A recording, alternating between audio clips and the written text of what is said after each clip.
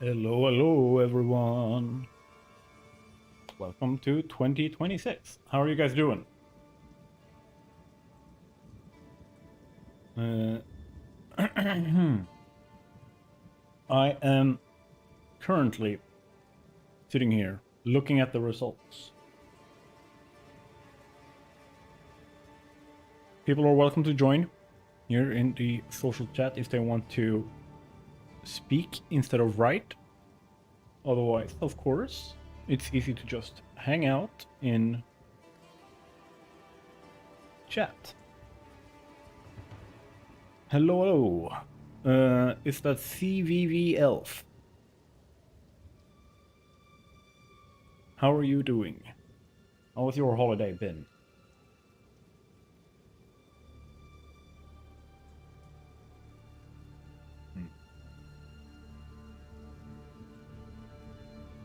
My eyes are itching.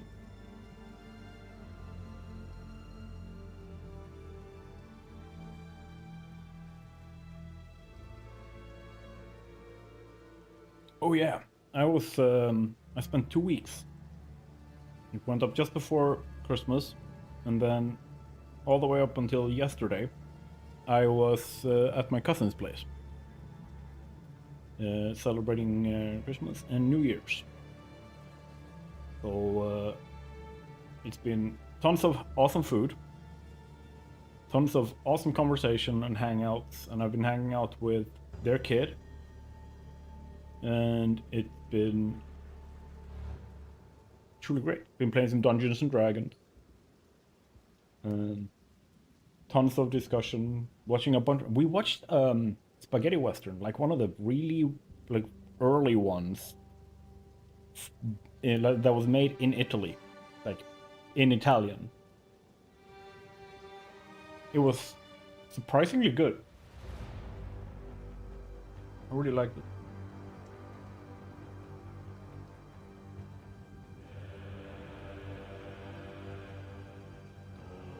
All right.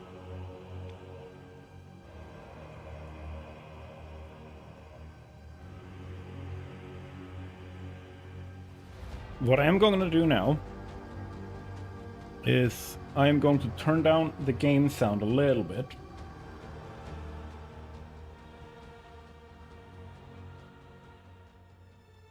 There. So if someone jumps into voice chat, I can actually hear them.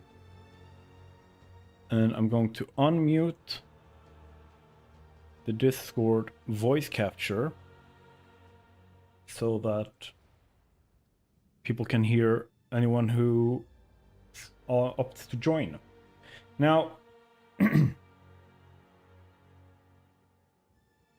it's up to you whether or not you want to join. No one is forcing anyone. The only thing that I ask is that people speak English. It's a lot easier for people to understand if everyone speaks the same language. Now, let's see.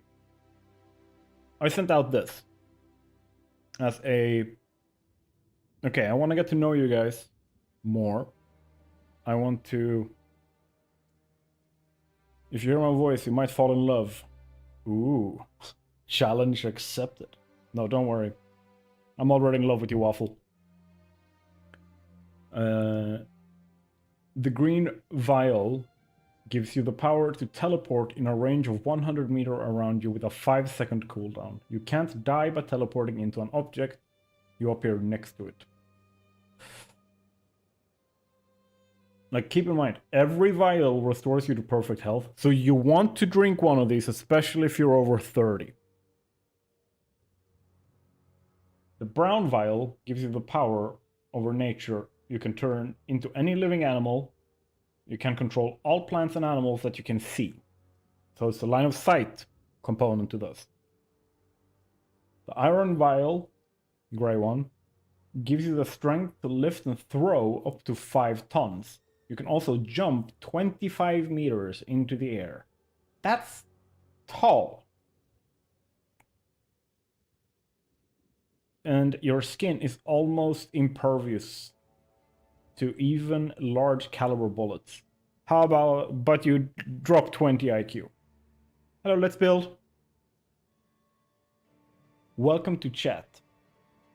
The blue vial. Now, tell me, while I'm reading this out, tell me what you did during your holidays.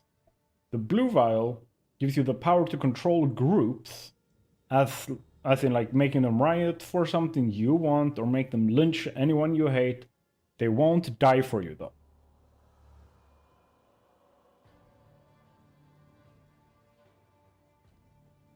I feel like there's like a flaw in this one because riots tend to get people killed regardless.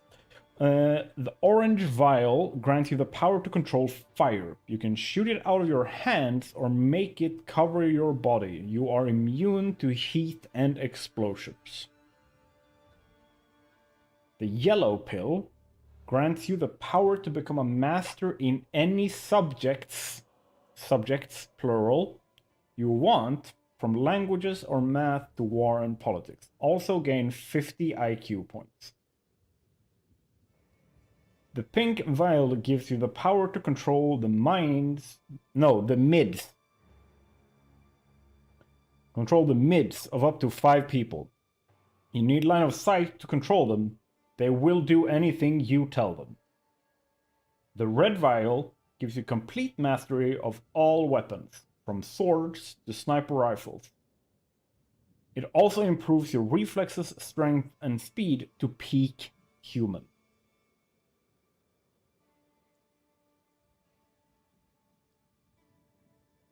Hey Desert Wolves! I made my community do a BuzzFeed quiz over the last week or so. And we're gonna be looking at people's choices.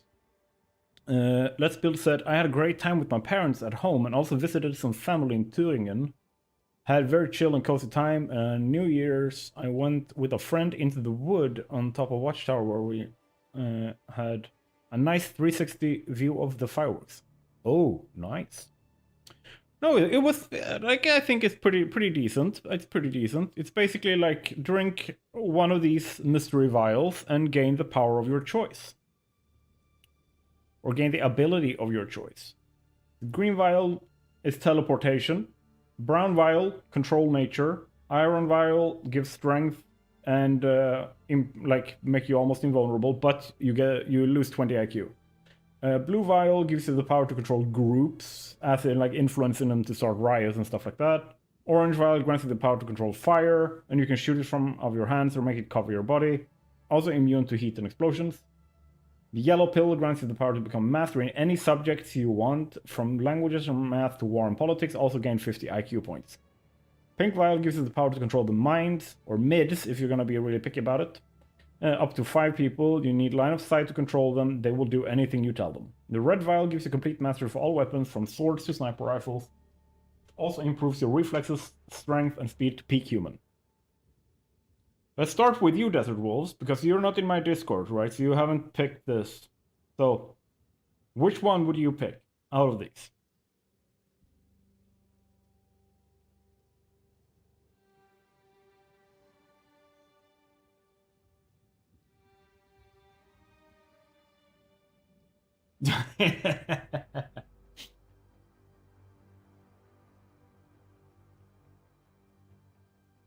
You go through and read them. I will start. These were the results. We have one who picked green. So one person wanted the power to teleport in a range of 100 meters around you with a 5-second cooldown. You can't die by teleporting into an object, you appear next to it. This was picked by... We're going to...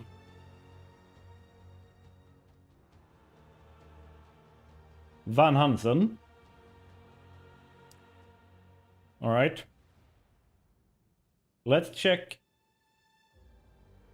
So here's a person who does not own a car but would really love to.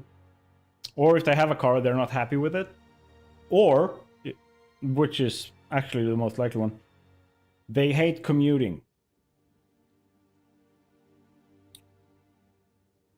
Or just walking. The brown vial gives you the power over nature. You can turn into any living animal, and you can control all plants and animals that you can see. View reactions. It's Let's Build. This is Let's Build's choice. Let's Build wants to control nature. And Tikwa also wants to control nature. Alright. Let's Build. Can you give us your reasoning?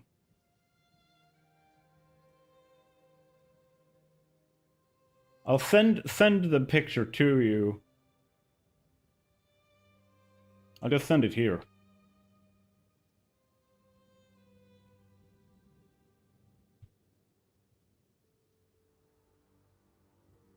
Yeah. Have fun reading.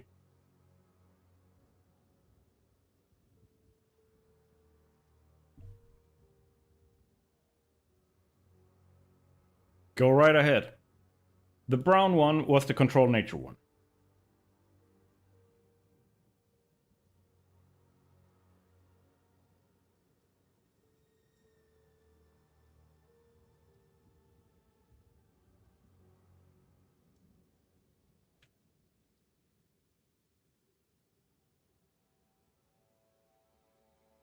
We are not in a hurry.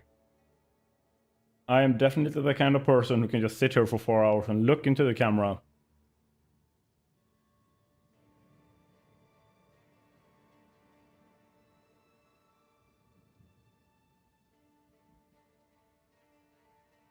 And just don't do anything. So,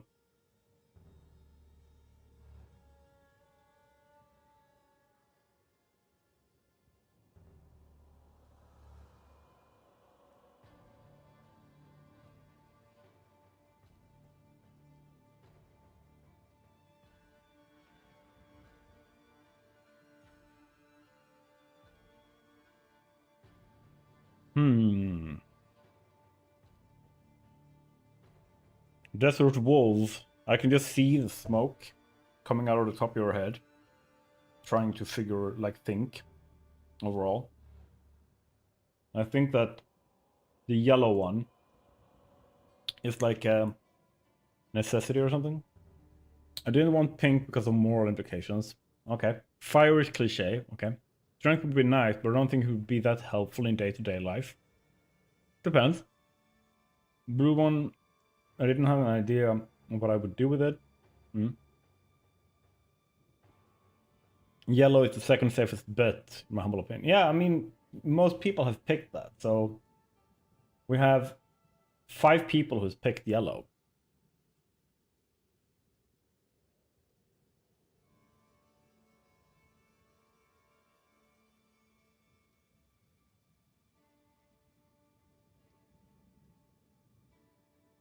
Which I kind of expected. I'll be real. Because we're a server full of satisfactory play.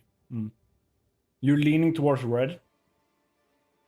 You're leaning towards red. Vial gives you complete mastery of all weapons. From swords to sniper rifles. It also improves your reflexes, strength, and speed to peak human. Nice. So you want to be Captain America.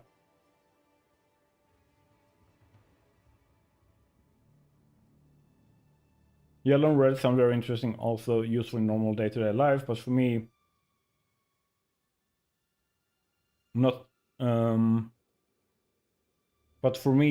not too strong away from being just a smart, strong human. So it left me between teleport and nature. You wanted something that was like, it put you squarely outside of human capacity or human capabilities. Okay. All right. The funny thing is, that you would be the only one picking red.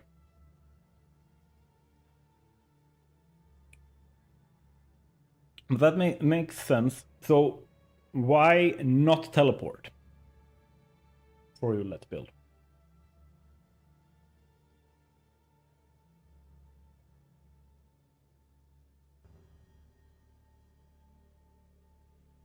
I think that's an important question.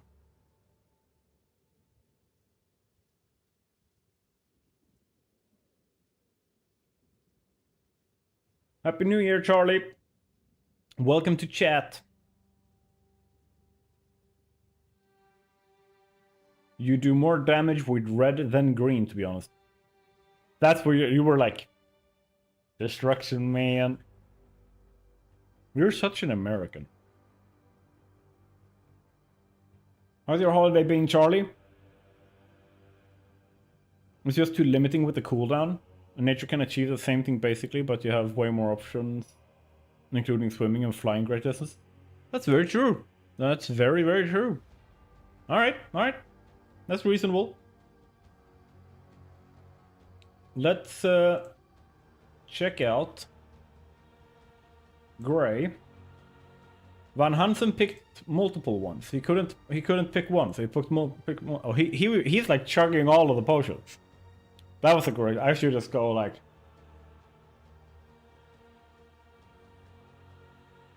Okay, except for getting sick after eating some delicious ramen.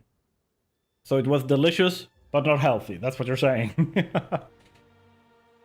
And I thought with turning into nature, you can more easily sneak in anywhere. That's very true.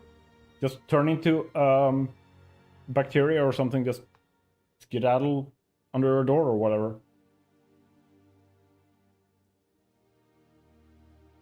All right. Name. What's your name? I need to disable streamer mode so I can see your name.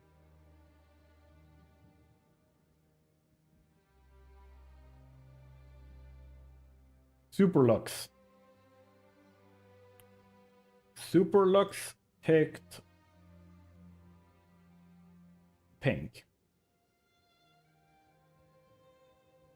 Pink vial gives you the power to control the minds of up to 5 people. We have a mind controller here. No moral implications here. At least didn't agree with me. Others may be able to eat it just fine. Okay, yeah, that's very true. I always agree with the ramen. I don't care how it makes me feel afterwards. I just love ramen.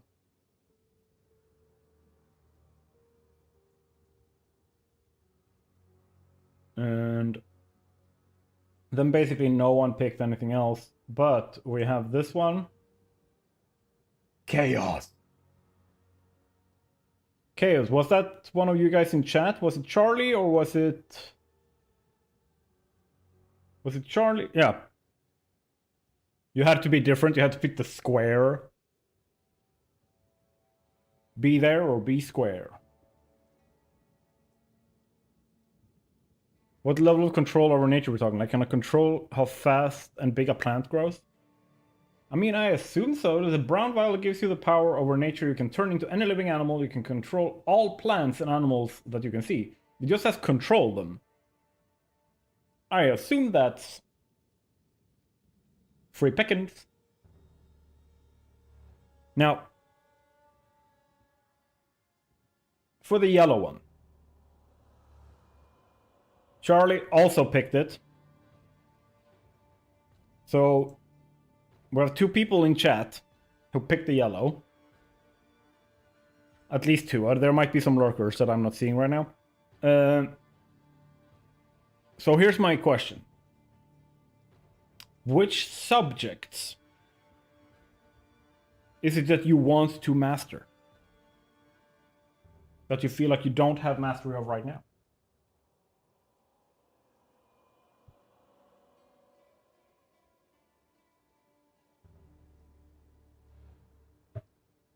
Language. You want to master a language. Like, you speak all languages.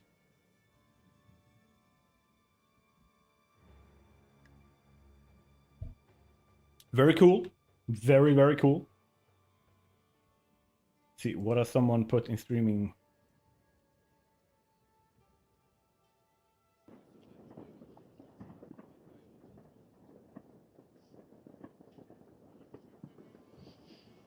That is really cool.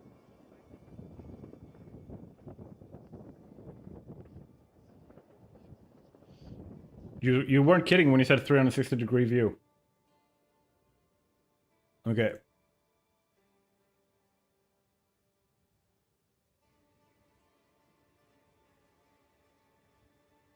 That's very, very cool. Okay, Charlie.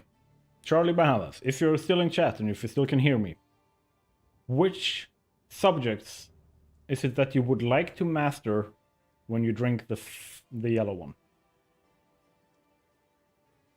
Of course, in person it looks 100 times better than with a shitty camera, but yeah, of course I get it. Like, it looks so good. Like, we had kind of a similar thing one year, but it was kind of overshadowed by the people at the point firing fireworks. And they had put like one of those tubes that fire multiple fireworks, like just small ones, and it tipped over and shot my brother in the chest.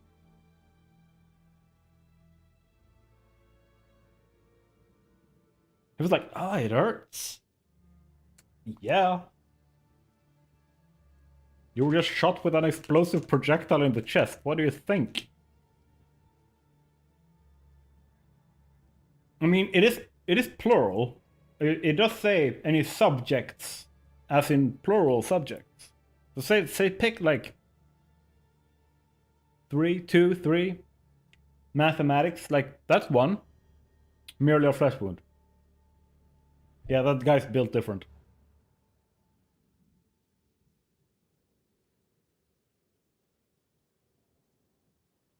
Then that sucks, but I also had some people firing from the tower itself, but only small ones and very controlled. Yeah, there was no control. No control, just explosions. No, no kind of like spatial awareness or anything like that.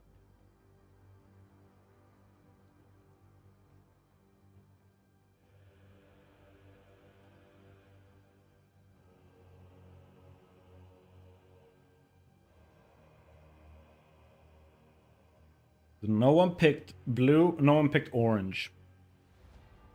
That's interesting. So no one wants to control crowds and no one wants to control fire. Desert picked the red one, so that's fixed. And Van Hansen was greedy, he picked two bottles.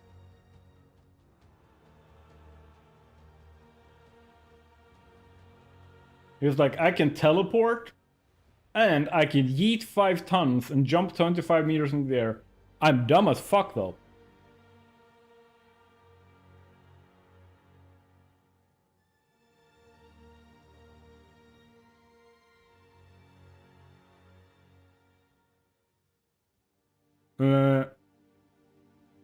Okay, so here's one thing that I want to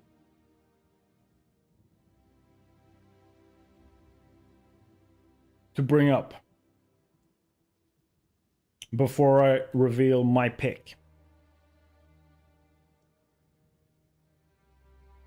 And my pick is contingent on it.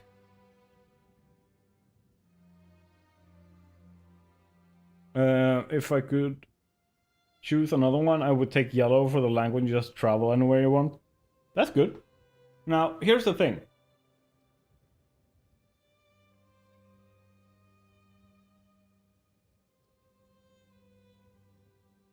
Seem too maniacal. Well, I'm a maniac. I mean, like, just imagine. Like, here's a scenario for the blue one.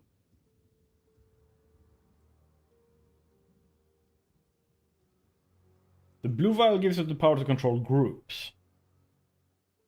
But there is no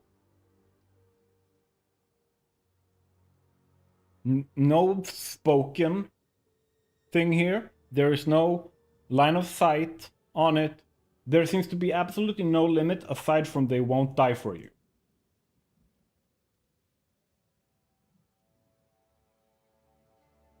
Look at this. Look at this. Everyone currently on YouTube with a disposable income becomes a YouTube member on my channel.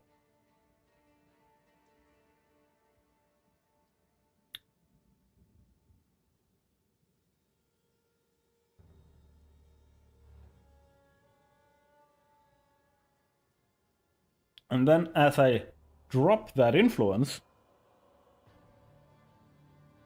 a bunch of people would then go like, why the fuck did I do that? And then the people who would actually want to support and likes my content would stay, the rest would disappear. And I would win at YouTube. No, but how do you define a group? Because a group, like, here's the thing. Group, translated to Swedish, is grupp. And when you say in English, when you say target audience, in Swedish that is translated to målgrupp, like target group. So if I were to use the very loose definition of the text to define the limits, I would technically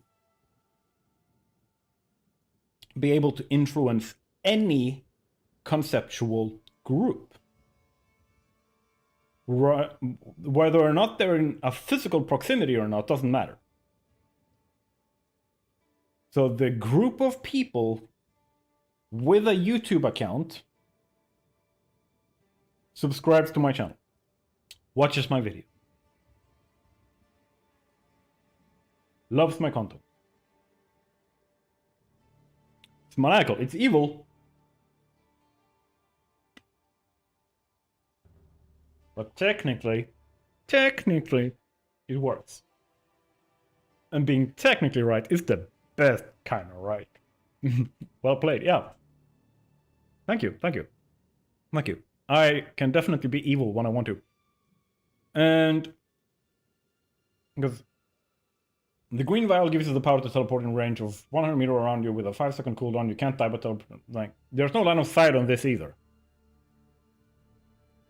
So you can get in and out of anything that doesn't have a 100-meter wall in a 360-degree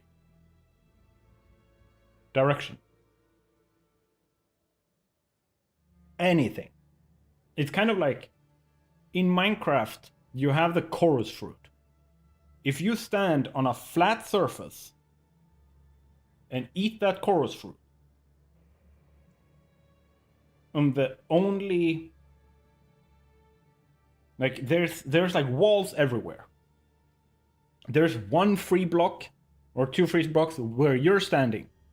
Then there's only one other space you can get to, like stand on, that is a 2-block high free space anywhere within the radius of that chorus fruit. You will by default teleport there, regardless of where that is. Even if it's if the chorus fruit randomly teleports you, but it will teleport you to the only available space. So if I teleport in that direction, like straight forward, I'm going right there. In that direction, and I'm saying like 2 meters ahead, I will pass that wall. So suddenly, you can do whatever crap you want, spatially. The brown vial gives you the power of nature. You can turn into any living animal, and you can control all plants and animals that you can see. You will never have to buy food again.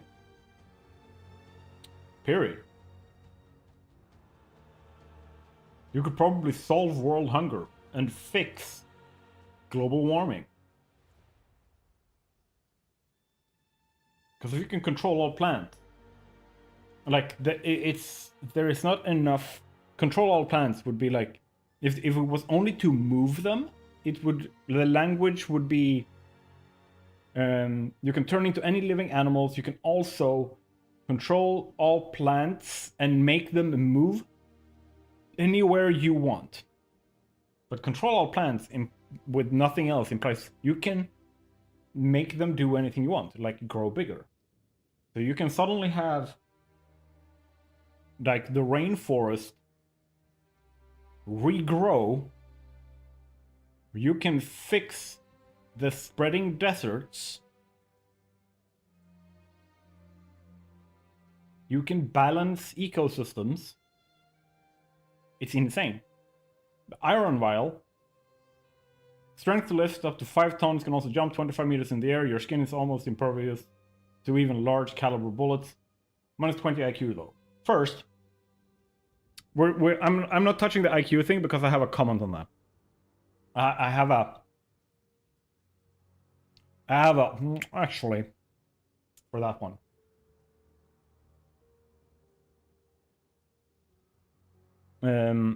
Yeah, that's always a problem with those theoretical. So just a gym bro with impervious skin. Like, if you take every gym bro on the planet and try to get them to just do a vertical jump, none of them are doing a 25-meter vertical jump. But you would be the best construction worker. You would be the best police officer. You would be the best military personnel. You would, like, anything that has a physical component to their job, you are now, by default, the most physically capable person on the planet for that job. And remember, every vial restores you to perfect health. Yeah, here's the thing. Higher intelligence is an indicator of a less happy life. Lower intelligence people, like people with lower intelligence, are statistically happier. So it would be a bonus to your happiness, your health, and you are now the most physically capable person on the planet. Ignorance is literally bliss. That is literally it. Like, that is quite literally it.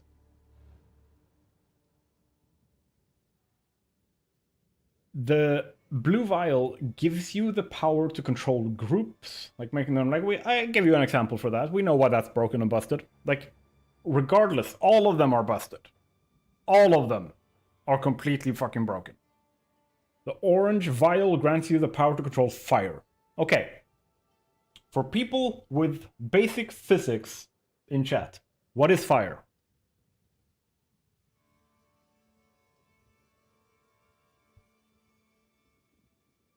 What is fire actually? Because, like, if we're talking about the magical element of fire, like the concept, the alchemical or spiritual concept of fire, then it's one thing. But if we take this vial and you just drink this, and now you have this power in our world where magic isn't actually real, it has to be physics-based. What is fire?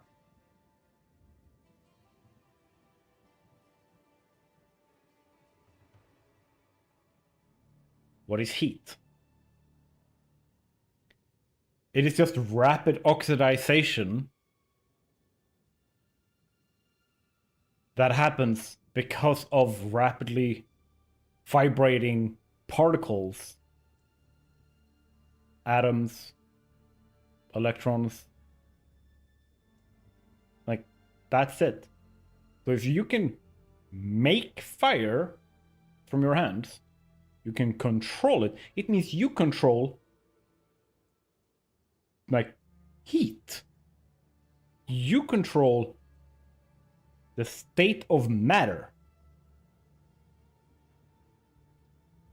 Straight up. Even if you put it at the point where the only part of it you can control is when the rapid oxidization happens that creates the, like, visual illusion that we see as fire.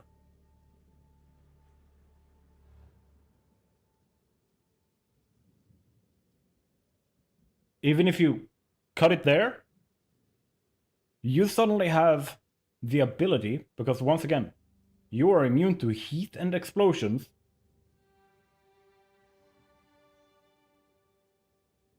You control the sun. You control, like, you basically control entropy.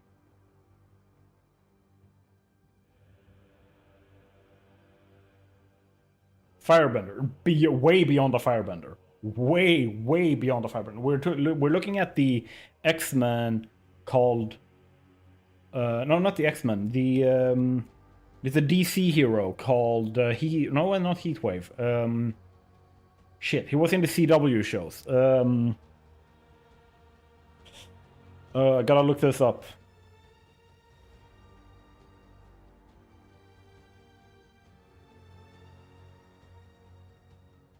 Let's see.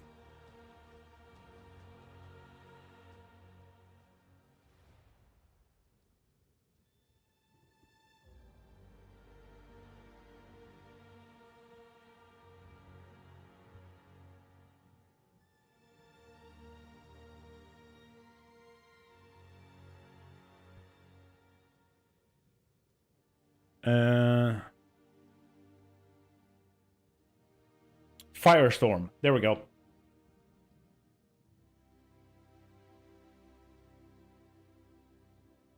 That is an... Yeah, Fantastic Four guy, yeah. Same thing there. He literally has the ability to go supernova. Like... But Firestorm... It looks like he's on fire, but what he's constantly... Like, what is happening is he's constantly going through fusion and fission in a controlled state that makes two people occupy the same space. And his powers let him control that fusion and fission. So he can separate and put atoms back together freely.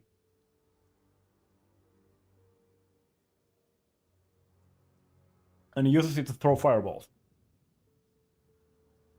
Lazy use of power, let me tell you.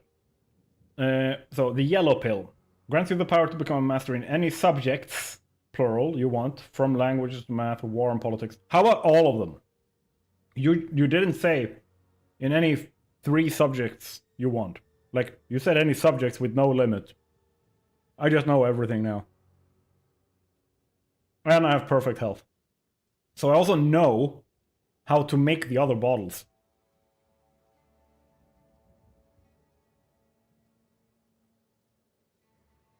Pink Vial gives you the power to control the minds of up to 5 people.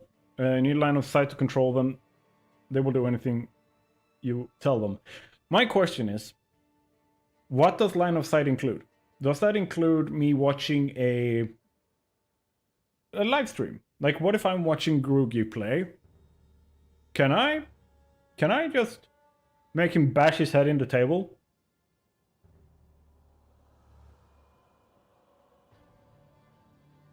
Yeah, or even just a picture of somebody. Like, what is the like? Do I need to have eye contact with the actual person?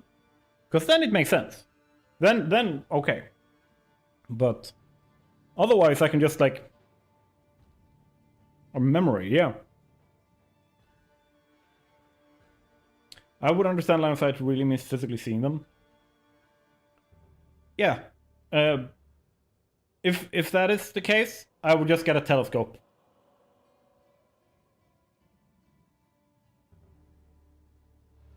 And I would be the creepiest stalker of billionaires ever.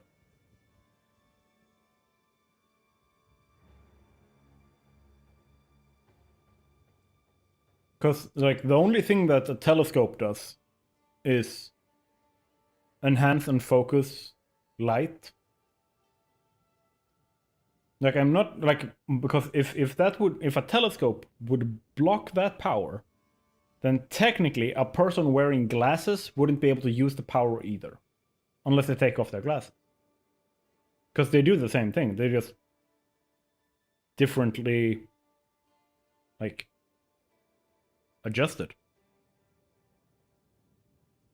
Alright, so we go with they need line of sight, you need to physically see them, but you should be able to use binoculars or any kind of like telescope or telescopic like vision tool that isn't electric, like it isn't digital, it has to be analog. Then you can control a person. That is scary. Because then you would turn it like you have the potential for Death Note happening, but in an entirely different way. You would have someone going to a political rally, and the person on the podium literally just turns around, pulls the gun on their security, and puts a bullet in their own head. Because they will do anything you tell them. But do I have to tell them?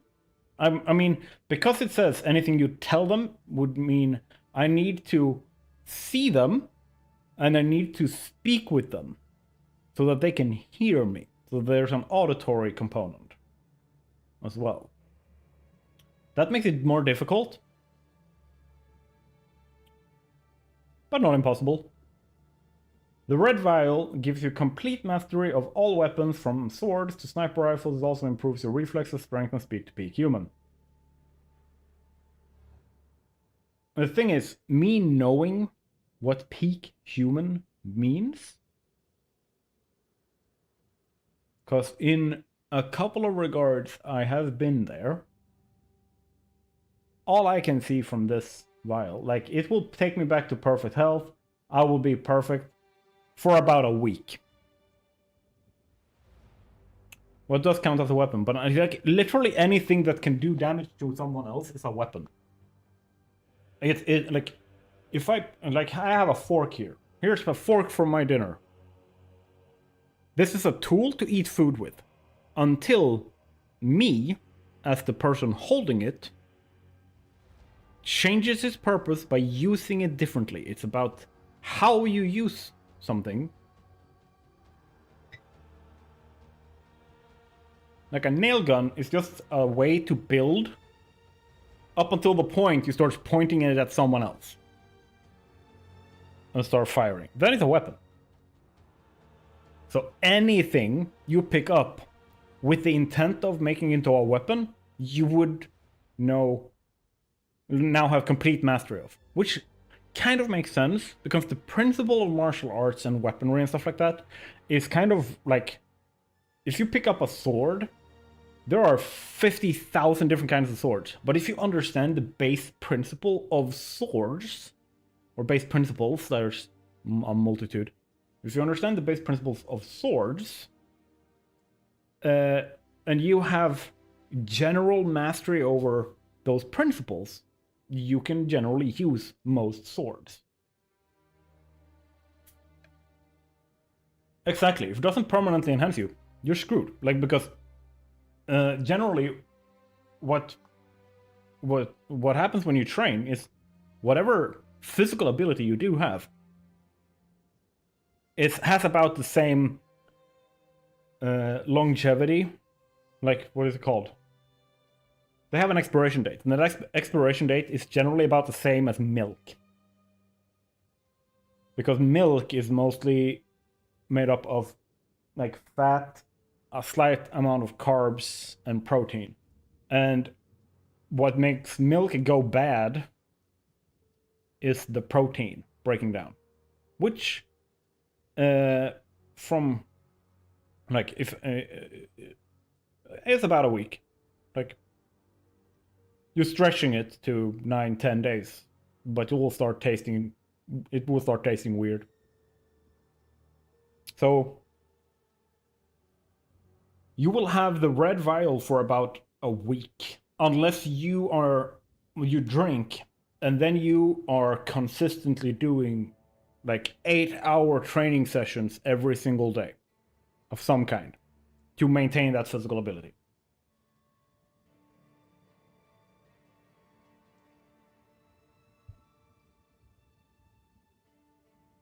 Otherwise, you will start decaying. Now, here we go. Now we're gonna be a little bit special here. Now I'm gonna do my actually.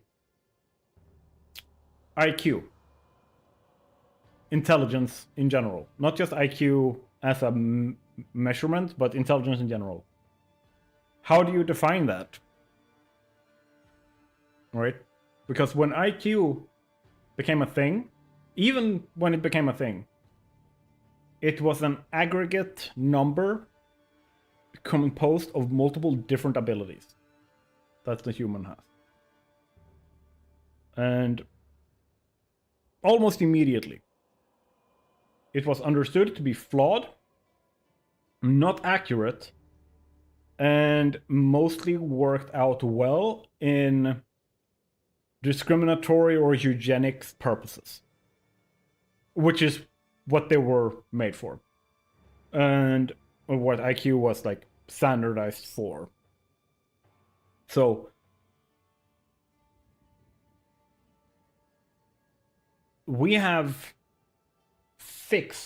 patched this system since it was made. We've patched it a lot. And we've also done a lot of research on what defines intelligence. And what we have come up with is there are multiple different kinds of intelligence. And the last number I saw was we have 27 different measurable intelligences. Every single person on the planet has 27 different measurable intelligences.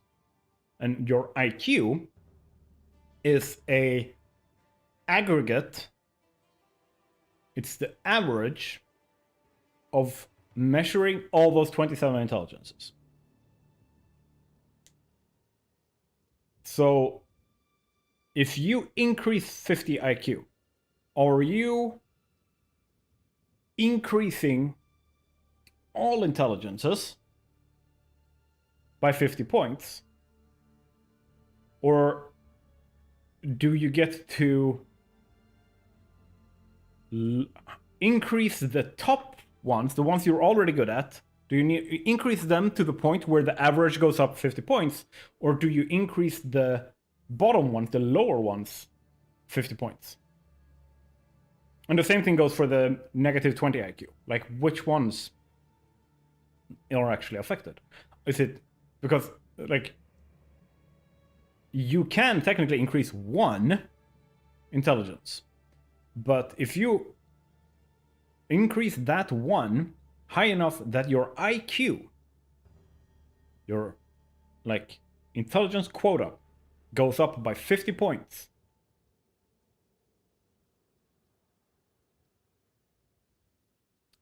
that needs to go high. Holy shit, that needs to go high. That is... Let's hit the fucking stratosphere with that one intelligence. Like, say pattern recognition. Mine, like, I don't remember exactly what it's at. I can actually look it up. I have the papers back here for my ADHD evaluations and stuff, but it's like 92, 93, something like that. My IQ from when the diagnosis was set, back when I was like 16, 17, was somewhere between 121 and 129.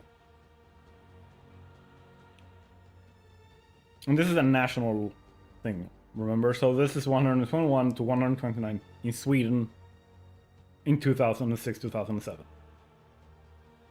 So, not accurate for me anymore. I'm probably way stupider now than I was back then.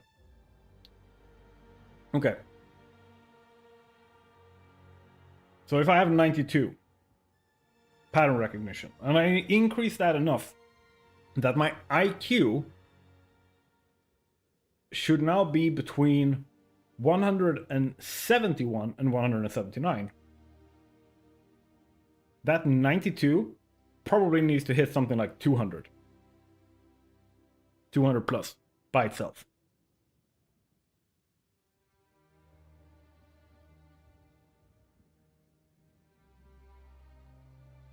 So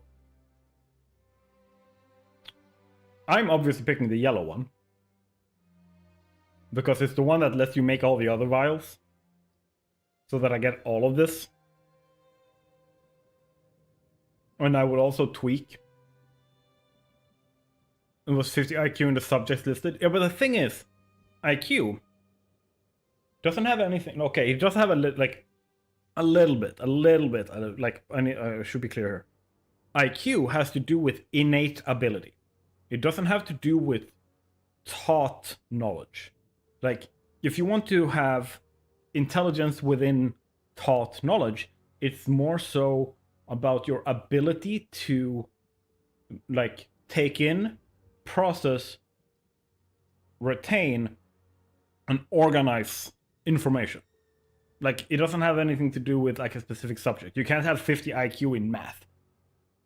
Yeah, so retain the info, and not just retain the info, because I have tons of information in my head. Like, I have read an easy 10,000 books in my life. That information is in here somewhere. But, well, I've also been hit in the head a lot. But if I can't organize and recall that information, it is useless.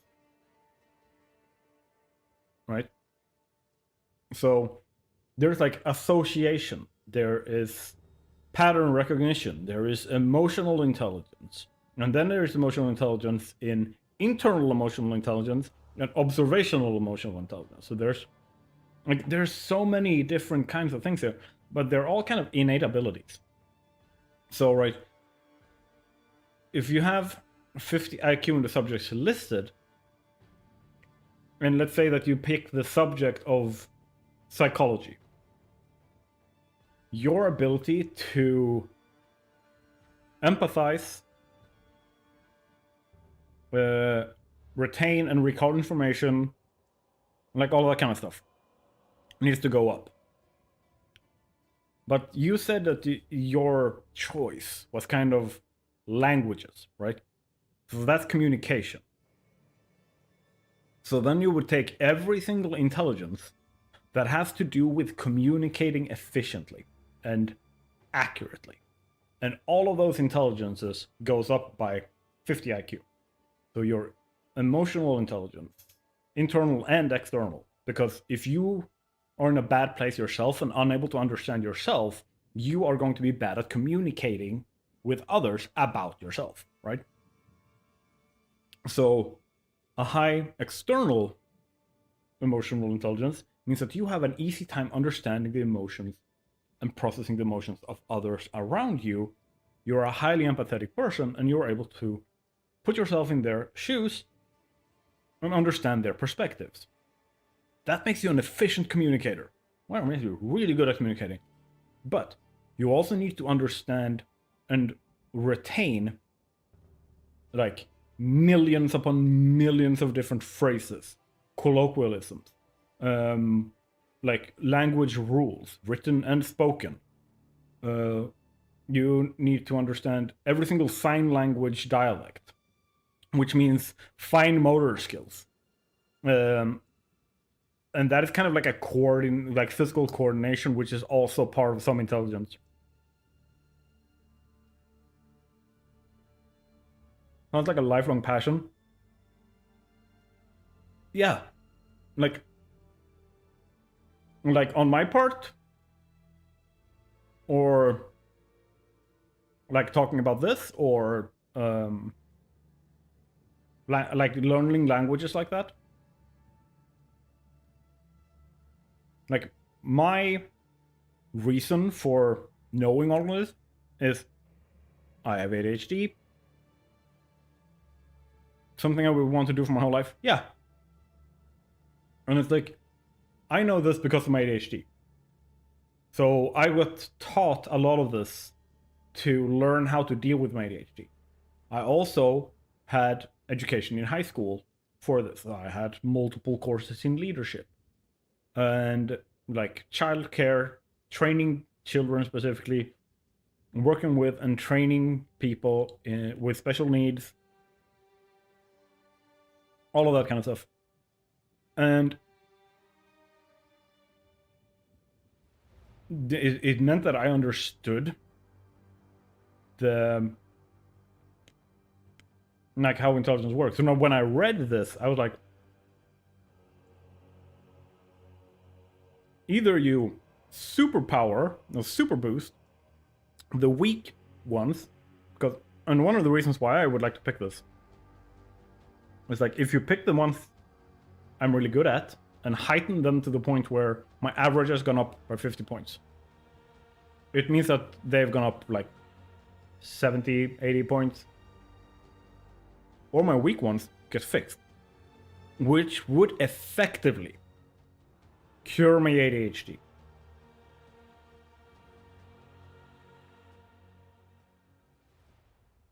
Because focus and stuff like that is part of intelligence. So if that gets fixed, by definition, boom, magically my ADHD is cured.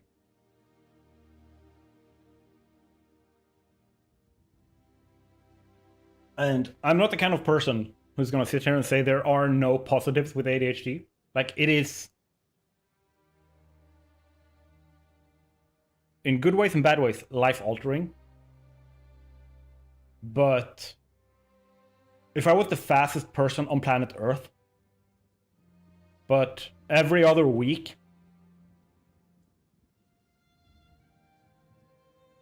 I'm paralyzed from the neck down,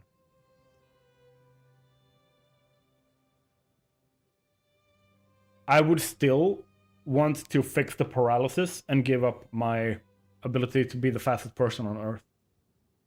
Honestly, that's a personal choice.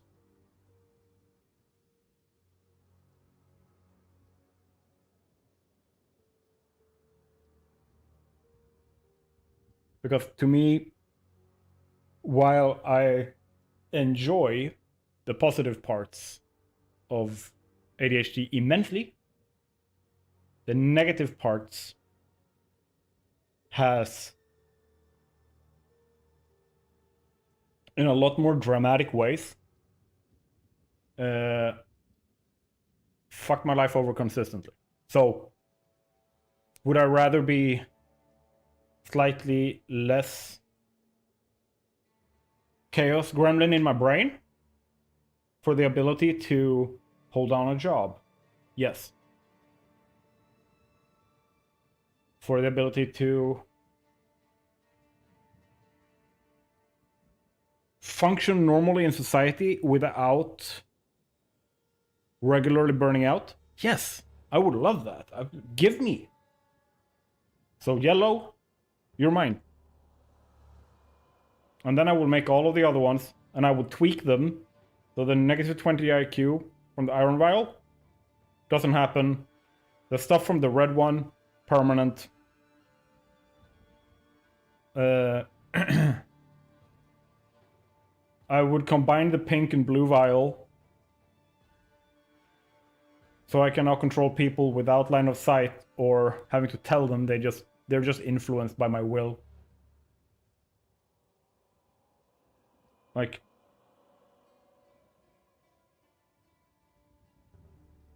why not?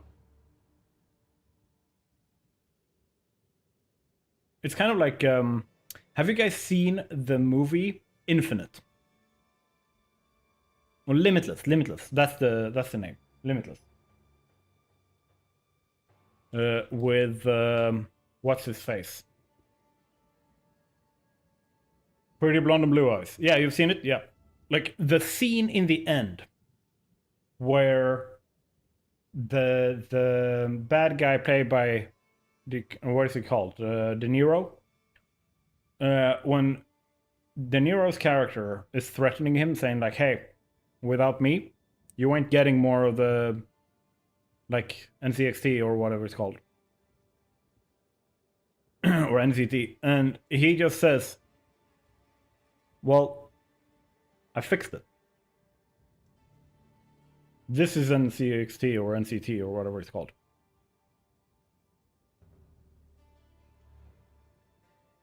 Why would I keep taking the flawed drug when I have the brain to fix it? That's kind of like what I'm thinking.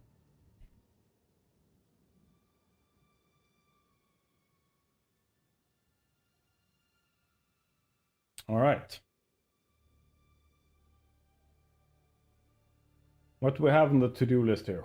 What is on the schedule?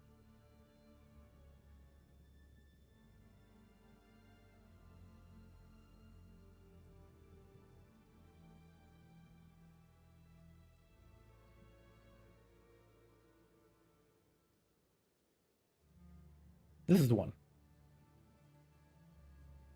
Oh yeah, that's NCXT.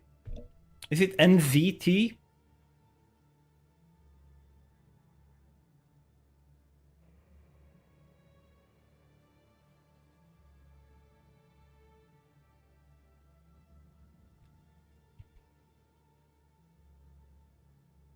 NZT48. That's the name of the drug. Yeah. NZT48.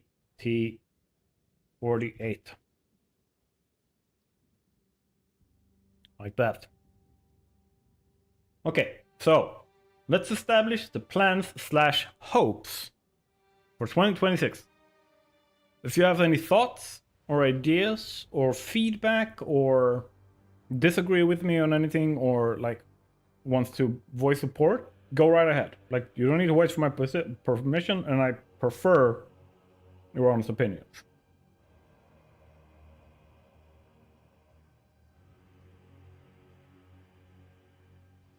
While you guys are thinking a little bit, I will shout out the community MVPs of 2025. Everyone who is supporting as a YouTube or Patreon member means everything to me. Among them, one person has stood out. And that is Dammit Carl. Dammit Carl has been there. He was the first guy to support. He is still there. And he is supporting at the maximum level that I allow. I'm pretty sure that if I raise that ceiling, he would give that amount of money instead. It is insane. He got me the employee of the planet mug, the golden one. I'm gonna go get it so I can show you guys.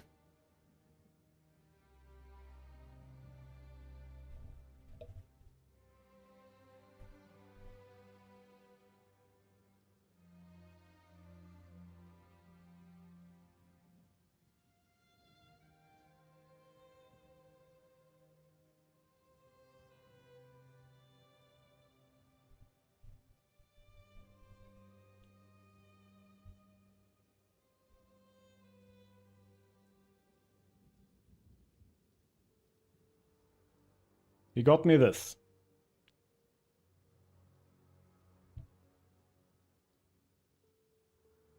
Absolutely phenomenal. On top of that, let's build. You have been a constant delight. Captain Waffle and Charlie Bahama always hanging out in chat. Means everything. People in Discord just chatting, helping each other, keeping positive vibes. I'm not expecting the highest amount of activity. I'm not expecting people to be there constantly every day. But those of you who chat always keep everything happy, upbeat, or helpful, and means everything to me. Because that's the kind of community that I want. You guys are the kind of community that I want. And that means everything. Now, before I start crying, plans and hopes for 2026. I'm antisocial too. Like, one of the reasons why I don't stream daily and stream like a lot, is because my social energy goes like this. There's like 4 people on the planet that I can hang out with that doesn't drain me socially. So it's no like criticism towards anyone.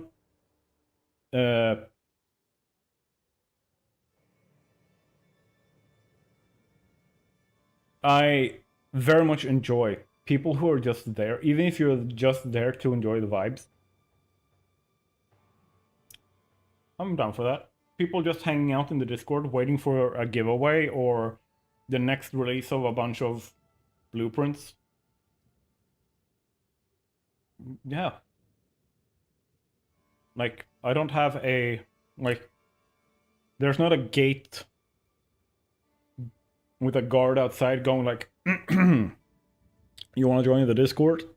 Well, you can only join the Discord if you first tell me why you're here. And if it is not, spam the fuck out of the meme channel, you can turn around and walk away. Like, I want people there because if they ever want to say something, if they ever need any help, or if someone else asks a question that they also like to hear the answer of, they are already there.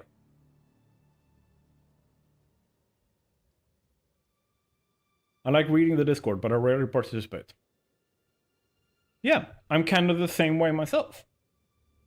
It's very rare, unless I'm the host, that I interact a lot. Unless I need something, need help with something, or whatever. Just watching my videos over and over. Yeah.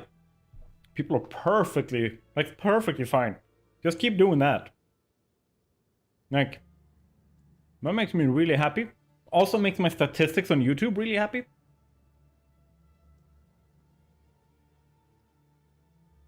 And on that note, yeah, exactly, feed the analytics. It's also like, if you are the kind of person that really enjoys my content, you watching the content like all the way through and liking, commenting, doing that kind of stuff, then you are telling YouTube to show my videos to more people that shares your interests and habits.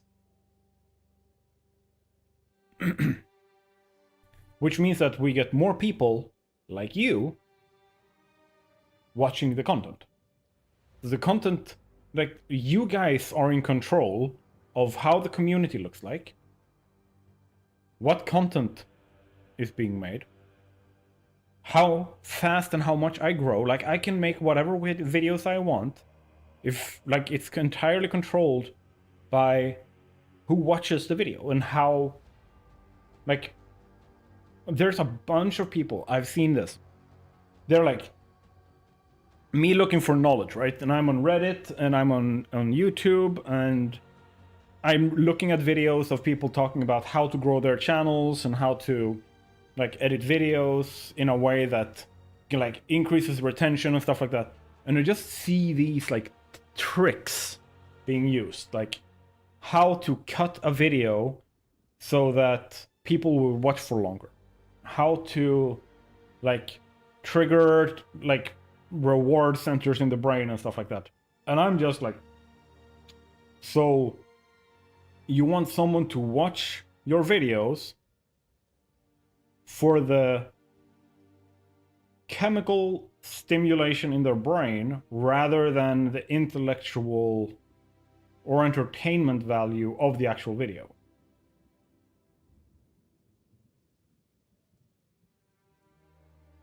Yeah, it's very engaging, but it's because you're interested in the topic, right?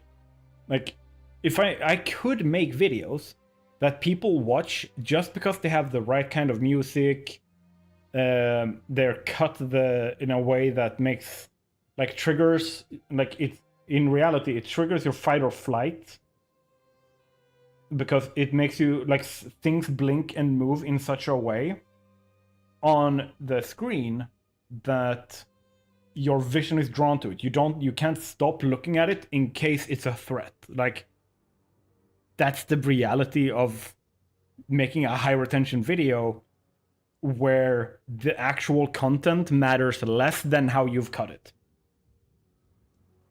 Like, if I make a 1 hour video that goes into high detail about how to build an efficient fuel power plant in Satisfactory, and I cut out 15 minutes from that 1 hour of recording,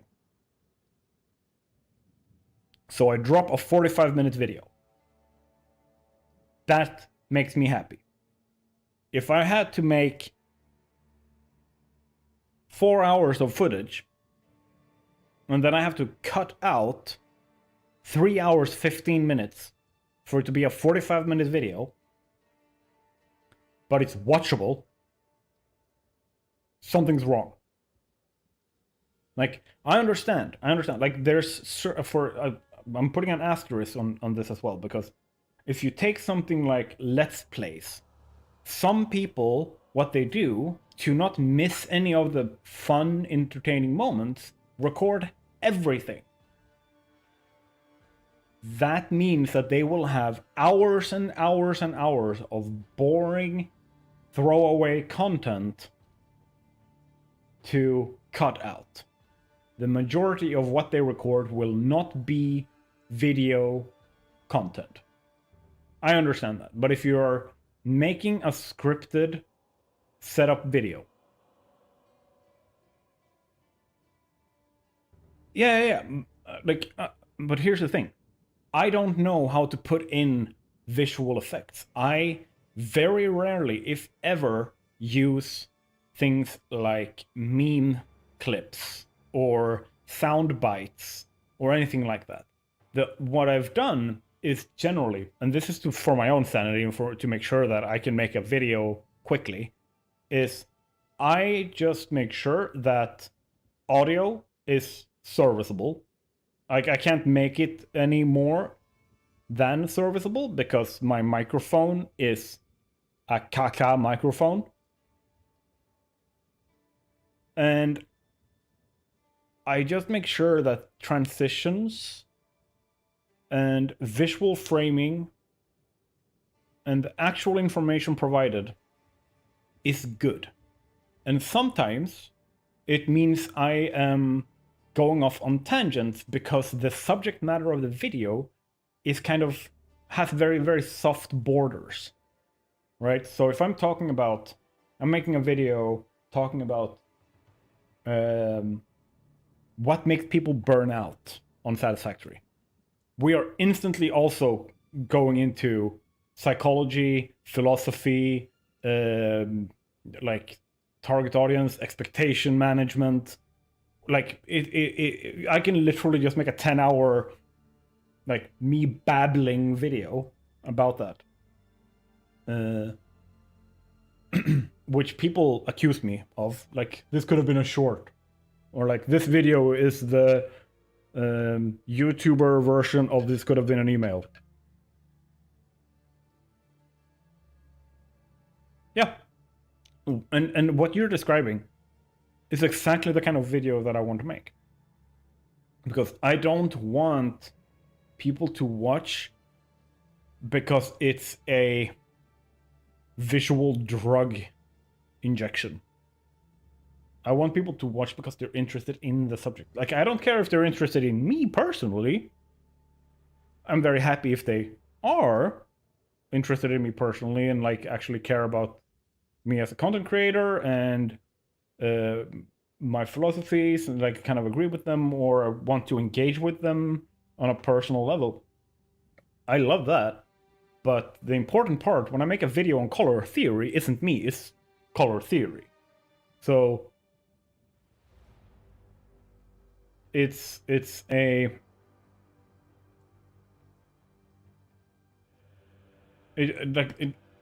people need to walk away with more than just having been overflowing with stimulus and actually have, like, the ability to think about the information that they just got, or be able to be entertained and share the joke with someone else without going like, oh, I don't remember the joke. Like, the reason why you can watch 10 videos, and if someone asks you, tell me about the 10 videos you watched, and most people, I'm not talking about specifically, but the general you, not you.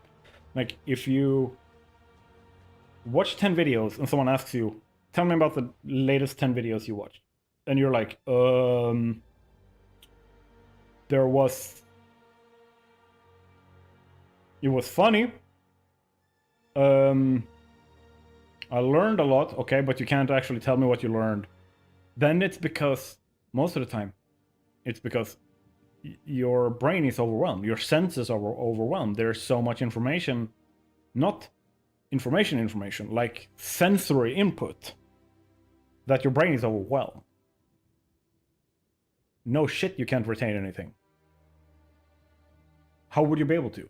But you're happy. Doom scrolling has killed me, honestly. I was like, I'm trying to be nice and educational and like entertaining and stuff here, but I was so close. So doom scrolling has killed me, honestly. And my instinctual response was almost, specifically because you're someone I've hung out with, was to answer good riddance. Which would be a shitty thing to say. So I'm not saying it.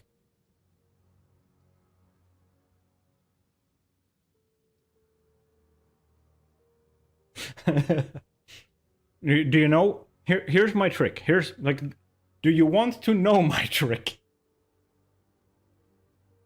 Doom scrolling is when you start. I'm too old to know this. Doom scrolling is when you sit down with your telephone or a computer and you open up some kind of fast media feed. We're looking at like Instagram Reels, Facebook Reels, YouTube Shorts, TikTok clips, stuff like that. And you can't help but just sit there and just keep scrolling. Like, you're not engaging with the content, you're like looking for a fast laugh, a fast whatever, and you can't stop yourself. You just keep doing that.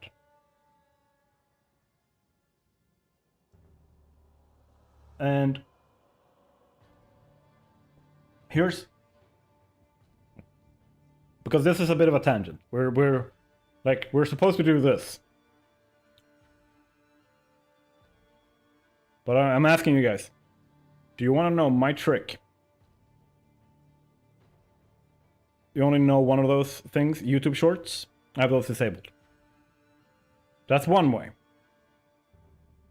I kind of have to engage with everything on YouTube so that I understand the platform. So I don't have that luxury. Same thing with like, I can't turn off ads on YouTube because it's against their terms of service. And if I do use an ad blocker, I risk my channel getting shut down. So, do you guys want to know my trick for countering doom scrolling? For stopping myself from doom scrolling?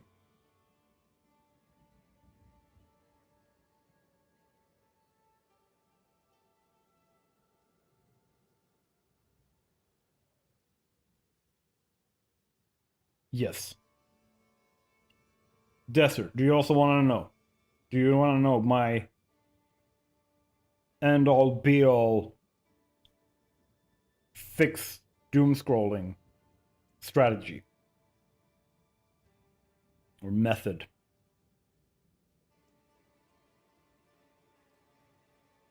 Yeah, okay. Here it is.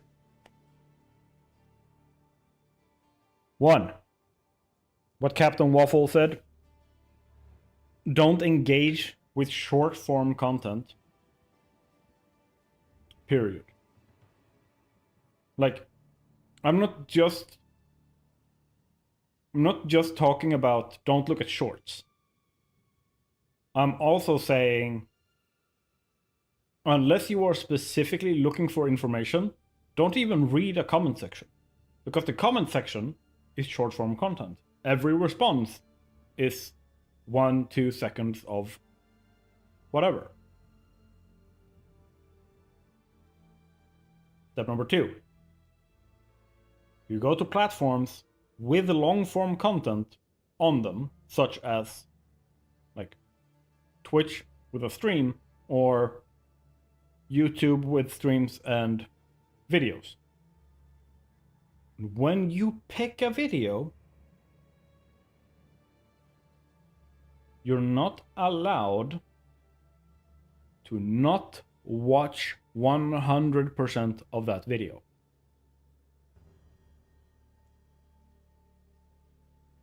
So if you start here, okay.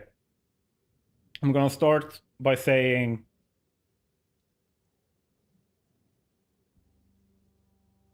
general content warning, because the ads that I get are weird because I watch anime. So weird ads might show up.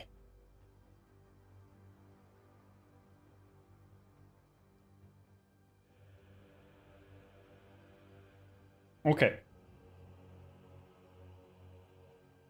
So, love this guy.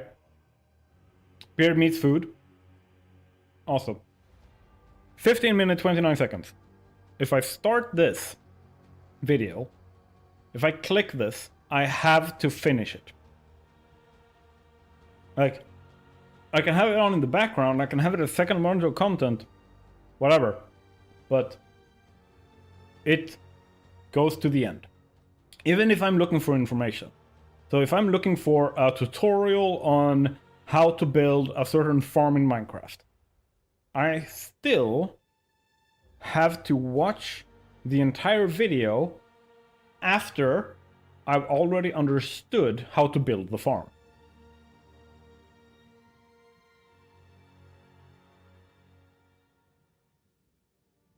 With that in mind, let me show you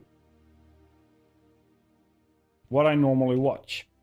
When I'm grinding, when I'm like sitting by the computer, I'm playing a game, I'm having something on my other screen. What you normally see running in the background is stuff like this. 5-hour video. Almost 1.5 hours. Like you can see, I haven't watched this one specifically, I haven't gotten to it yet. But you can see, I've watched every single one of those videos.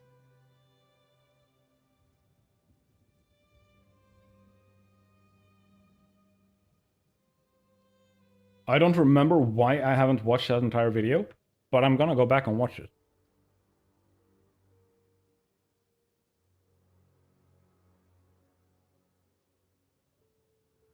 Okay. Then here's what you do. Here's what you do, Desert.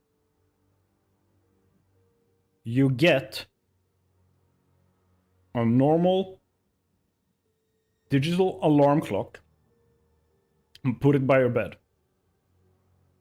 And your phone is not allowed to come with you to the bed.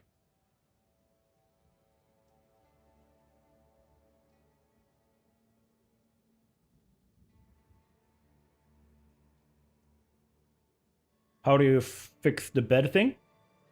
Here, like, these are things that I think about because I have ADHD and I have to solve these kinds of problems for myself.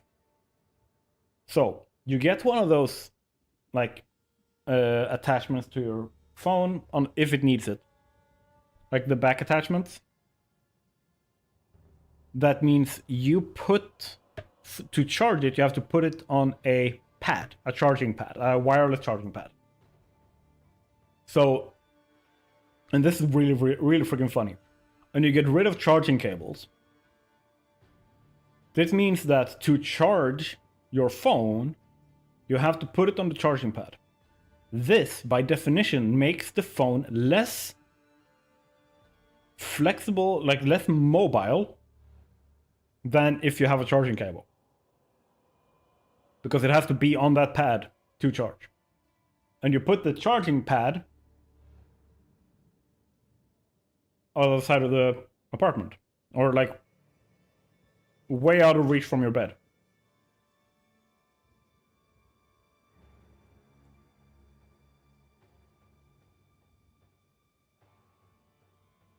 I even have a trick for like when I end up stuck. I can't get myself to do something. Like you said, yeah, I know, just been lazy about it. How do you fix that kind of lazy? Not like Burnout lazy, I'm talking about like brain is overwhelmed, stuck in waiting mode, kind of lazy. Kind of overwhelmed where you kind of just want to dodge responsibilities and needs and just get that pizza, ignore any cleaning, and just sprawl out on the couch, just go like for like a day. Bore yourself. Takes about 15 minutes. You just force like your if you need to go shopping for like an alarm clock.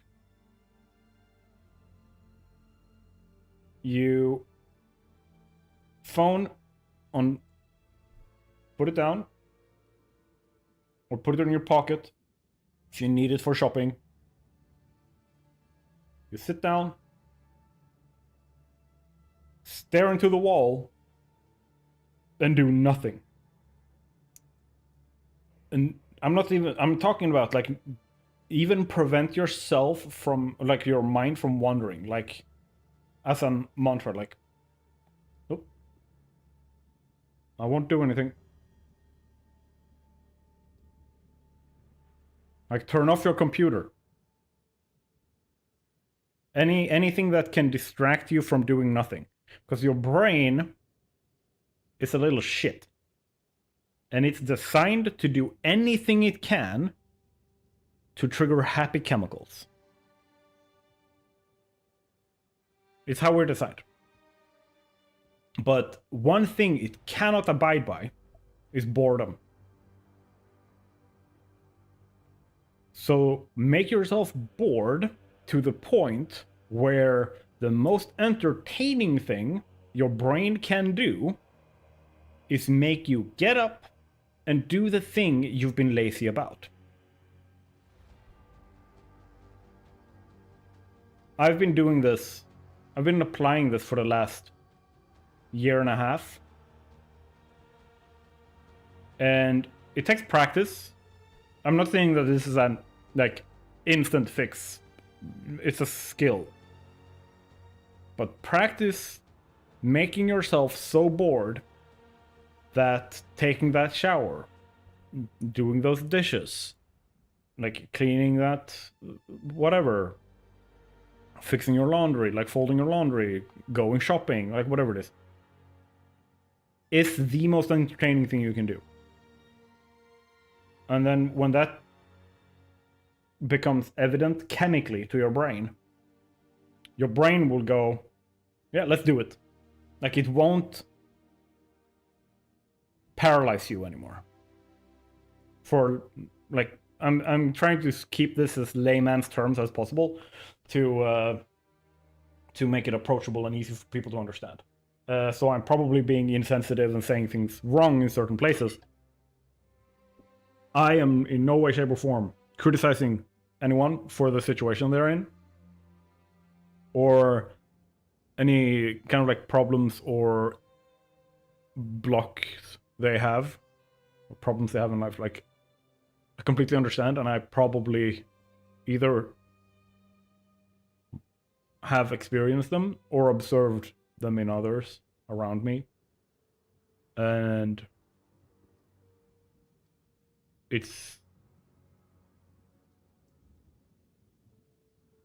I can sympathize and I can empathize with what people are going through, but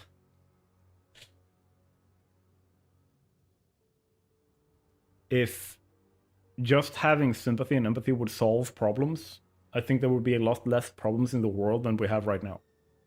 There needs to be some kind of action, or in some cases, inaction taken to make things change.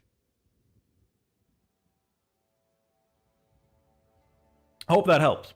I hope that gives some ideas. And even if you don't do what I've just said, like, I hope it helps a little bit. You did? Give it a shot? Go for it. And write to me on Discord if If you need help remembering it, or like you run up against a wall somewhere, like I'm there for you. No problemo. All right.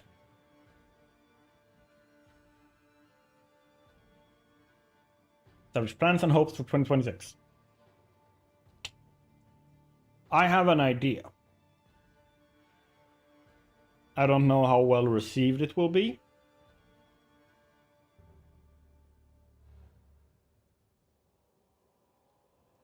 Or I don't know how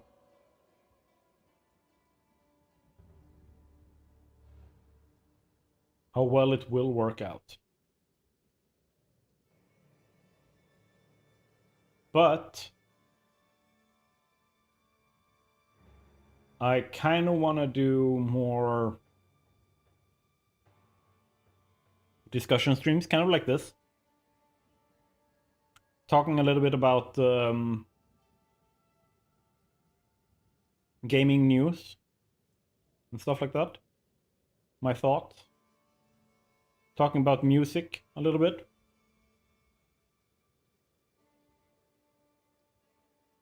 I'm thinking about taking each stream and kind of split it. Where the first hour of a stream is me reacting to or commenting on news in the gaming industry of different kinds. And that hour will then be cut out and made into its own video. The VOD will still be there as usual, but that will be cut out into its own video. And then the remaining 3 or 4 hours of the stream, gaming as usual. And with the streams as usual, it will be whatever game I feel like. It might be related to the news that we talked about, or it might be its own separate thing. Who knows? But would be nice, because I watch and keep updated with a lot of gaming news. I'm in no way, shape, or form someone who has the... I think I have like a hair in stuff between it. It's really uncomfortable. Sorry for being disgusting on stream.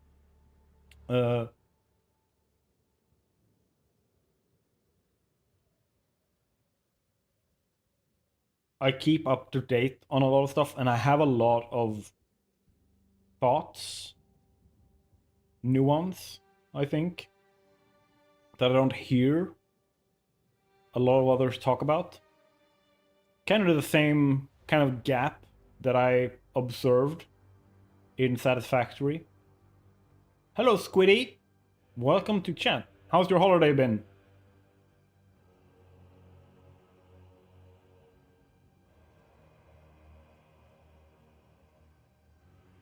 Yes. Okay, you've been so drunk that you don't remember most of the holidays.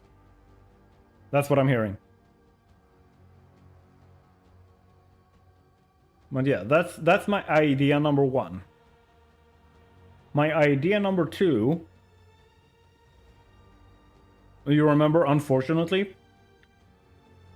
Oh, it went that well. And my idea number two is for Satisfactory specifically. I have two series, kind of video series. One shorter one, where I specifically showcase different ways of increasing quality of life. Kind of like what I did with the logistics video series, the 4 videos there, but specifically for quality of life.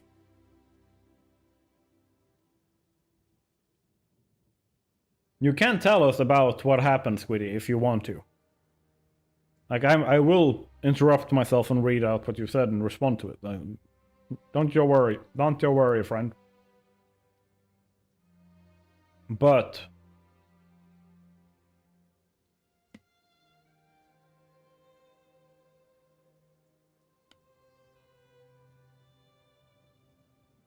I'm also looking for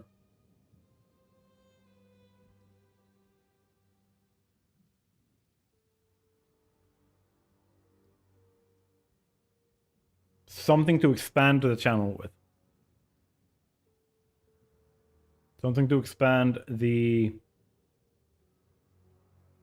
audience with. Because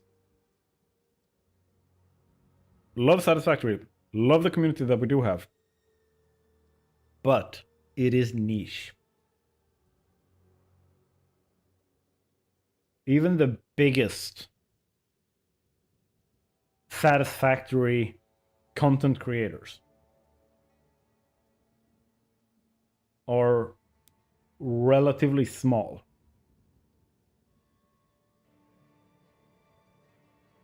That's the problem.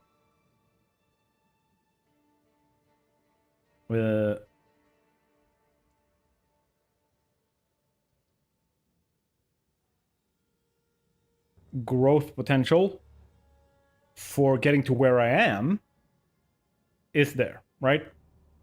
But if I keep doing this for another 10 years, statistically speaking, I will be around where bits and total eclipses.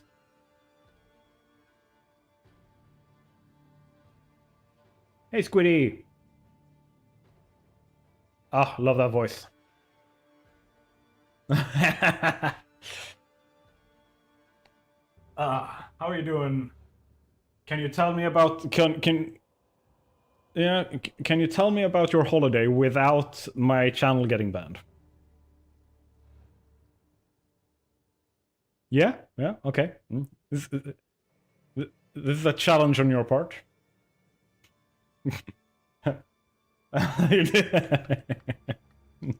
Mm-hmm.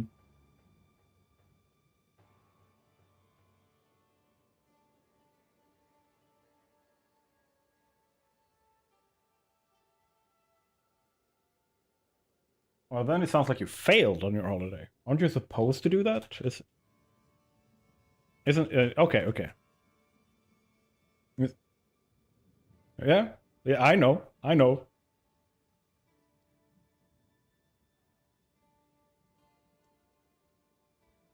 His audio isn't coming through on stream. Oh, that's yeah. Yeah, exactly. He's saying it's intentional. I'm censoring him for the safety. Let's see. Properties. It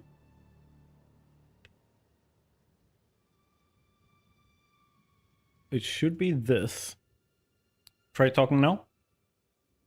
No. Holy crap, that spiked so far up. Speak again. What, me talking? Yeah, can you just yodel for a little bit and see if we can Yodel? Yeah. Who fucking yodels nowadays? Ain't in the Swiss Alps. Well, that sounds like a you problem. But the looks of it was quite loud. Like, if you're not in the Swiss Alps, that's a you problem. Like, you could be there skiing or whatever, but yeah, instead I'm here. Yeah. I mean, if I was given the option, like, do you want to go skiing or do you want to, like, hang out with some dumbass in voice chat? I'm talking about myself now, not you. Yeah, exactly. Captain Waffle said. I mean, it works both ways, though. To be honest with you. Sorry. It works both ways, really. That's like an interchangeable sentence. Yeah, exactly. I mostly refer to myself as a dumbass, though. Like, it's very rare that I refer to other people unironically as a dumbass.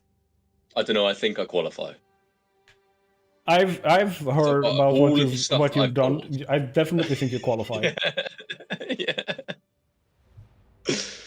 After all these years, After all I'm these pretty years, sure you could get away with calling me it. it wouldn't even be the worst thing that would qualify.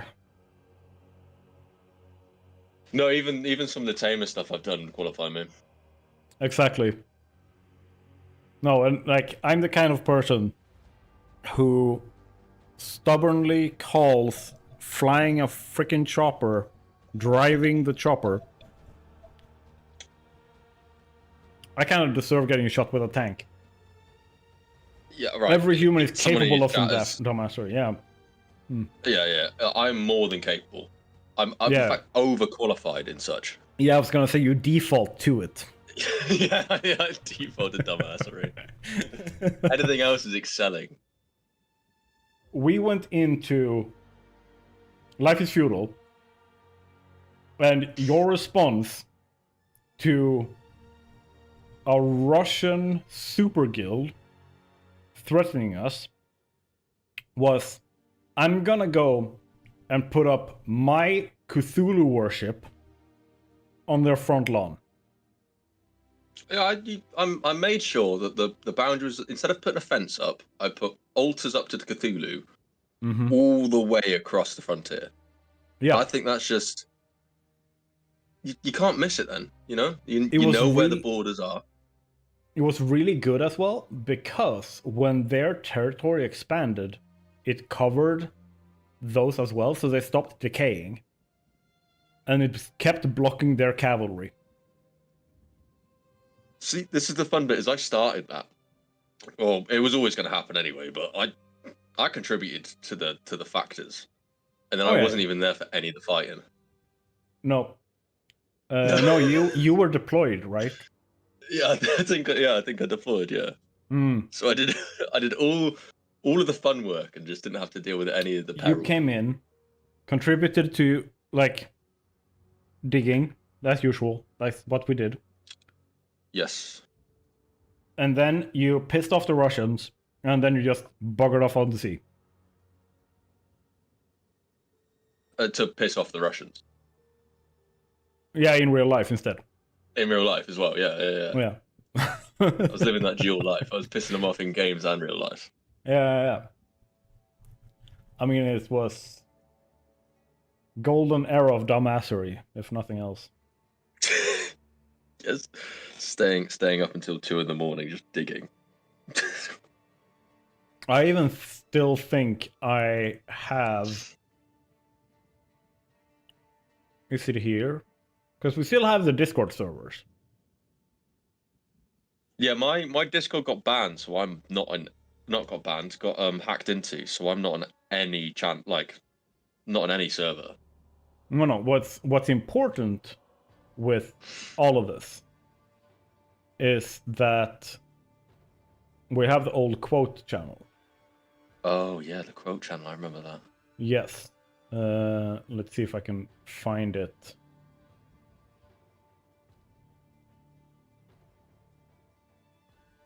Or if that was in the other... No, it was in the Blatant Gaming one, it was in the normal one. Because I don't think I was in the other one. Definitely there somewhere. Yeah, quote board. Found it. Let's see. We're going back. We're going way back here. I don't know how many whereabouts. There's so much weird stuff here.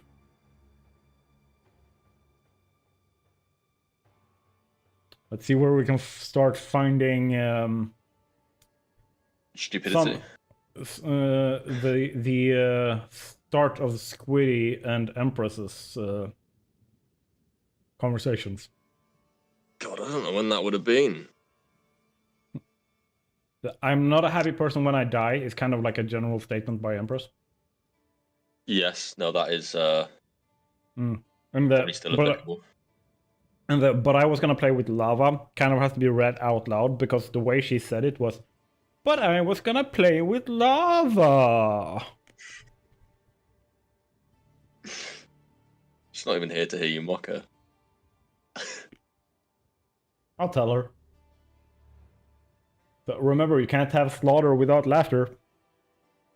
Was from Kurok. To be fair, if that could have been an Empress quote as well. Oh yeah, definitely. They kind of they were so like we were in a server that was pretty much like an anarchy server. Like there were no moderation, and they were like flirting violently to the point where the server owner said, "Can you please cut it out?" That's how far the two of them could go when they got going. Let's see.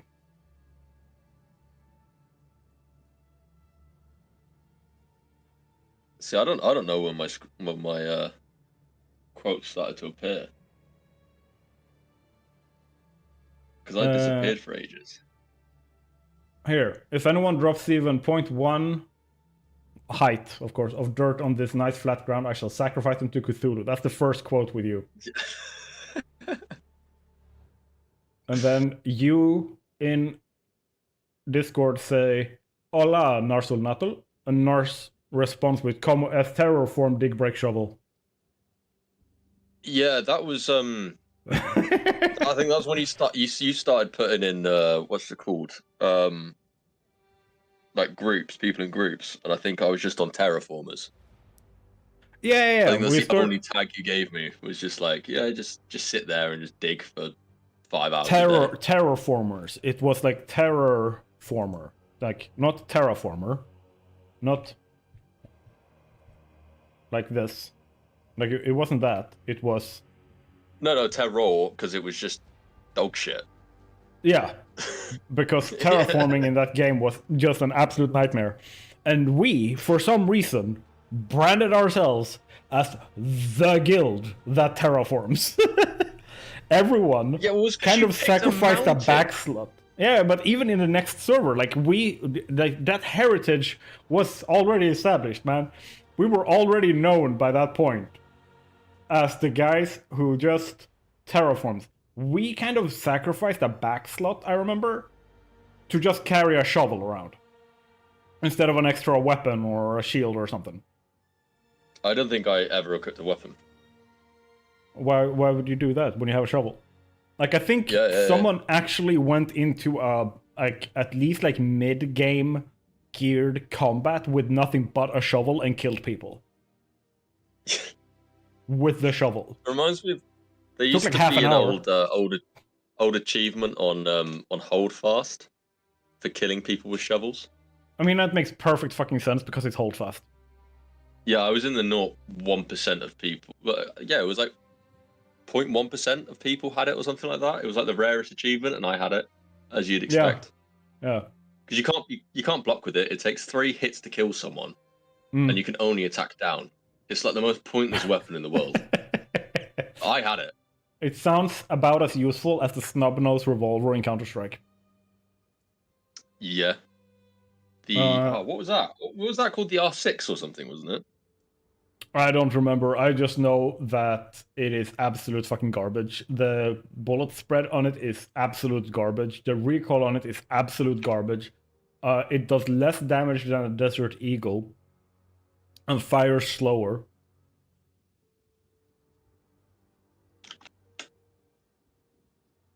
It was the R6. Or, yeah, okay. Slash is the R6. I don't even know if it's... Oh, no. R8, my bad. I basically just know them by mechanics at this point. Like when I played competitively, I was just playing as the AWPer all the time. Yeah. I mean, it's the easiest one. It's the easiest one, but I was playing as a snapshotter, so I never used scope. Yeah. That's difficult because you don't have a crosshair. And you know how in games with like bullet physics, like armor and stuff like that, you kind of have like if you're firing and you don't have crosshair, you can still like lead where the shot's gonna go based on the angle of the gun, right? Yeah. That's not a thing in Counter-Strike 1.6 and Counter-Strike Source, let me tell you. I never played Source properly. When you I only played started like getting into it when Go came out. when you played like official rules Counter-Strike, you played 1.6. You didn't play Source. Source was like, here's like modded shenanigans, whatever. It's like you played Surf and stuff like that using Source. So if you were competing in Surf, you were playing Counter-Strike Source. But if you were playing like official like competitive rules, you were playing 1.6. Well, it's only because Source allowed the Surf to work, right? Yeah, well, technically it was would the Source still engine, right? Or... Yeah, but it would still allow it, but you weren't able to make custom maps before Source. So it would prevent, how would I put it? You were preventing like modded clients by using 1.6. So you were like, it was an automatic anti-cheat mechanic. Oh, okay, because you could only, you couldn't have anything extra, like. Yeah. Oh, that's not a nice quote there from Coden. He keeps poking me with his drill. Please don't let Empress know I said that. Oh god, yeah, because you guys had a massive space engineers thing for a bit. Space engineers, Arma, like we kind of flip-flopped between Minecraft, space engineers, Arma, and then of course the dual universe and Life is Feudal.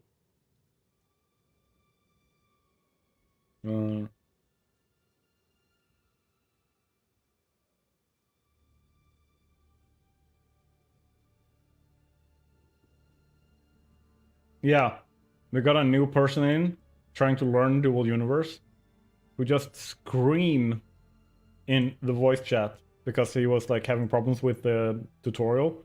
Nova Quark, you have me confusion. God, there's some names here that I haven't heard. Well, I've heard. You were about here, for but you ages. had like when you were deployed, you were gone for like 3 months or whatever it was. So there was like a lot of stuff happening, and then you came in, and then you had like a very short, intense period of activity, and then you were deployed again, or you went away on some education. It'd be my holiday, so it'd be like my 2 weeks. Yeah. So I disappeared for ages, come back, have like 2 weeks. Yeah. And I think around this time as well, I was in an Arma 3 group as well. So I was doing ops and stuff. So I was literally just like hopping on in between, like. Yeah. Yeah, and we played Liberation, we played Zeus, and we played Altis. I was there for some of the Zeus because I had fun with that. Yeah, no, I remember you doing that, and then you put me in charge, and I was like, oh, this is horrible. Yeah, no, there's a lot of people fun. that hadn't played much It's Arma. entertaining, like entertainment value, man.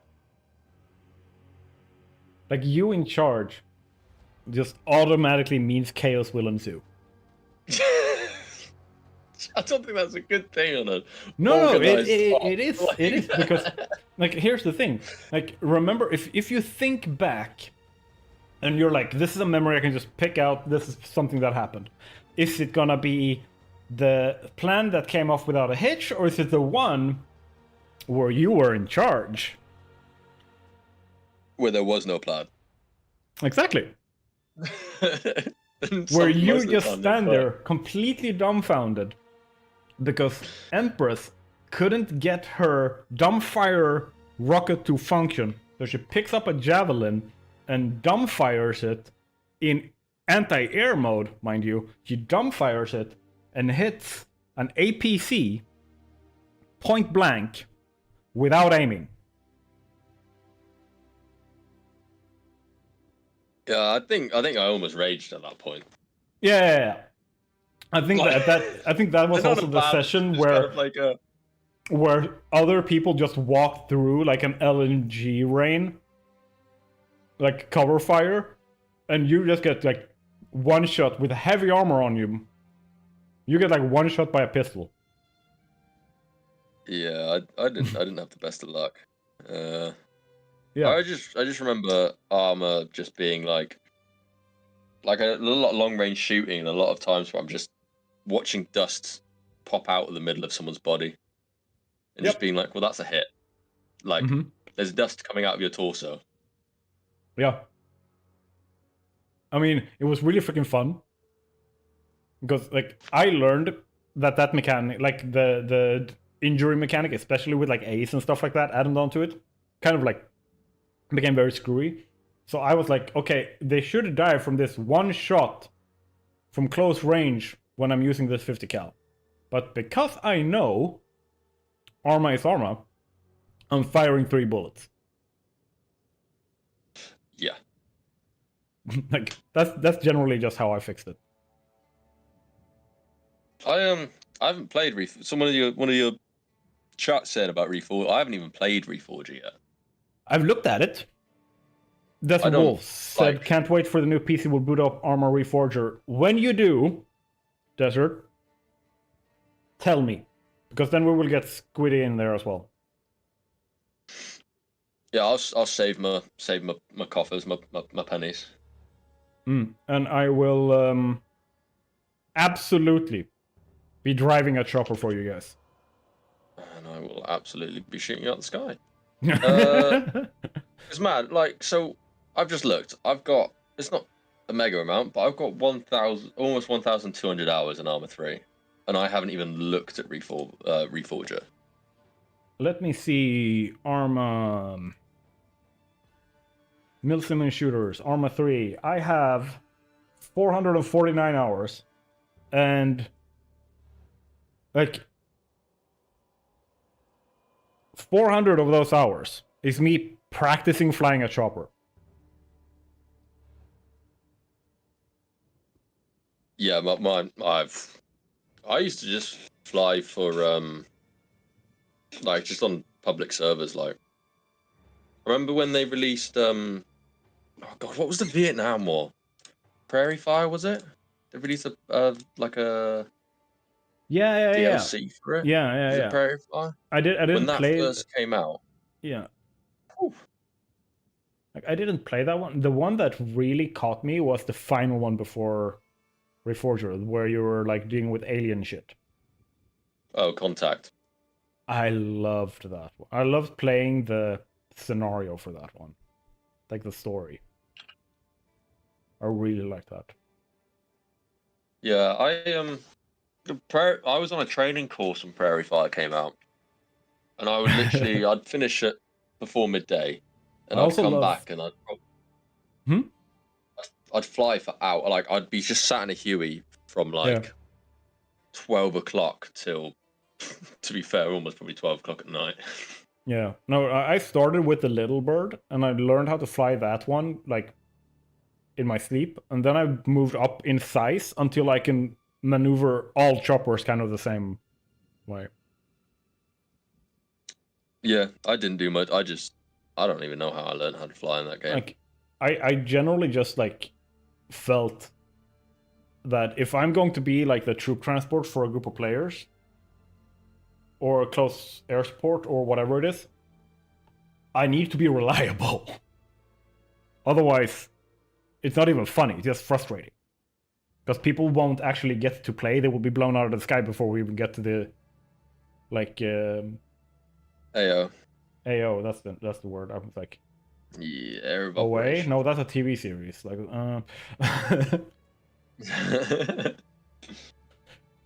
I mean,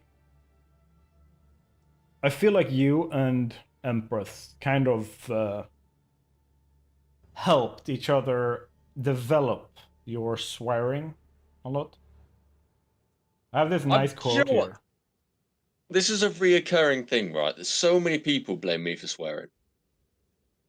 Like, when I visit my girlfriend's family, everyone swears more, and everyone's like, "Oh, it's your fault. You're the reason why we're swearing."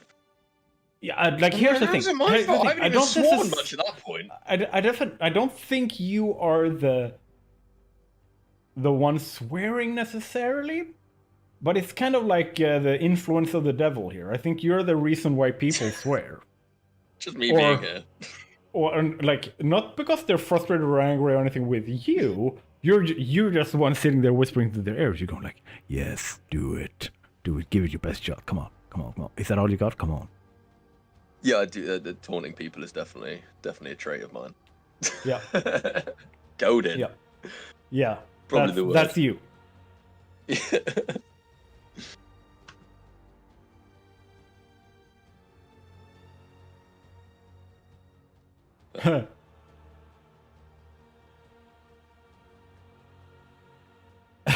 You about the British. We invented gravity. That's true. To which Empress responds with, that right there is the reason we were at war with the French for 800 years. I mean, I'm still going with it. We technically did invent gravity. Here's a bunch of quotes for you now. You're basically a walking tentacle porno, said by Empress. To which you respond, it's easier that way. Yeah? What the fuck is easier that way? I don't know. Just stand by it, though. It's an actual statement, man. I don't know what it is. To use Ace in Arma 3, but Ace is so good. Sorry, what did you say? I said I don't know how I could be described as a walking tentacle porno, but I don't know what context that is. I think it's all the Cthulhu references and you being Squiddy, like Squidical and like all that kind of stuff. I don't know. Yeah, probably. It's probably a quote from... Yeah. I mean, I'm kind of expecting it because the next quote is literally, rough camaraderie is what I get in the showers. By you. He was a god tier medic. Even in context. Squiddy was a god tier at needing a medic. Yes. Yes, factually correct. Like, we played Liberation. And you grab your gear. I have pretty much identical gear to you. We drop into a zone, walk in, and I think I pick you up like 6 times. Yeah, I'm a magnet. I never get shot myself. Yeah, I'm an absolute magnet. Yeah. Good fun. I think that's why I stopped playing Armor, is because I just became this magnet. Yep. So, I also think that you and Jovan, or like Jovster, kind of had the same same thing going on, where both of you were, I don't know, stressed for clear, like stressed for finishing or something, because you stopped checking corners. You just go yeah. I just get bored. I think playing a game like Armor is mad, isn't it? Yeah, but it's just the last few things. I'm just like, screw it. And like, we got this. He's just a loot goblin. Like, he will see something that he can potentially loot, and he will just drop all corner checking and security, or spatial awareness in general, and just go like, I'm gonna check that thing out. Yeah, fucking gobble. Yeah. You actually have the best quote here, and I feel like it's still accurate to this day, even now. I don't feel like I want to be here anymore. You don't have a choice. The weird thing is that I really feel like I don't.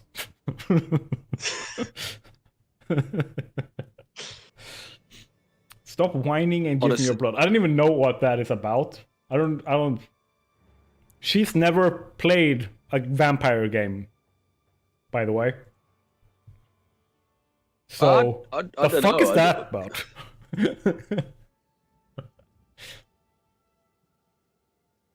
I can't even think of a game that you have to take people's blood in.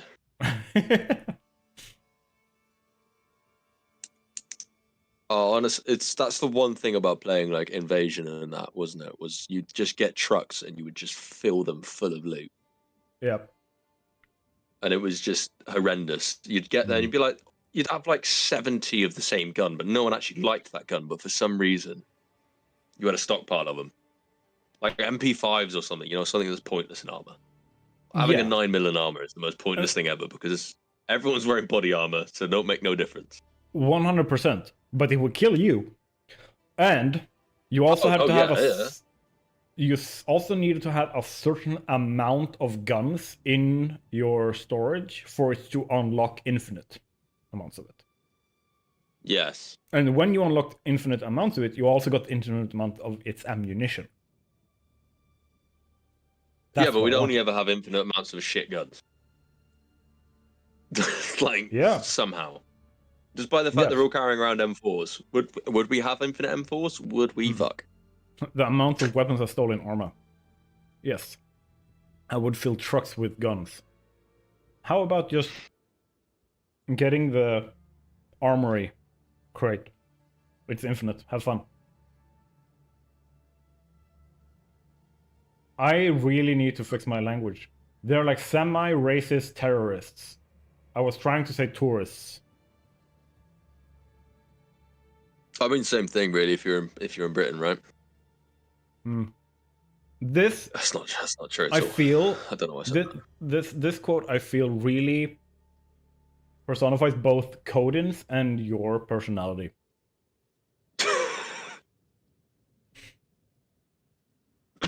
I feel like I can remember that because I feel like that's something that I must have called out tank prior to that, and then no Yes. one heard me, and then No, everyone's no, like shitting like, themselves, and I'm the like, thing yeah, is, yeah, I know. if you say tank, my response isn't talking. My response is like, okay, let's be quiet so we can hear what's going on in the game, and then I take cover Or run like fuck. or run like fuck, depending on the situation, right? But if the thing with Codin was he'd never listened, so you would yell out, tank, everyone ducks for cover, or gets the fuck out of there. Codin is just like, just did not pay attention, walks straight into its line of sight, and is surprised about dying. Yeah, I mean that still happens in like every game that I play. I play a lot of squad, and the amount of times you'll call shit out in squad, and then someone will be like, "Oh, there's this thing here," and it's like, "Yeah, well done. Yeah. Congratulations. Do you want a gold medal?" Like, Yeah. we're very aware. Mean, that's kind of like I just learned to pay attention to, like, if there's like 5 people and 4 of them are normally just talking shit, but the 5th one, even if they're talking shit, you can tell the difference in their voice when they're calling something out in the game. So I just listen to that 5th person, because they're gonna see things first and call it out. So I just pay attention to that. That makes sense. Tends to help. Yeah, yeah. Codin, with his excellent grasp of English. We need to go down on that shit. Talking about some important topics. Yeah. And then literally, like 2 days later, he says, I need to go down on my router. Yeah, those kind of favors don't get you anywhere with the internet. Oh no, maybe they do get you somewhere on the internet, actually, thinking about it. I think you guys were clearing one of those, like the southern, like southwest on Altis, there's like a village.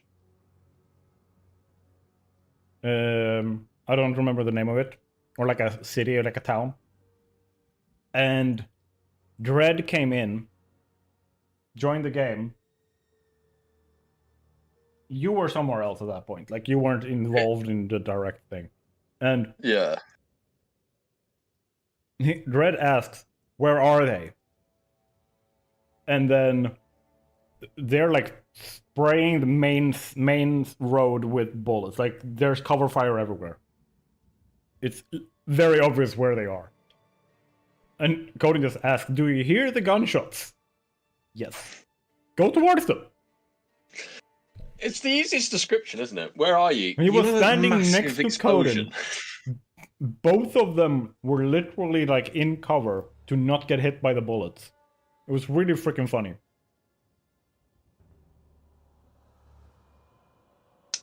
Yeah, there's ample times where that's an applicable quote. I feel like that probably happened more than once. Most of the time, it's how we found you. Oh god, I've just seen one of my horrendous quotes at the bottom. I think Hitler and I were. I think I would turn him gay. Yes, that is a quote for the ages. I love that. I love that quote. This is your personality. Yeah, that's it. All right, have you? If you ever had to describe me to someone, I think that's just what you'd have to do. I think I have used this to describe you. It's the best way to, isn't it? Yeah. It's like, even with context, because people have asked for context, even with the context of when and how this was said, with you doing your like gay German impression, Oh yeah, that was a thing, wasn't it? and we were talking about Years. yeah, and we were talking about like if you could have dinner with one dead person, or have a conversation with one dead person, who would you pick? And you say this with your gay German accent. And it's fucking gold. Yeah, that's not coming out of the box. That's been firmly put in a box. You mean tucked you've away. learned? You mean you've learned? No, I think I'm just out of practice. That's all it is. Okay. Yeah. I don't learn. The irony of this quote from Empress, who now publishes fully explicit, steamy romance novels. Oh, is that what's going on then? Is that a gig? No, in this case, she was just talking about how well it read, like how well written it was. Right. But this has now become, rather than a superlative, it has become a truth.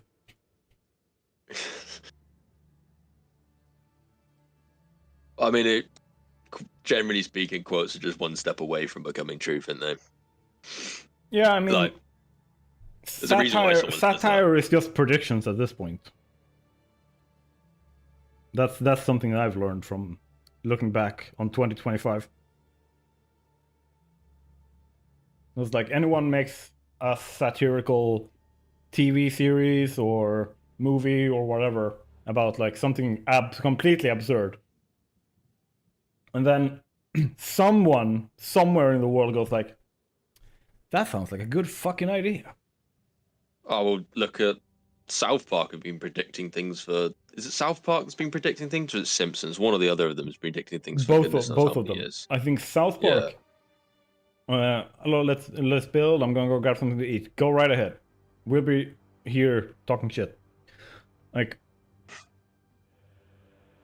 South Park, I think released only a partial season or no season this year because I haven't actually read this. I was told this, so it might be completely wrong. Because they said anything we make is not going to be humor by the end of the year. Yeah, well, I mean, if you look at their track history, it's pretty damn good. So yeah, so the most satirical thing they could do was do nothing. Yeah, it still won't help. No. I mean, the stuff they'd probably written or thought about or talked about is probably still. I mean, it's still going to occur. It's the whole thing. Like people, anything put to media in any way, shape, or form turns into an instruction manual. Like it's the whole don't build a torment nexus thing. I don't know if you know about that. Like, I'm not educated. It's inevitability of humanity's downfall kind of thing.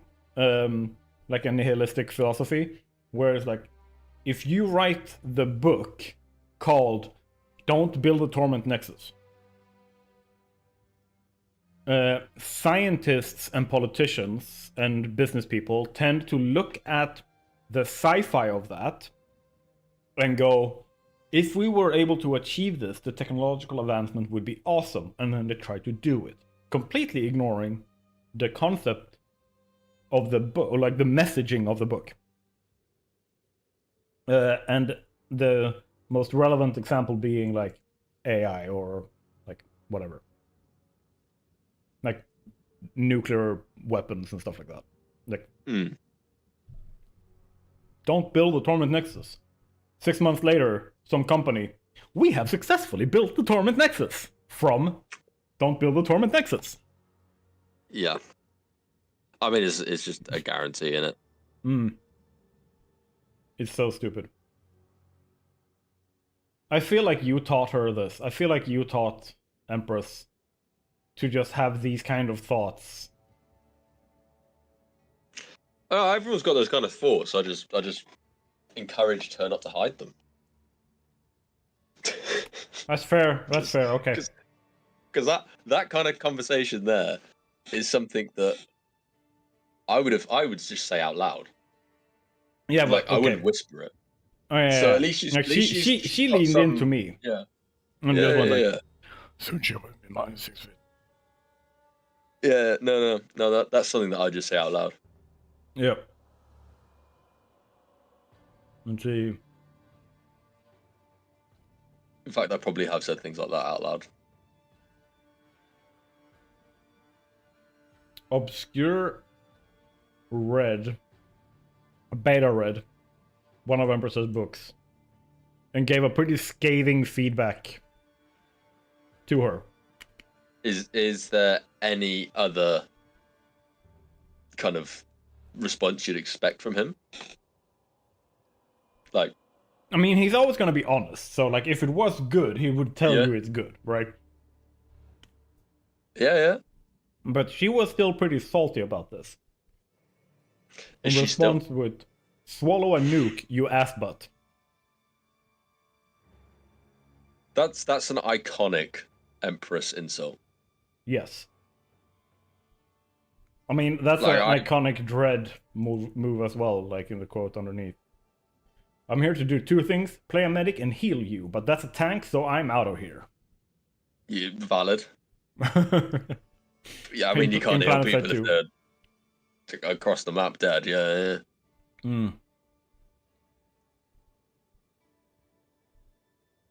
God, I haven't played PlanetSide in a long time either. Me neither. I keep, I played it a little bit in the beginning, but then I started getting headaches. There's a lot going on, isn't there? So I think I could play PlanetSide, but I don't think my brain could handle being in voice chat, moderating Empress's stream, and also play. Oh yeah, because she would have been streaming at that point. That's why I got told off all the time. Yes, because if that she was streaming and I was there. Yes, pretty much.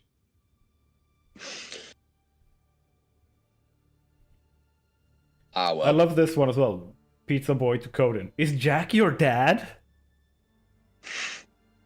Oh yeah, like innocent little pizza boy. Yes, I think he was like 16 or something. Yeah. I used to play a fair amount with him at some. I can't remember what though. Me neither. I don't know why. I'm happy. He latched onto me a little bit. I think it was armor and stuff.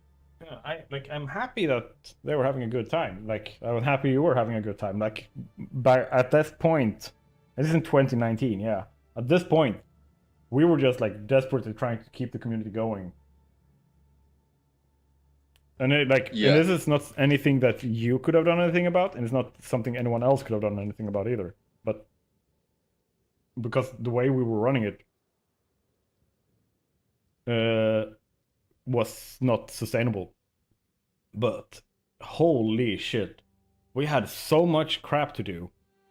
And then and this is I completely lost my shit after having run a Minecraft server, adminned it, and had to take care of my full-time job while also running the Space Engineer server and trying to co-manage the community with Empress after Coden had come in and asked us to do a bunch of stuff and develop more with the community, which we then did because he said he would help. Then he completely ghosts us don't help with anything.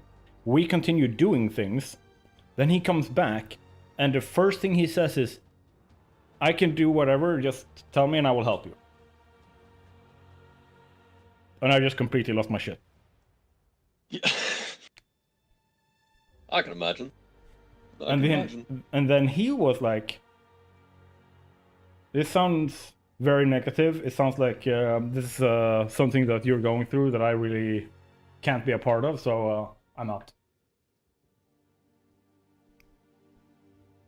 Yeah, I remember like bits and bobs of stuff that was happening and going on in the background, but because I wasn't around.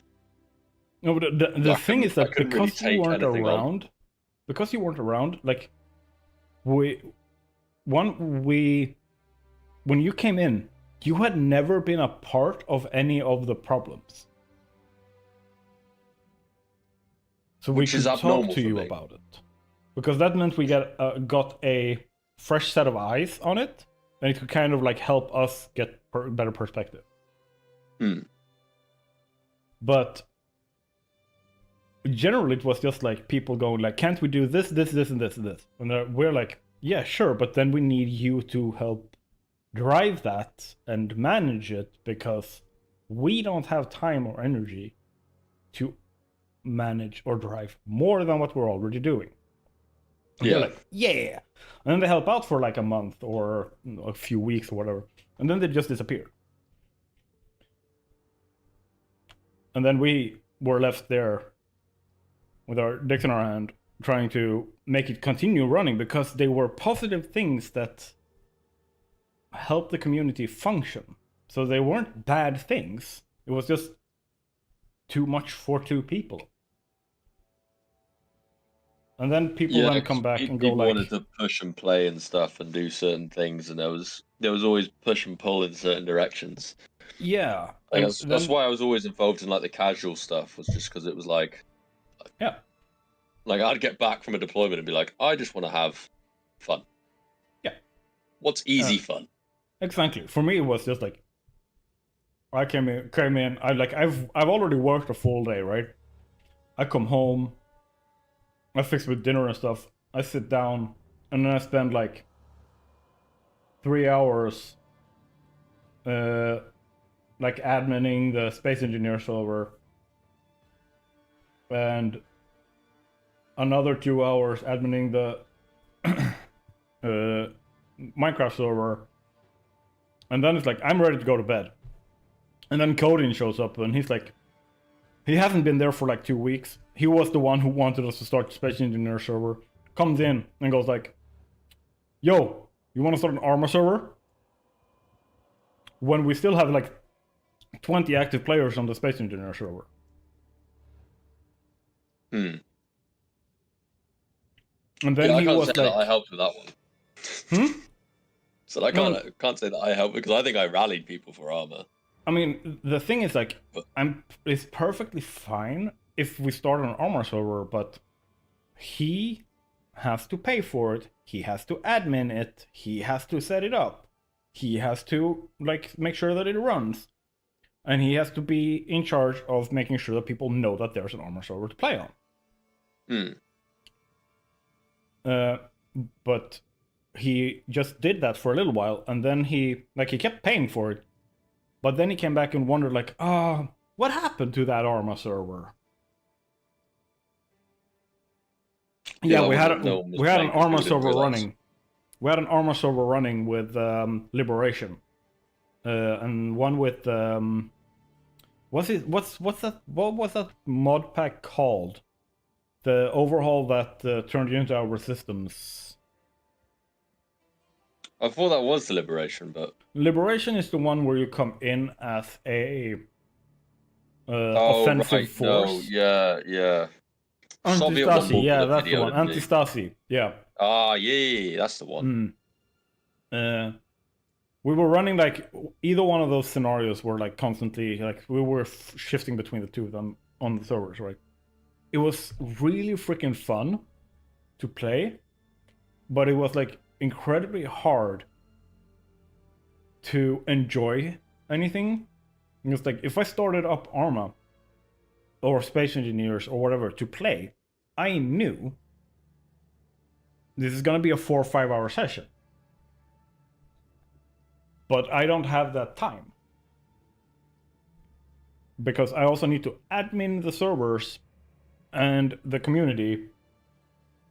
And instead of when we asked for people to help, like people became moderators or like assistant admins or whatever for the community, the idea was you guys have the drive to make sure that other people can lean on you for the community to function while we handle the high level administration of the community, which would also give us more time to play games with the community.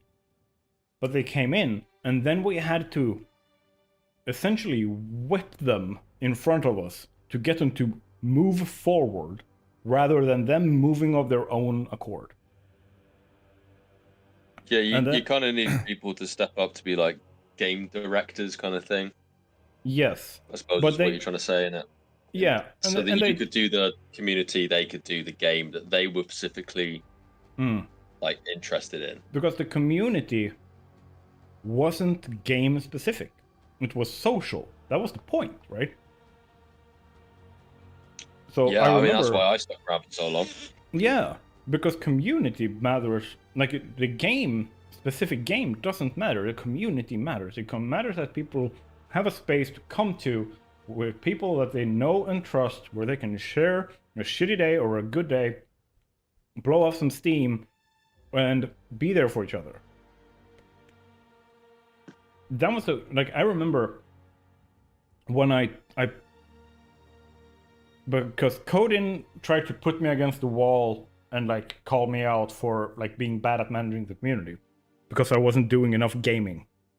And I asked him if we just had this Discord server and every Friday we all just hang out in the Discord server, voice chat, and we just have a good time, share like some drinks or whatever, watch a TV series or a movie together, and then we just like say bye, and then we see each other next Friday. And for the rest of the week, we just hang out, talk about our days, and get help with like whatever. Would you still be here? He's like, no. I'm like, then you shouldn't be here because we are not about the games, we're about the community. See, I find it interesting you saying like, oh, you didn't play much, because I don't know whether it's just but whenever I was on, you always seem to be playing. Yeah, but maybe that was just because it was just a complete distraction, kind of, because it would just be like, let's just go play some game that we're all gonna find fun. The thing was that when me and Empress talked about it, generally, anytime she showed up in a game, everyone went quiet. And like there was specific people who didn't, who knew her. Was there? Yeah, you among them, right? But generally, people just shut down when she came in.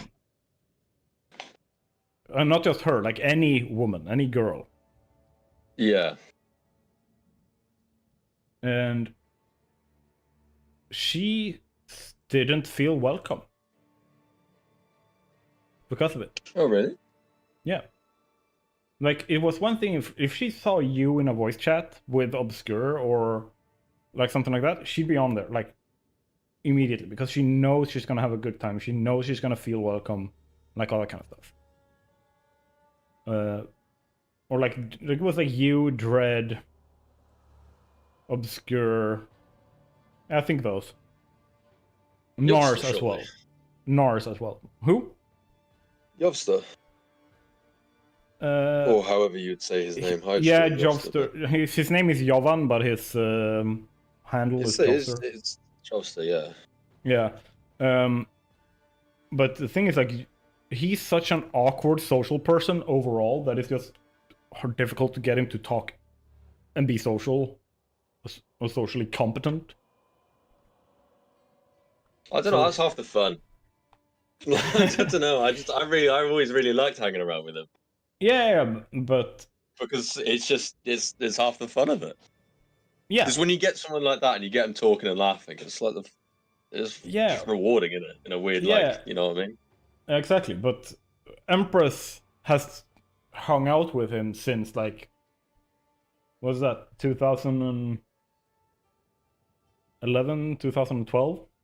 Yeah, well, because it was a preset thing before I joined. Because I didn't meet. Yeah, I they didn't went meet to you for they went to ages. university together. So Yes, yeah, I remember. yeah, Now that you mention it. yeah. So there was like a few people like, and now I see the name here as well, Shiny. I remember Shiny. Yeah, also like awesome to hang out with. He came visited us in Stockholm as well. He was at Empress book launch for her first novel being released as well. Oh, really? Yeah. He came down from Norway, came down from the fjords to hang out when that happened, which was really freaking funny because like when he came down, forgot his jacket, went back home, and then like a couple of years later, or like a year later or something like that, he had gotten a job in Finland as a school teacher for like a experimental like school program thing, and he came over again, and we were like, "That's awesome that you're coming over," because he was going to take the boat from Stockholm to Finland, and I was like, "That's awesome. Then you can pick up your jacket on the way." He was like, "Awesome," and he comes down and he picks up his jacket and forgets his other jacket. It's absolute cluster. We told him. He was like, "If I remember, I'll pick it up on the way home." Is it still there then? Is it? 7 years later, I think we just went like, we're not even in Stockholm anymore. We haven't talked to Shiny since then. We're throwing this jacket. Yeah, no. I mean, it's gone. He's probably forgotten about it. He's probably sat at home going like, "I remember that jacket that I had, and I can't remember where I put it." Groogy did that. He had lived with us because he had a home makeover done. So he lived with us for a couple of months. Moved back home. Forgot, like he had a two-piece jacket that you could like separate. So it's a vest and then an outer like jacket. And the outer jacket he'd forgotten with us, and he had the vest. He got that vest or the jacket back like a year ago. Because I was like, we just found we were gonna move, and I was like, we just found this just so you know. He's like, oh goddamn, thank God you found that, because that cost like, I think converted it would be like £500. That's more than I've ever spent on a like piece of clothing, I reckon. No, seats. I've spent money on seats. But like jackets and stuff, no.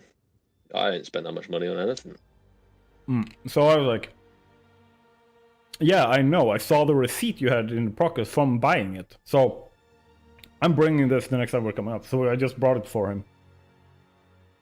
We didn't realize it was his until we were moving. We were like, wait a minute, I've never worn this jacket. Whose is this? Yeah. When I look inside, and I found like an old like bus card and stuff like that that had his name on it. I was like, ah, okay. That's a dead giveaway. Mm-hmm. Right, I've just been messaged to say that my dinner's ready. Okay. So yeah, I'm gonna jump over and play some Path of Exile 2 now, maybe. Ooh, enjoy yourself. I might pop in the chat later. I might not. I don't know. We'll see. Go right ahead. I will not be in voice chat while playing Path of Exile 2. Yeah, but, no, that makes sense. But awesome having a chat with you. Yeah, no, it's good old catch up, because it's been years. Yeah. It's pretty. I want to do more like social games. Close to 2 years without voice chat. I want to do more stuff like this with like social games and stuff as well.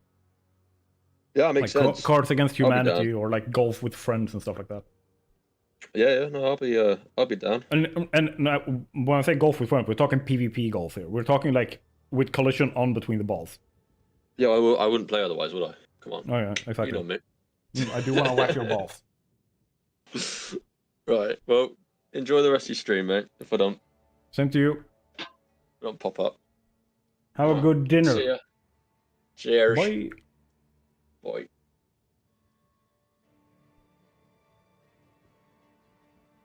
Yeah, Desert Wolves. You said, yeah, I'm not organizing armor groups anymore. No, because it's a bunch of actually paramilitary prepper gamer nerds. It's they're the worst combo of everything. If they are like full-time armor players.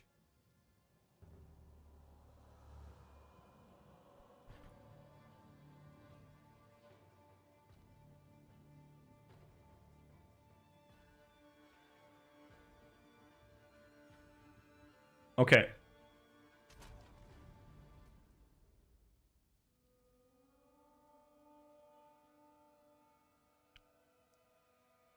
Now, before I get started here, I am gonna get something to drink.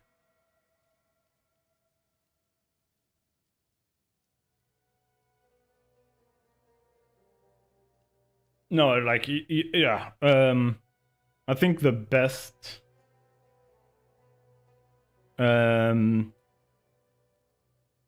version of an Arma 3 like community I've seen was from a content creator. I don't know if you've seen them, called Lance Corporal Liru,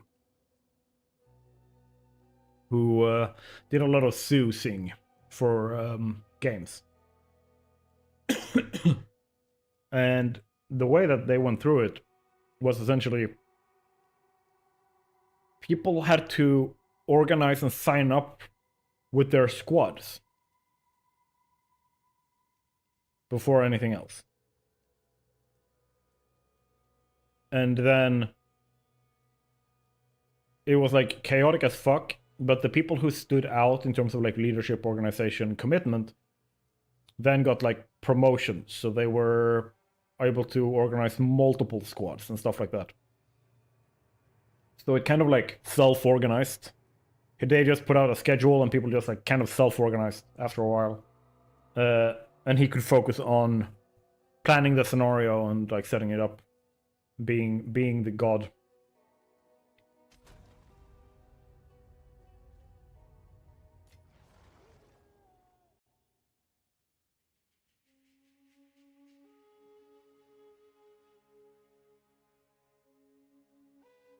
All right, all right.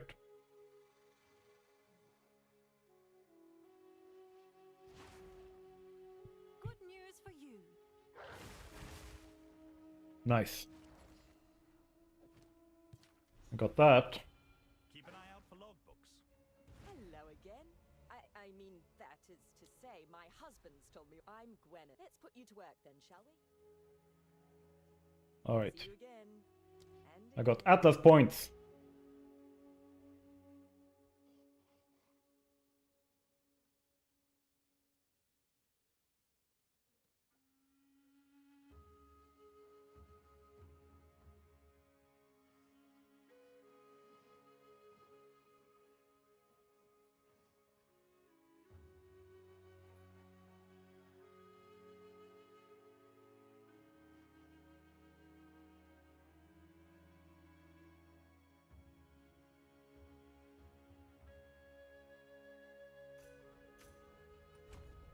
That's where I want to go. All right, I will be right back. I will even do this.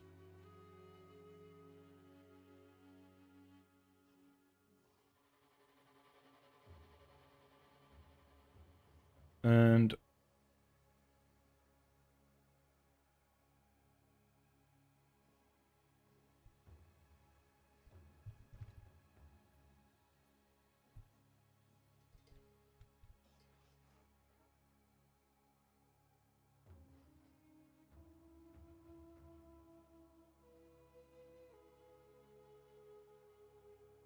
boom, I'll be right back.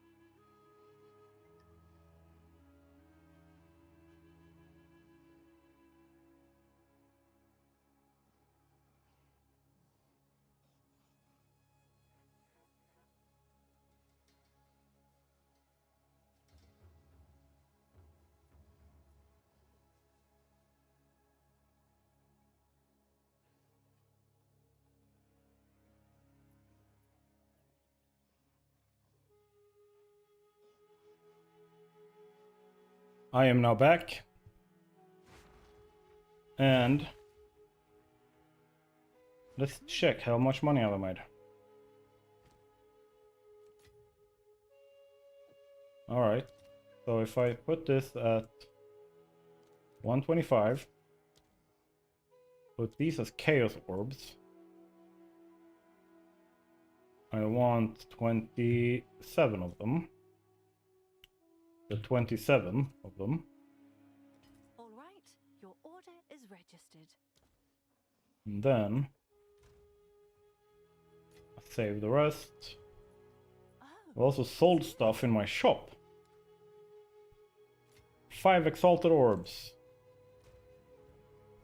This we can put in the guild stash. Okay, you can go there.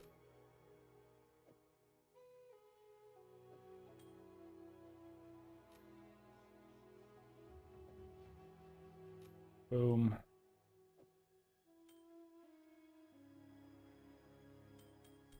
Whoa! Who's playing?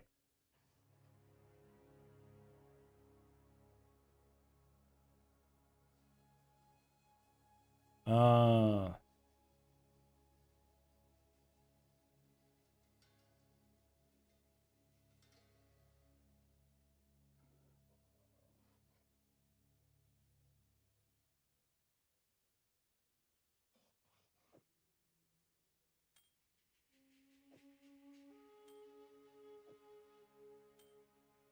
Here we go. We need to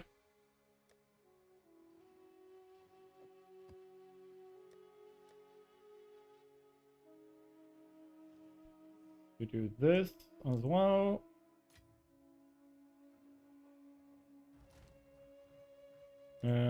Currencies.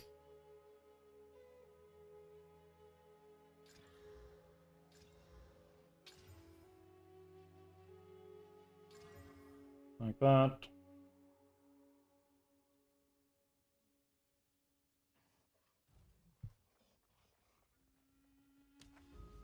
And then let's see.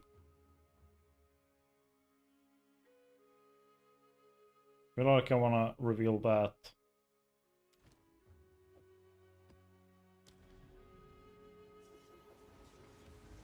Boom.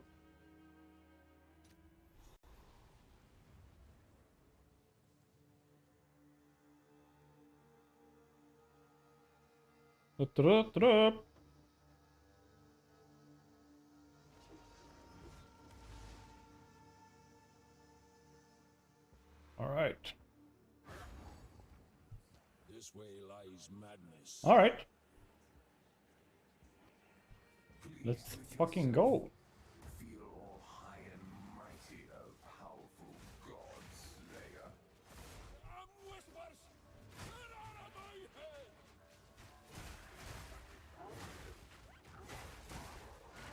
Down, beast!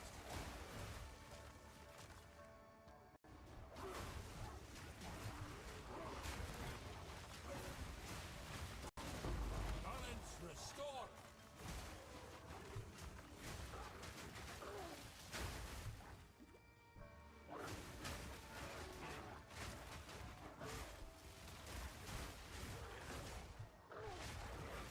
All right. That's quite...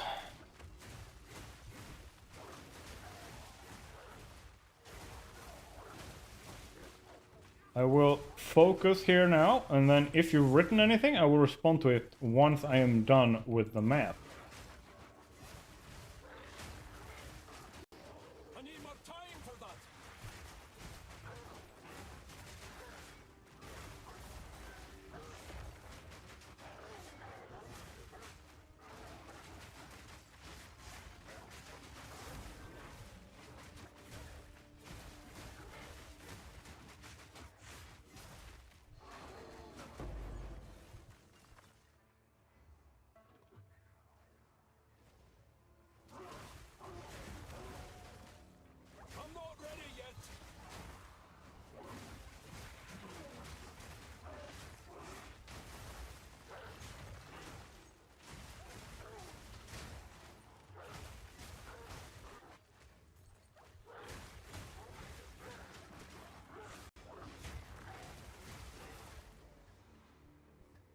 Let's have a gander.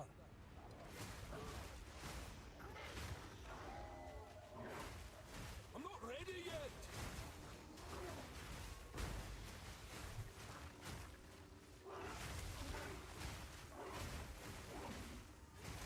Balance restored.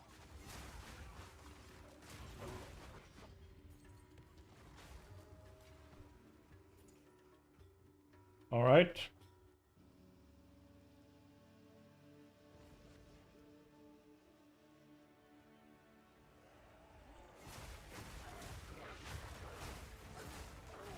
I'm not ready yet.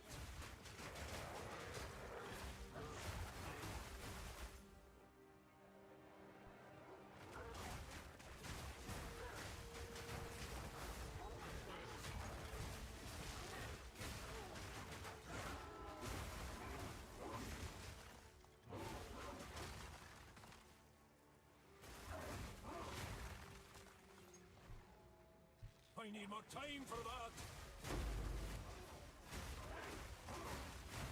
All right. Blood for blood.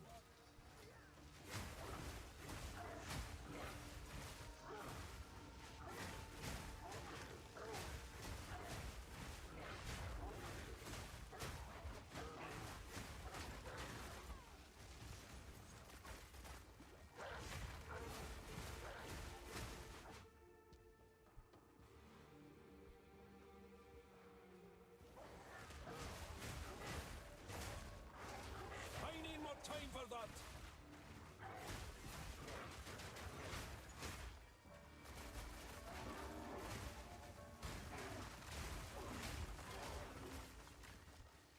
I like when my wolf goes Super Saiyan and kills everything.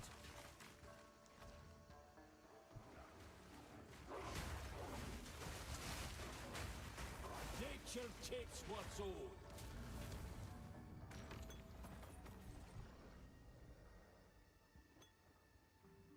Wait.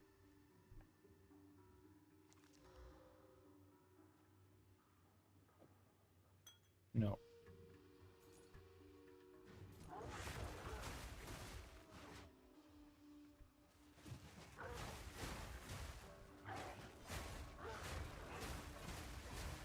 Do-do-do.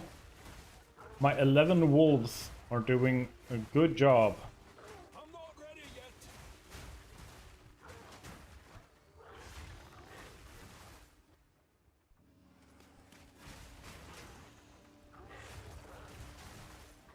I'm not ready yet.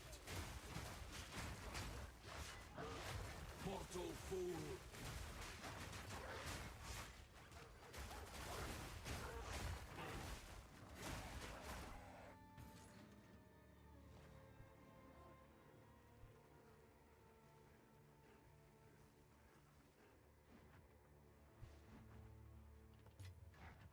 Boo-ba-da-boo.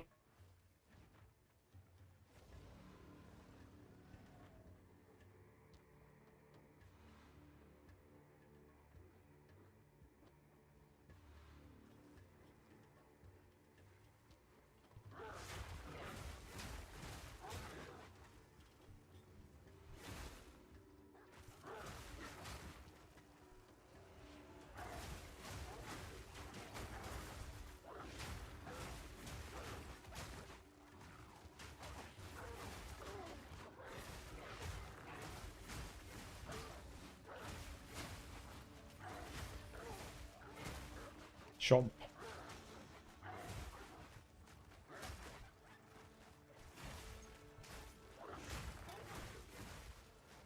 I need more time for that.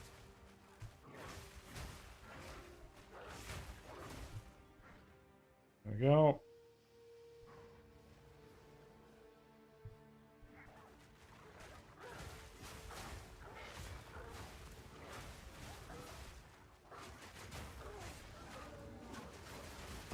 Begone, foul creature.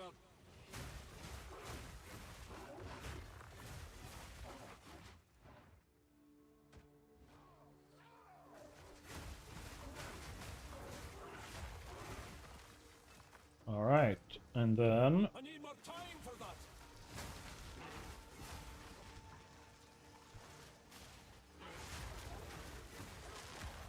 You are dead. Let's see. Do you have anything good?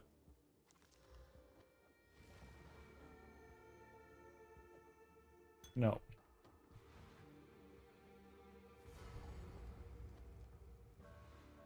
There's still one more rare somewhere.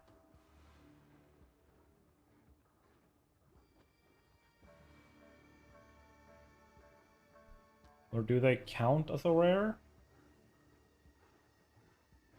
They probably count as a rare.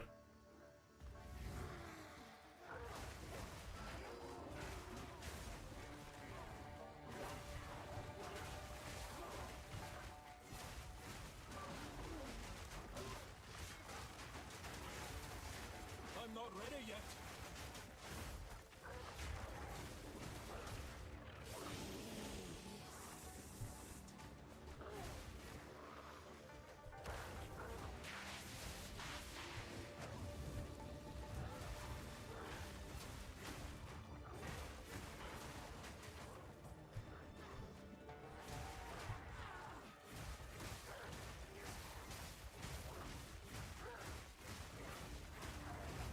Out of mana!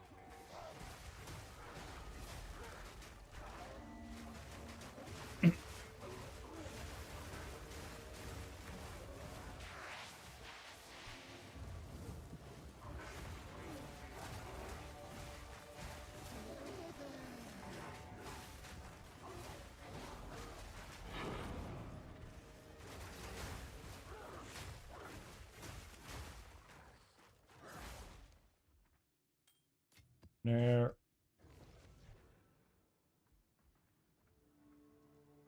No? Ah, up there.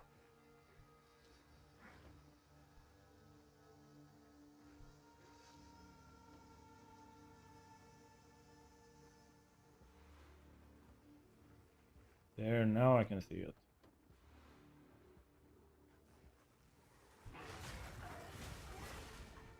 I'm not ready yet.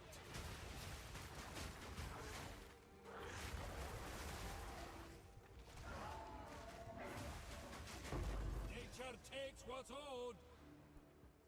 There we go. Full map, dead.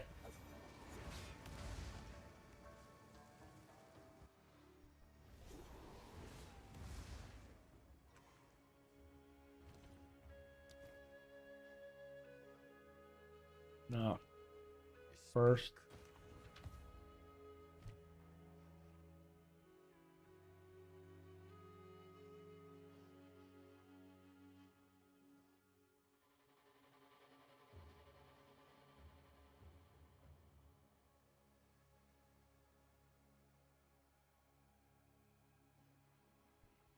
What's new?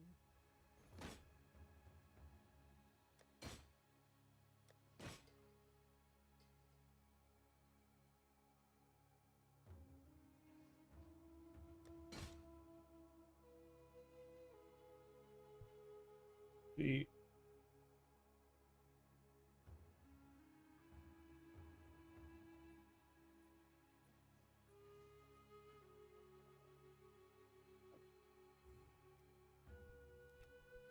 To Is exalt. that a good price for that? I have no idea.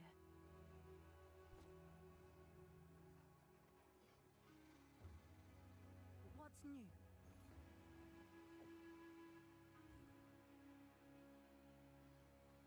To exalt.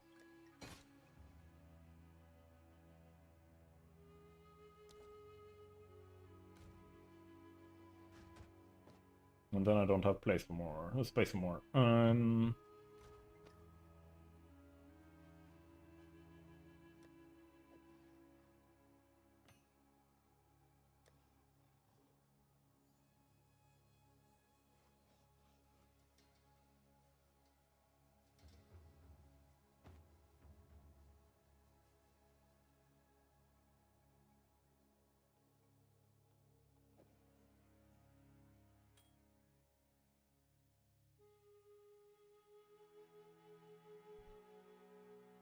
There we go.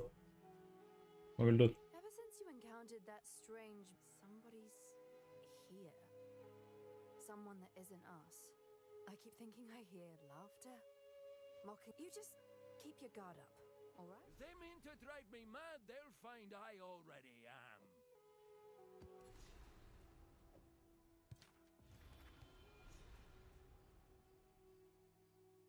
All right.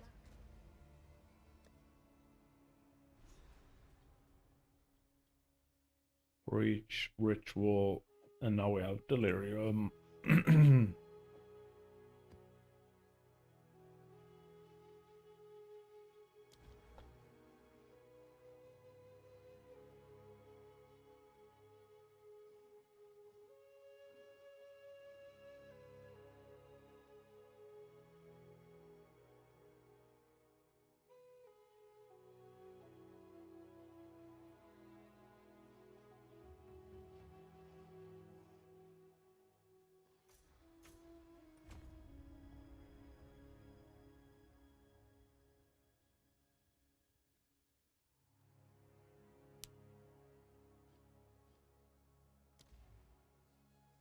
All right. I feel like I am not getting enough bang for my buck. Okay, let's edit you.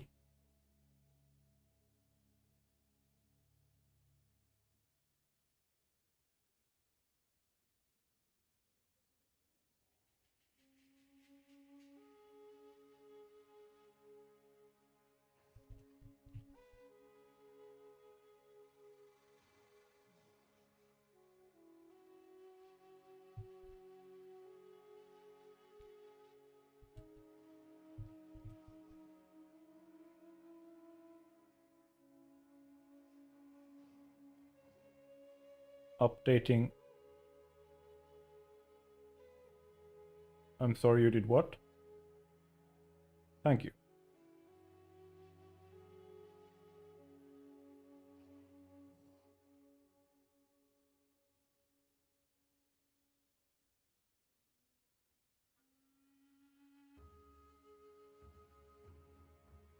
Okay, it still works. It still works.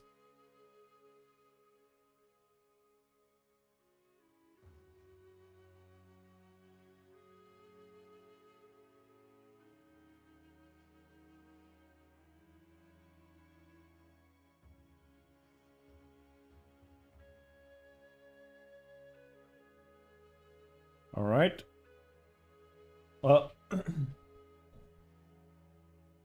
I am not happy.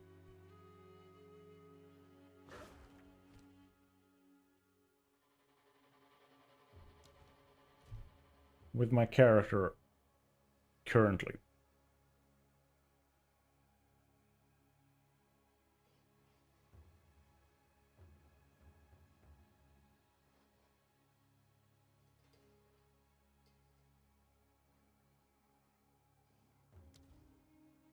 It is level 71.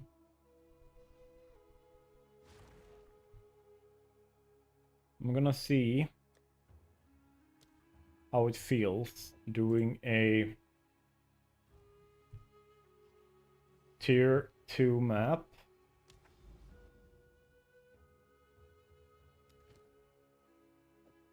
I'm gonna do it clearing this tower. I'm not gonna waste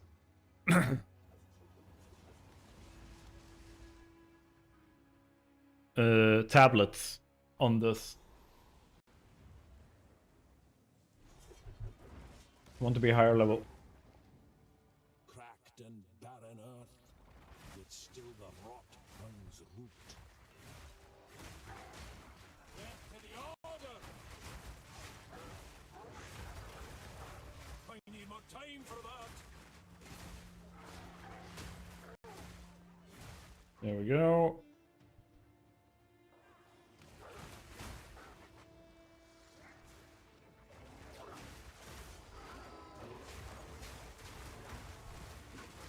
Balance restored!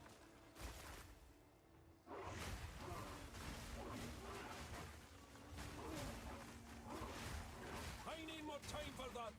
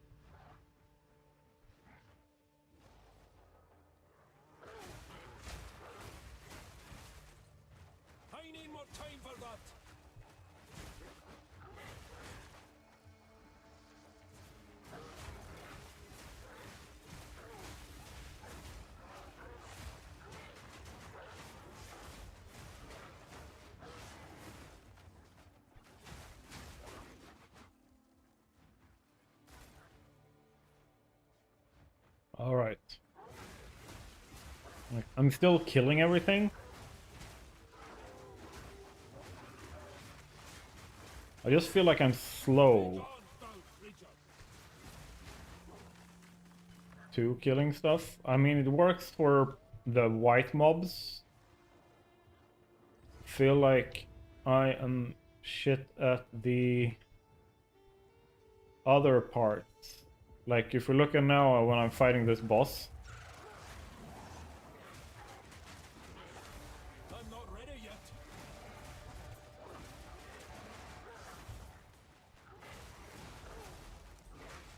Like, this is my buffed up, I am stronger than everything I've ever fought, Badi Baba Ready yet.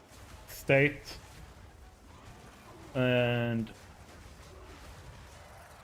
still takes too long. This is your random ass low level.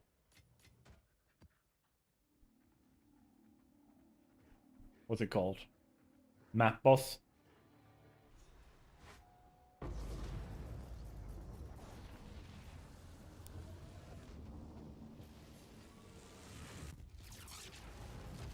Still talking about the quotes? No? I think you're a little bit behind in the stream. I just want to be clear. At 21:03, I was playing Path of Exile. I have my time down here. So if when you wrote this as at 21.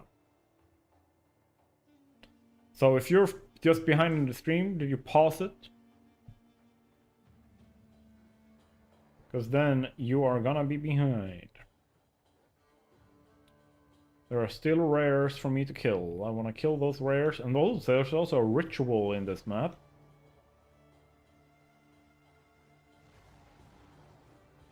I do like myself some ritual.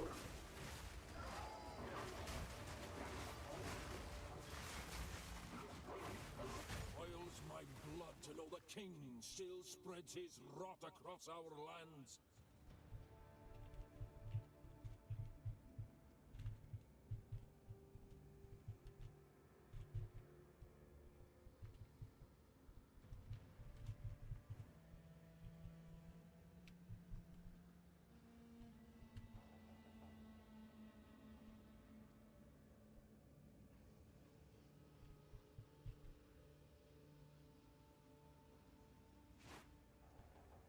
I'm writing that so that hopefully he sees it immediately.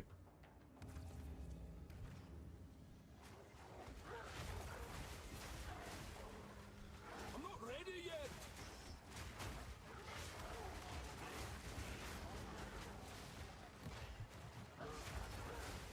Wild spawn.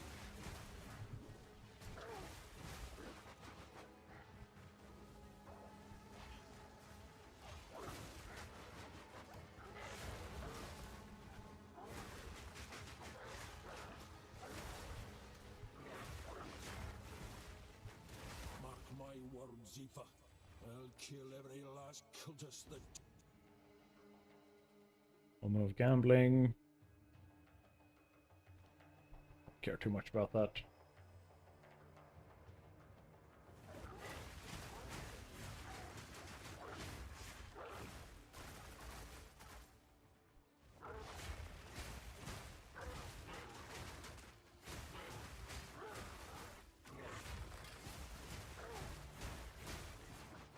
I need more time for that.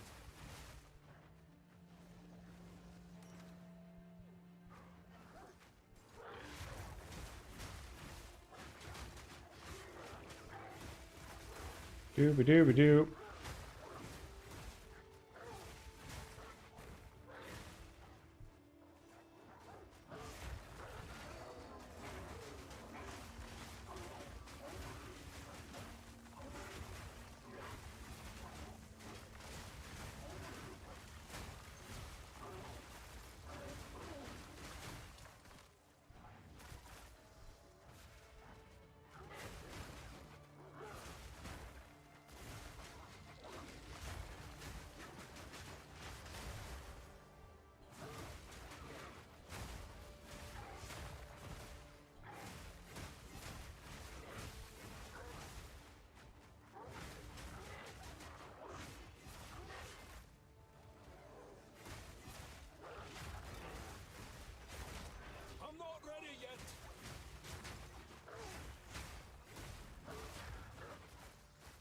Ooh, a rare chest.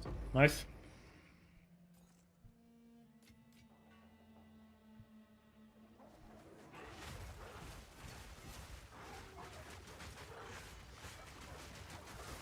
Balance restored.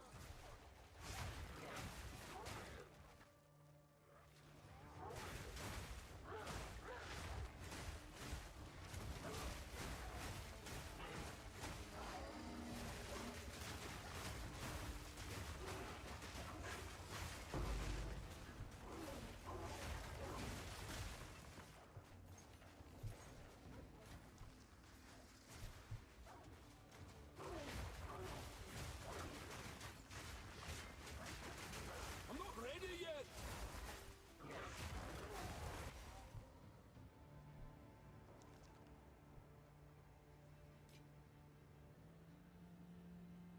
Huh.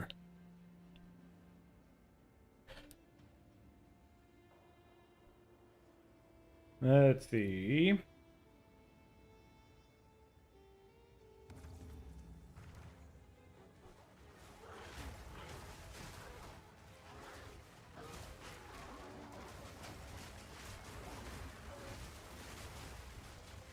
I need more time for that.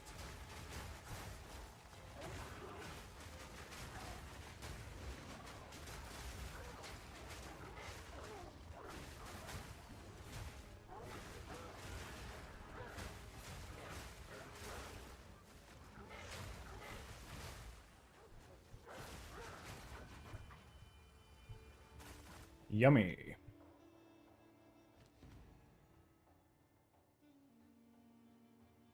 All right. Still not what I want.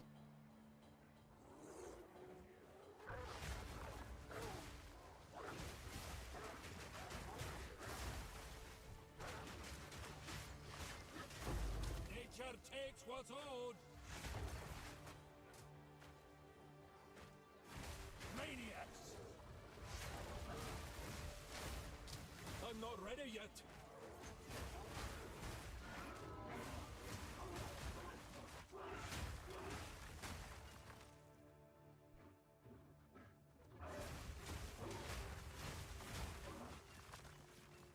I'm not ready yet.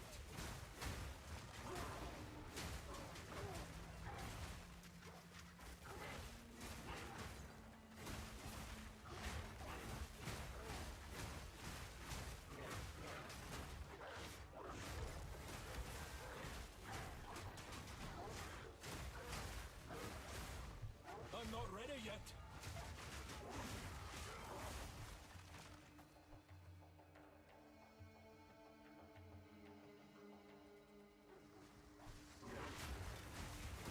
Not yet. Not yet. Not yet. I need more time for that.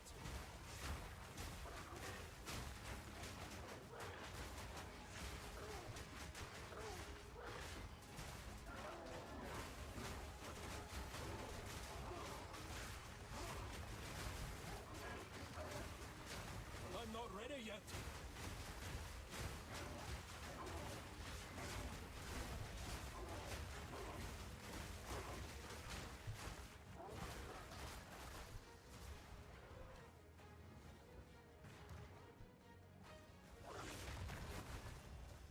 There we go.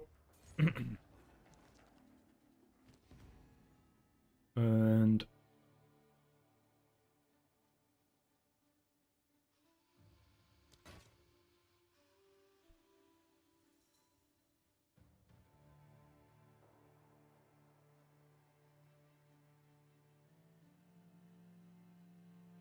let's go for that.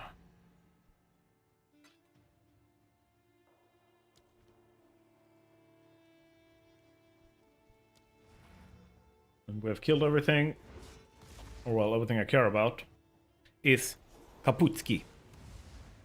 We only have The tower has been secured. It seems they can choose what you need. Of course.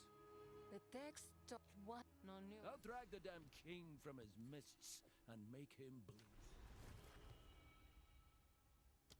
boom.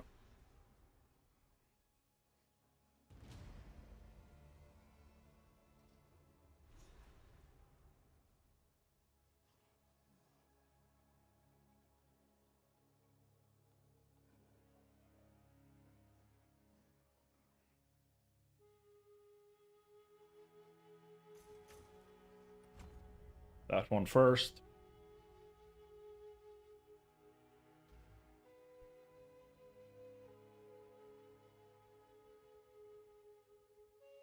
Yeah, I noticed that too, but I want to hear about more about kind of very interesting hearing about the old community when I'm Back to the Future. Yeah, and that was a different thing because it was supposed to be a lot more collaborative. Like nothing was supposed to happen unless everyone contributed, right? So it's very different from this community where it's like I make content, people enjoy that content, they can show up in the Discord, they can talk, they can hang out, they can do whatever. Like there's not the same level of organization because we also had like a purpose and stuff like that behind the community. We had like a goal that we were working towards. That's a goal of combating toxicity online.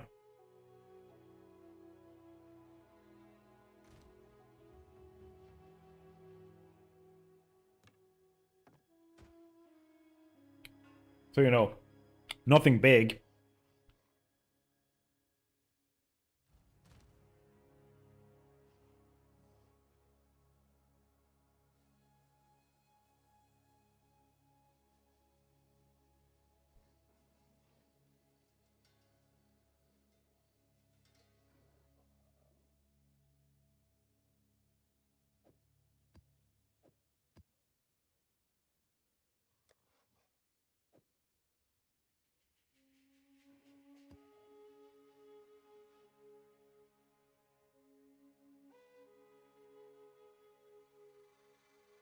Ritual.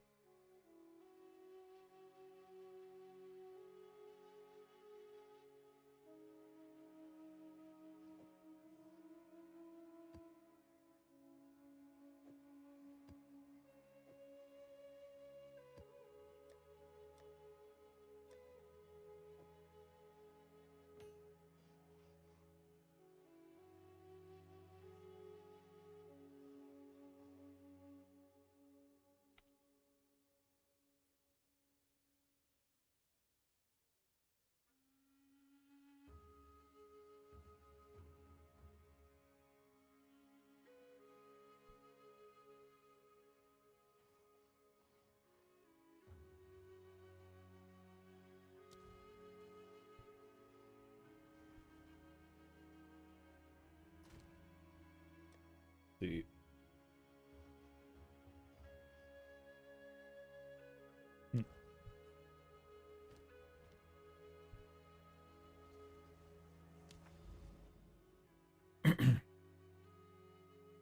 How was the food? How was the dinner?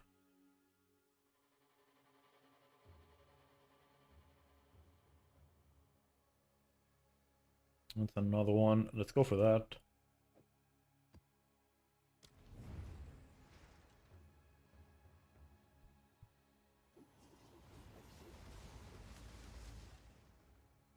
Deserted fortress.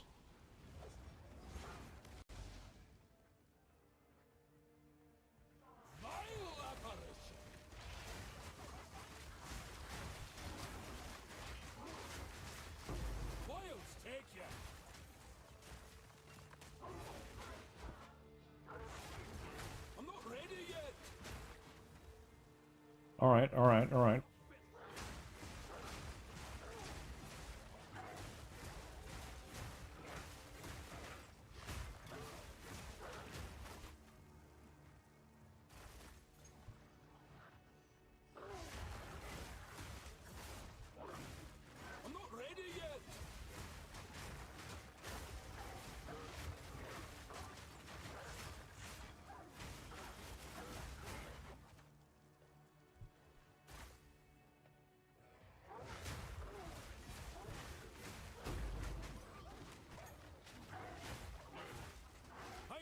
Time for that.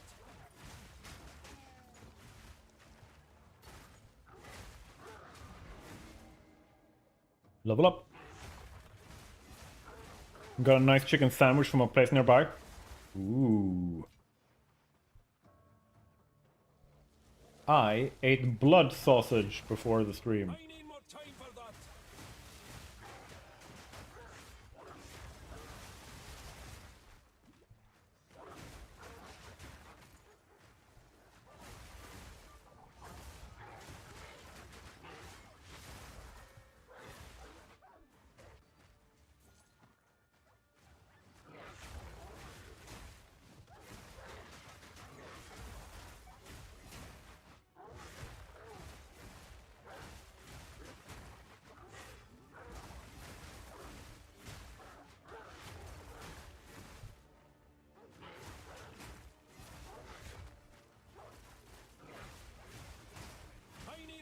for that.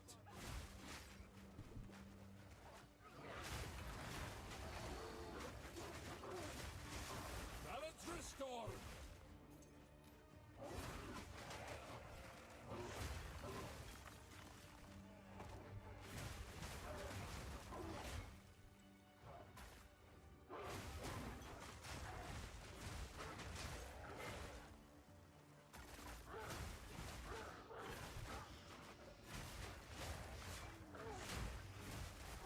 I need more time for that.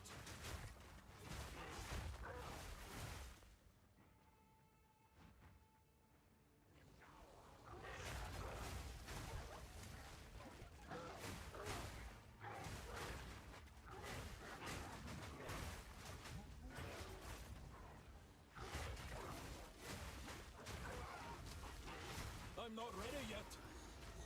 Come on, let's get some. Oh yeah.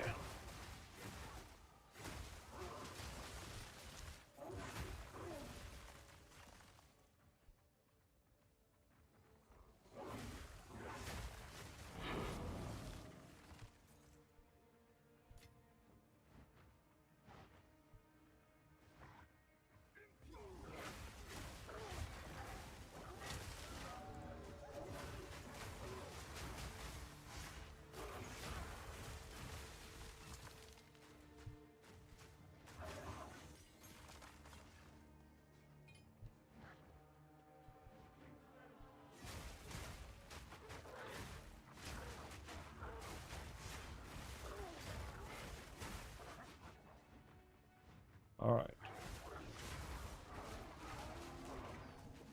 I need more time for that.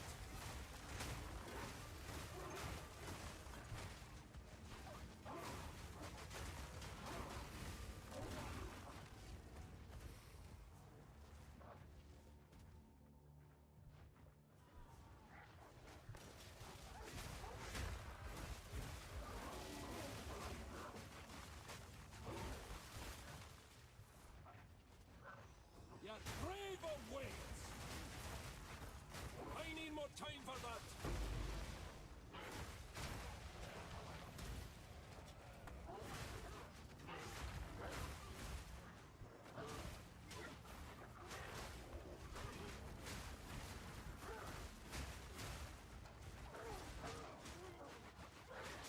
Begone, foul creature!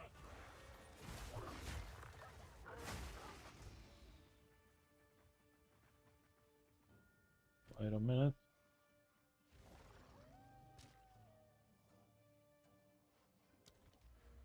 Okay. I have a level to distribute.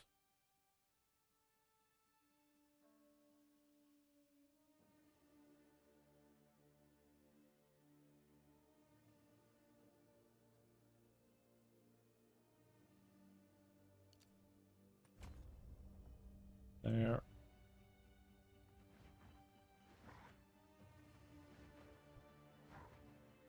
This is just very temporary. I need to go and like do proper research on builds and stuff like that, and which mechanics works best with the druid and stuff like that. Because I don't understand most of what this class does yet.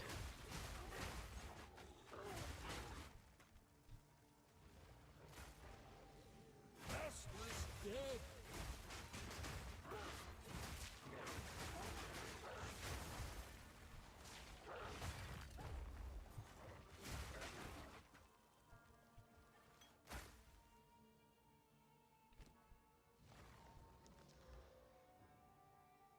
That's nice. Now we're looking.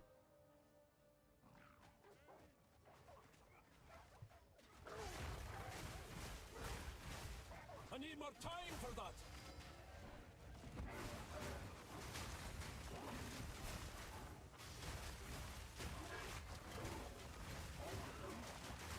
Wiles take ya.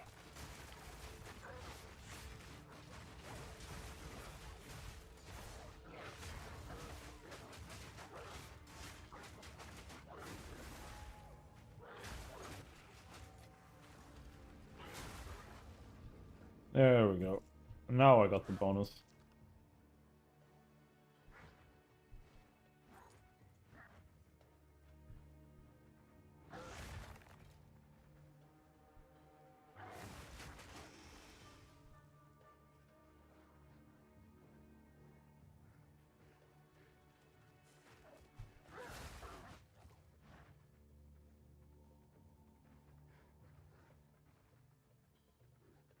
Come on.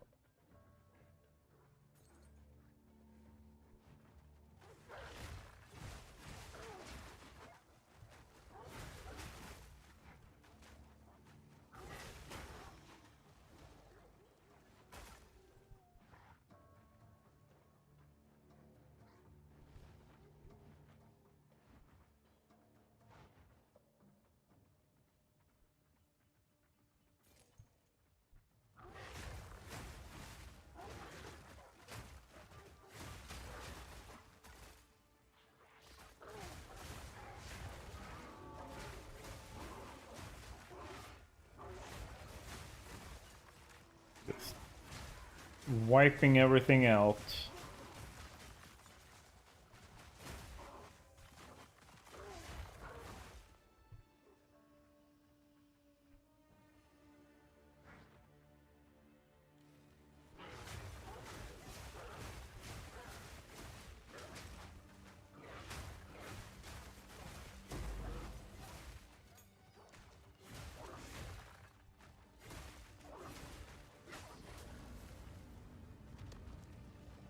Ooh. Can I carry any more? Can I carry any more?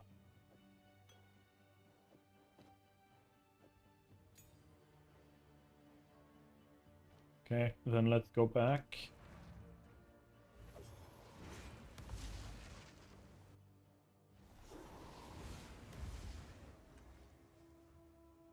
Go on.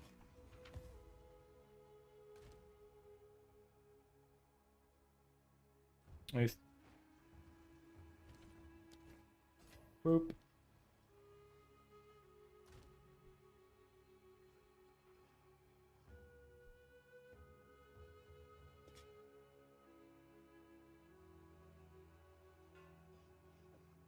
No. I'll do that. What? No. I only want to keep the rares. How the hell did you get in? Welcome, Wachic treasures. Bye. Beware And those then out you go into the guild stash. Bada boom. Amulet. And then we just dump the currency. Do I have anything I level up with that? No. Do I have anything I level up with that? Yes.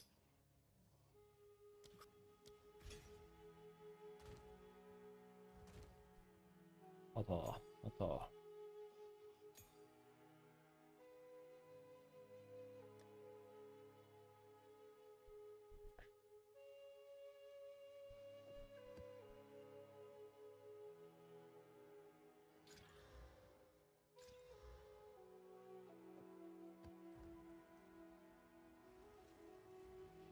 And then we finish this.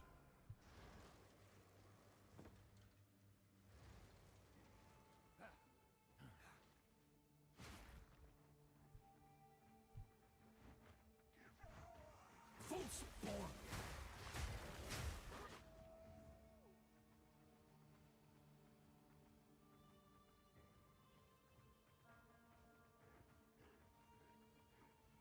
Come on. Give me that final rare.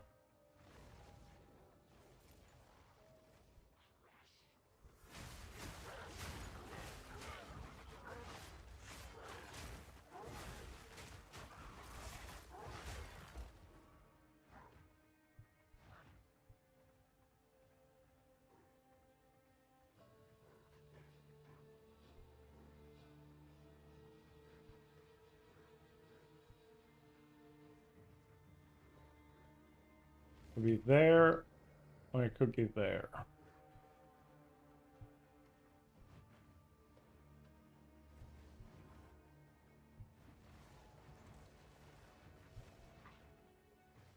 Not there.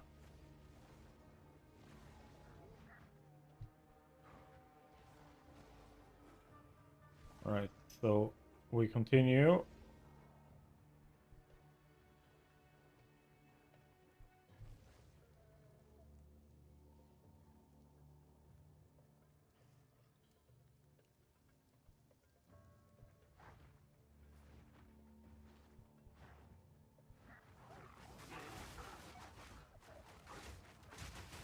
Was just here? Wilds take you. Okay. Let's check what you got. No, I don't care about my minions. Now we killed the boss. Hello, boss man.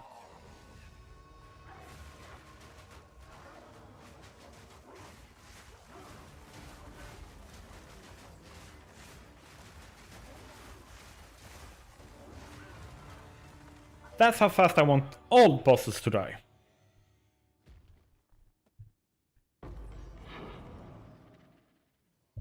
Just to be clear. All bosses die that fast. Then I'm happy.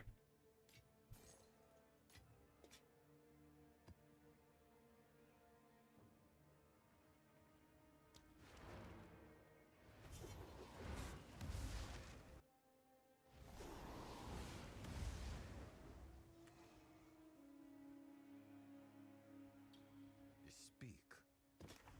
Go. Yes.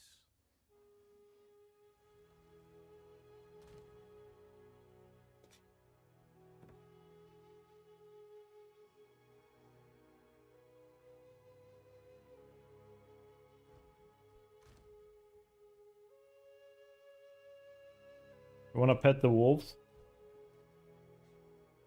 They're so cute. This one though.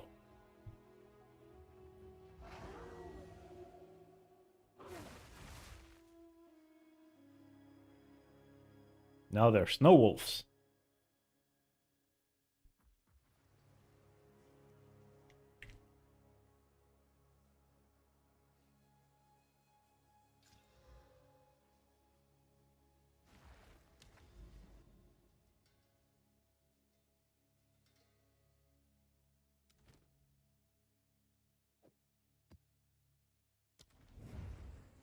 Okay. I think I feel ready to try a tier 3 map. I think it's gonna be difficult though. My lungs will thank me not to linger here.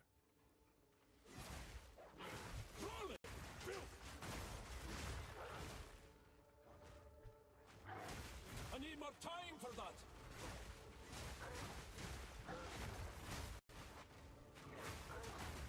Let's go.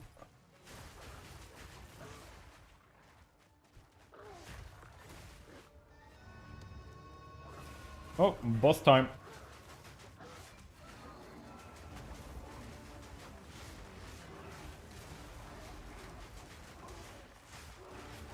I need more time for that.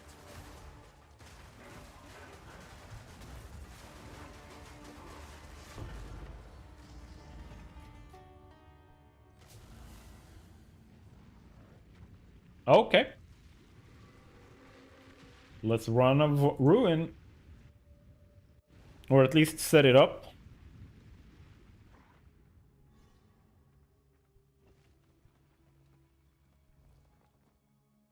What do I have? What do I have? Number of monster packs. Number of monster packs. Number of monster packs. It's just a bunch of number of monster packs.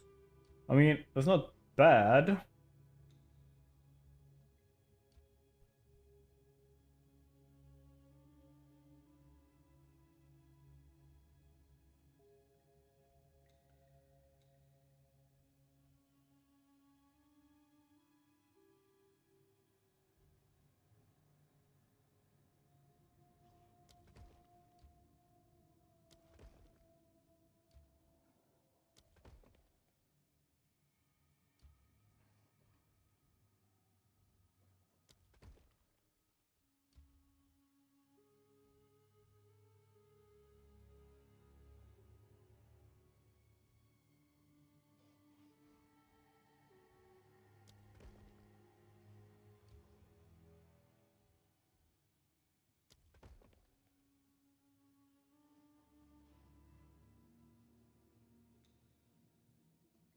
Should I run it?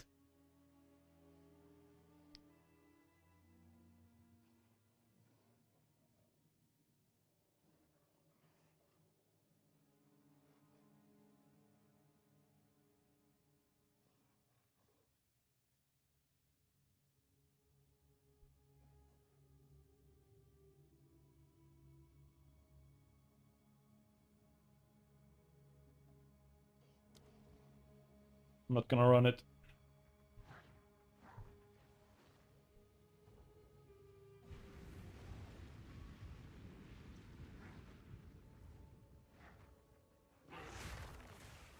I need more time for that.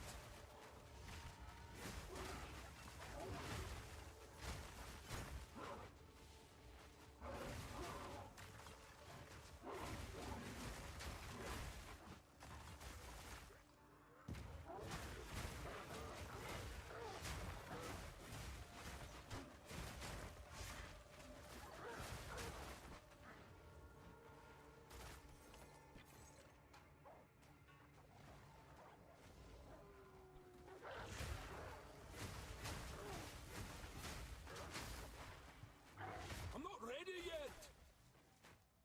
Not ready yet.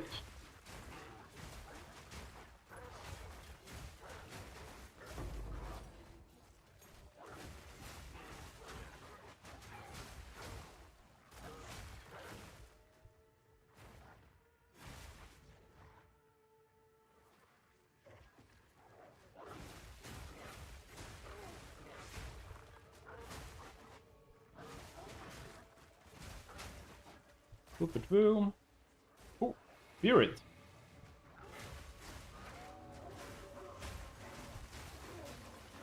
I'm not ready yet. Mortal fool.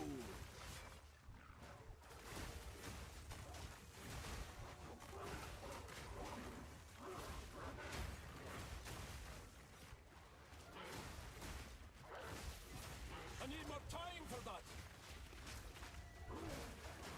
I'll take you. Come on.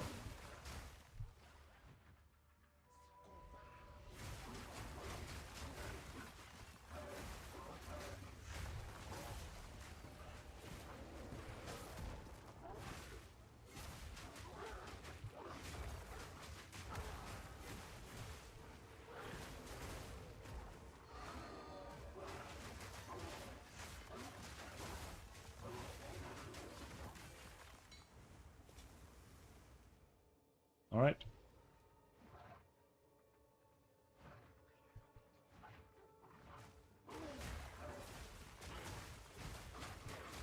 I need more time for that.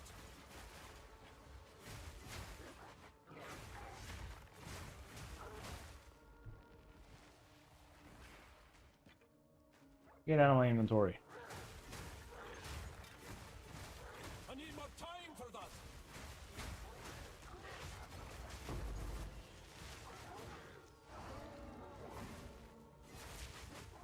Boom, boom, boom, boom, boom, boom.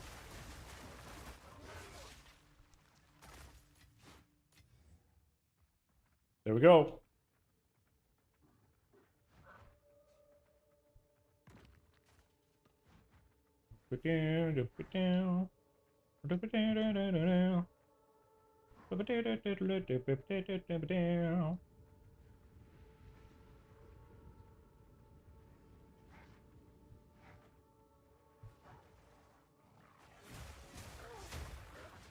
All right. I'm not ready yet. Go around to get up there.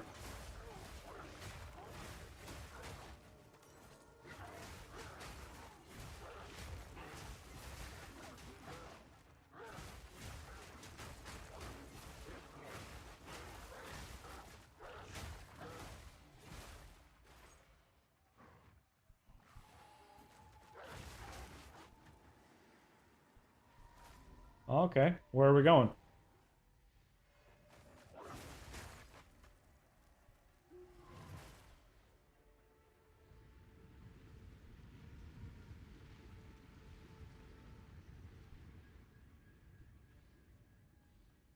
Who are you possessing, dude? Also, we need to kill a shit ton of stuff before then.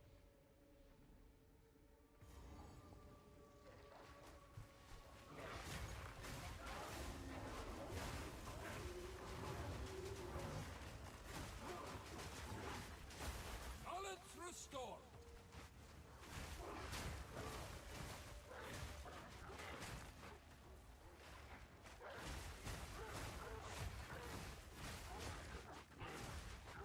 Alright.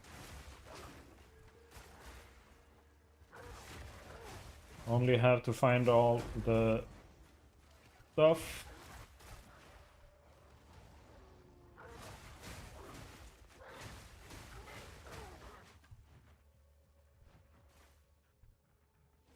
Come on.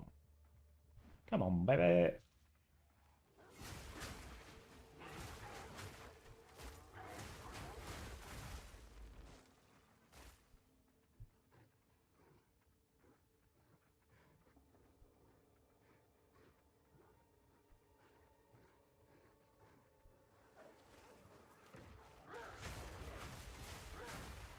I'm not ready yet.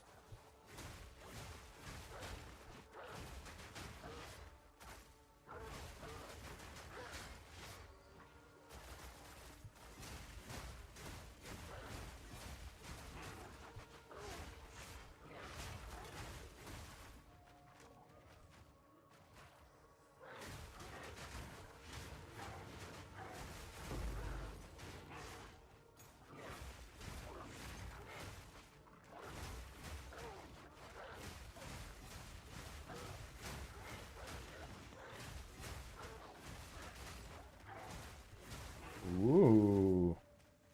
You're a plague on the land. I have a breach hand.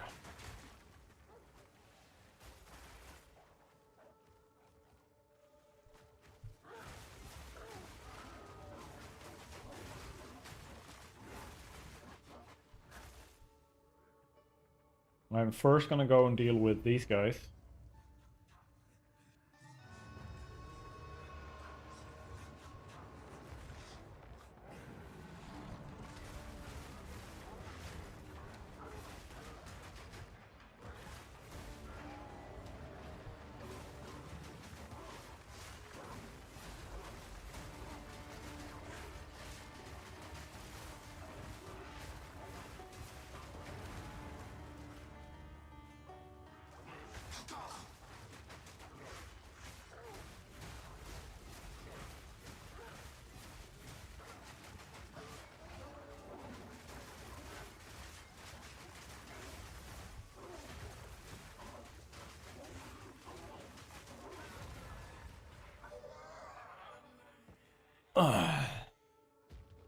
They're all dead.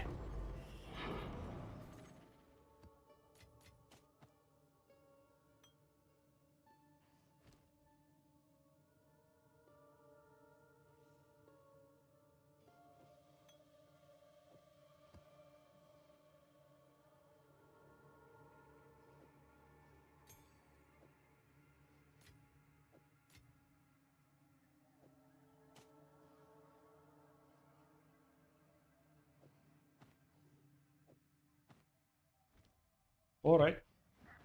Breach hand time.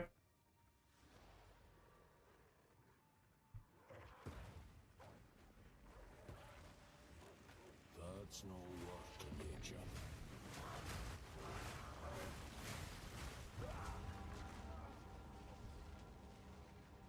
I died so freaking fast. Holy shit.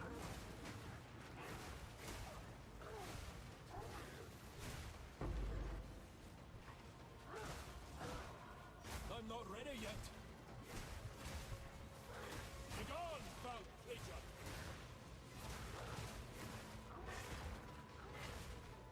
They'll be back, I've no doubt.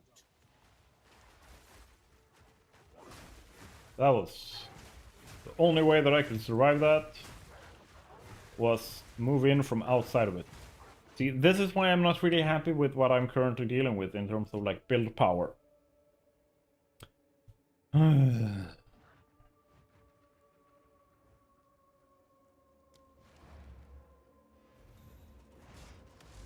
Go back to the hideout.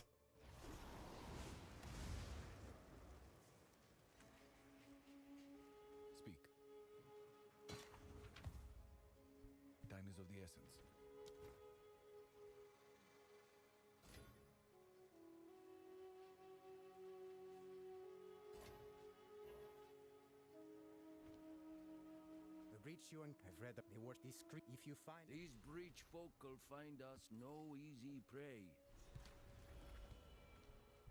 There.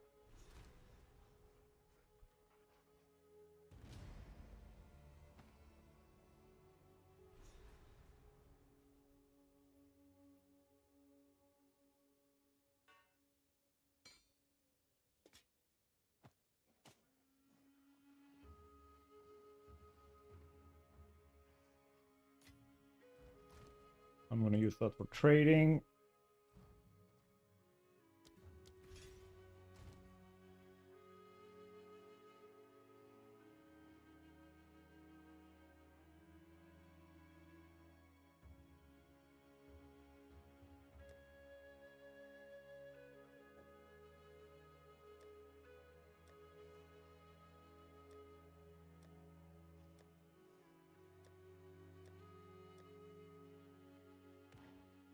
Right.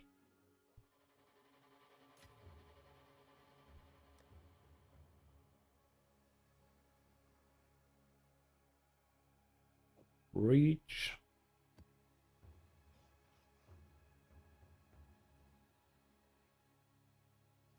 You're going in.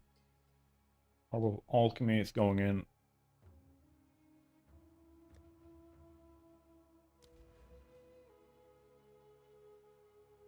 Reach. Let's see. What do we have?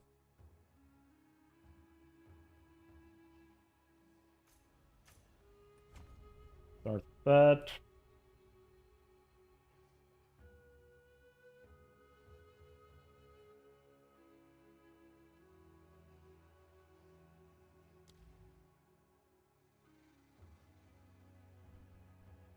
All right. See, what do you have? More rare monsters. That's just one, so there's a second one.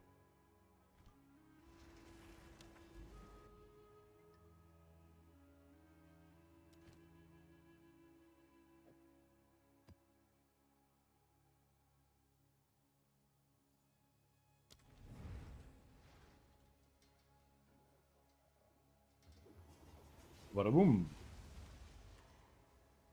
Bada bing, bada boom. Okay.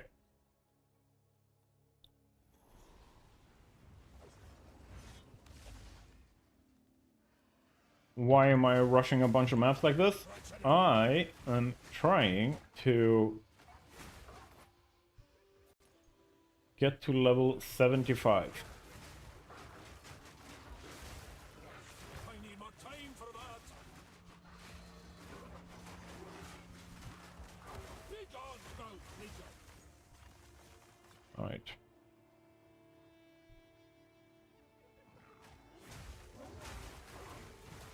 And I have done, like, I don't know. I have just brute forced my way through. I haven't tried to make a specific build. I basically just went like, ooh, this one is nice.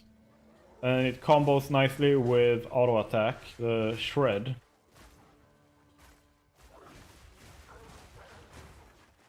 So I've basically been doing that for the entire game, like league. But I can also feel that I'm hitting the limit of that with my current gear. And so far, I have no divine orb to use for buying something really good. Or like, at least good enough that I can one-shot everything up to tier 15 map. But remember, that's kind of what I need.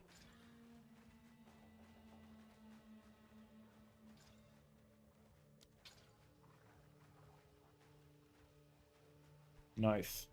More quantity.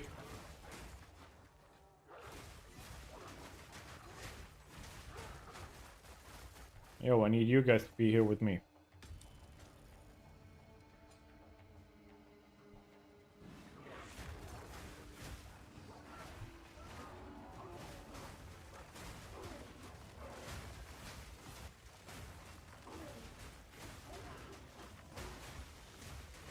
Boom. Whoa.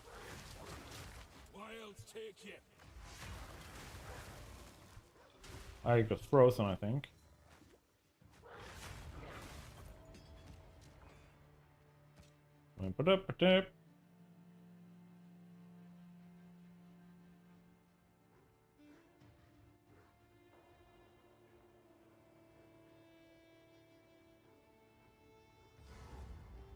Let's start with finishing the map, and then we will go around and do all the other stuff.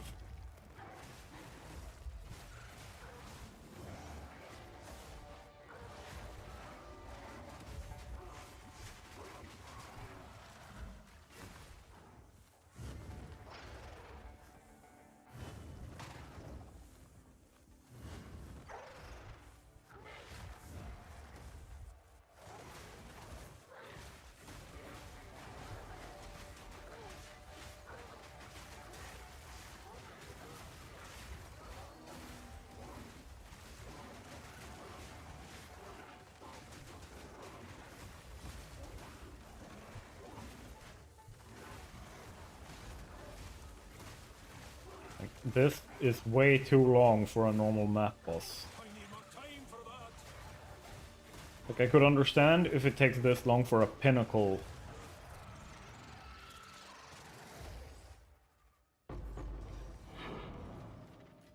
Not bad for a wanderer.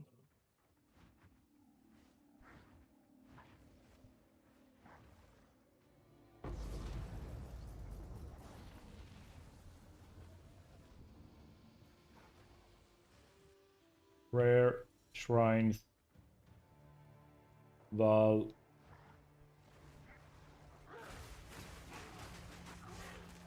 I'm not ready yet. Mortal fool.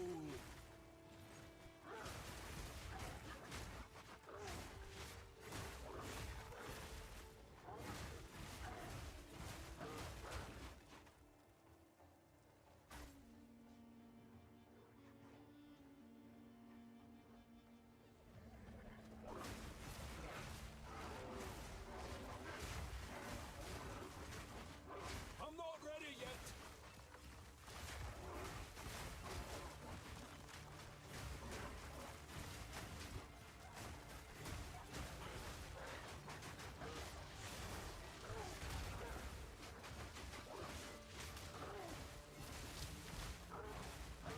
Be gone, foul creature. Ooh.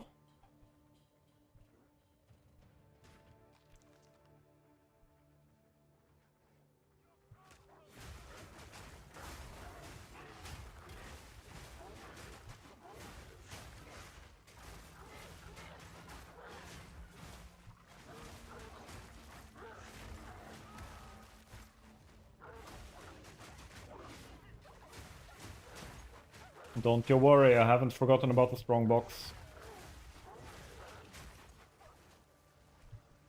I'm just trying to deal with one problem at a time, and right now the problem is there are rares on the map.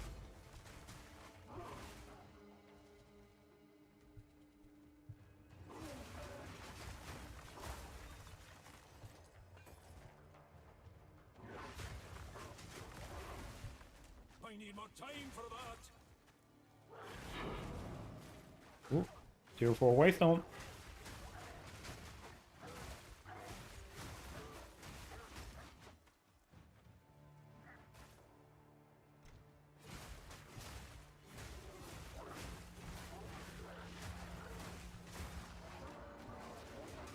Out of mana.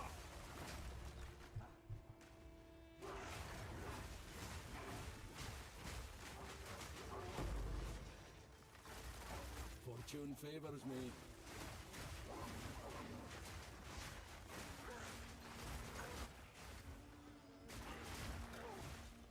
Blood for blood.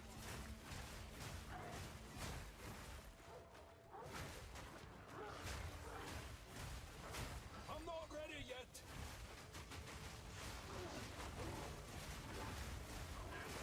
Begone, foul creature.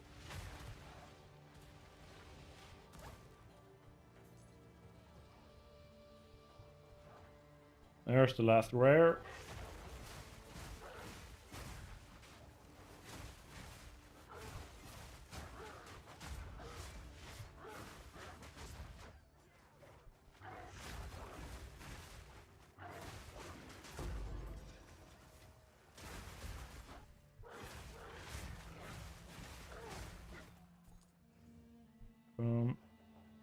And then...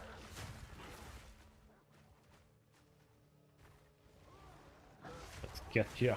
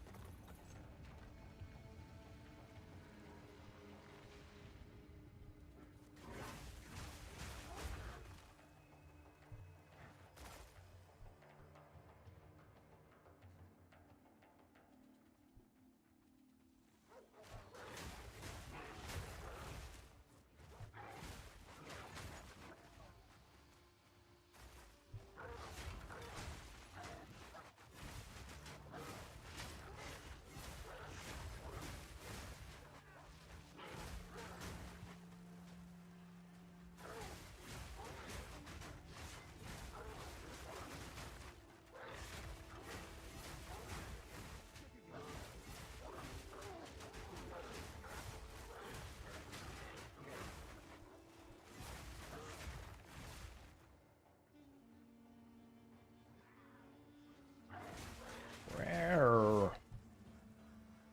There we go, that's where it is.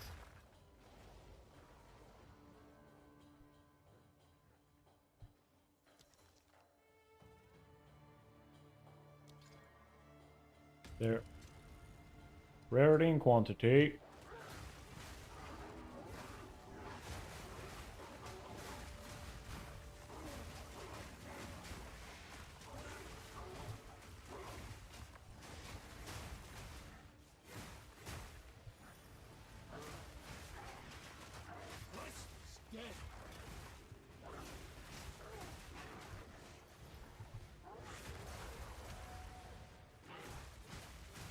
Balance restored.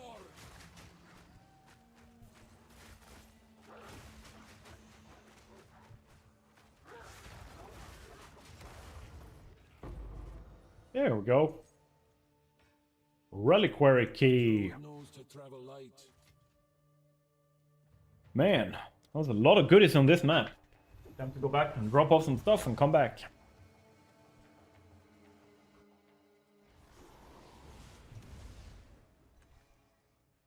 Speak.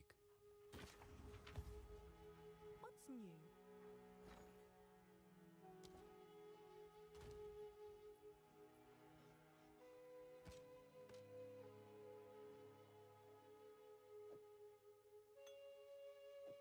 Put you there instead.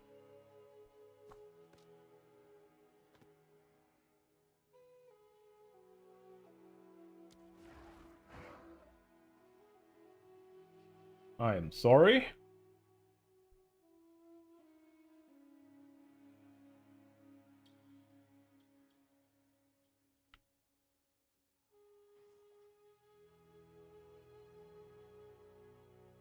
Holy shit. I'm gonna be crafting on this.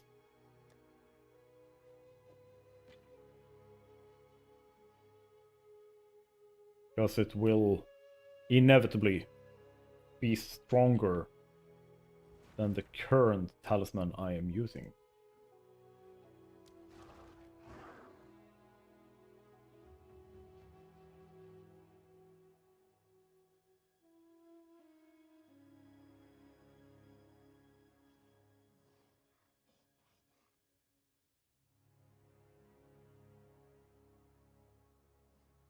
Let's see.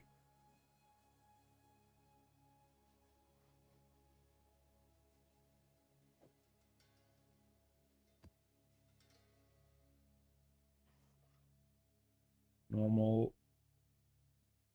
Damn.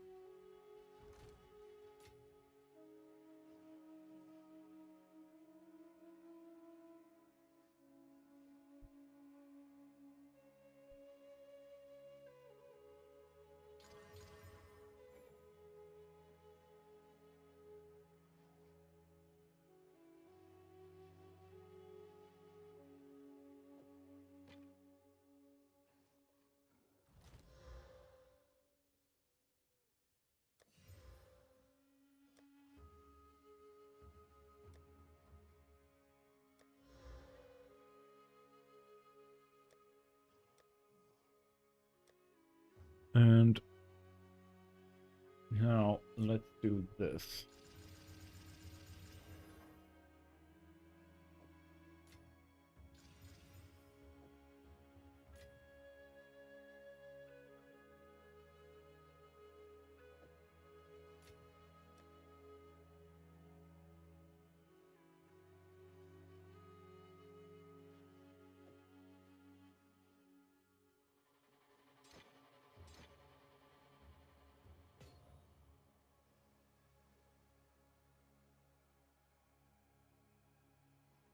Now, if I wear that,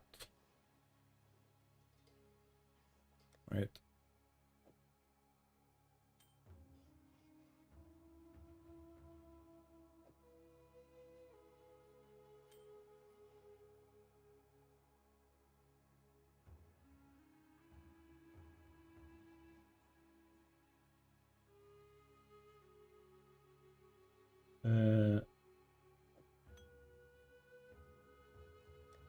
you also need to be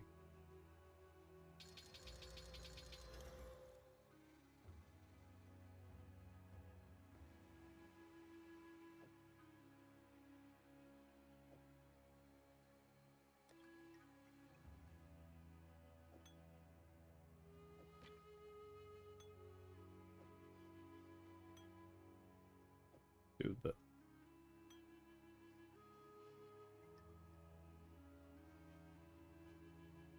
And I think now if I do this, 8,187.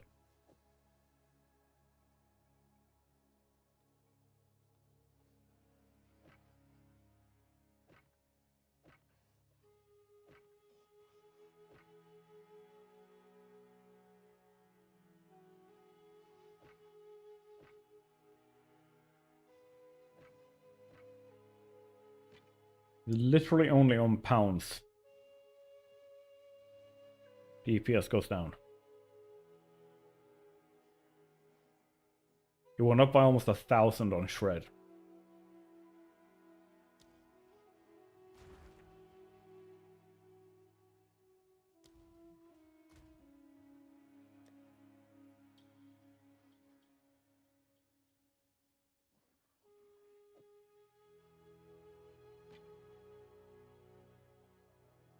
There, so someone else in the guild can use it.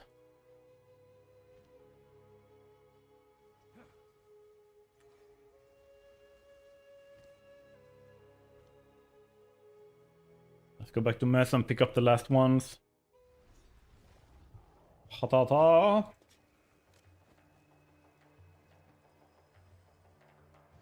And then we go back. What is it?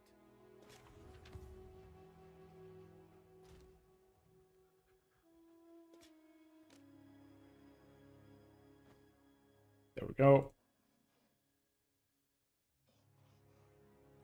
And then we have a Twilight Reliquary Key. Oh, it's you. Let's see, how much can I get for that?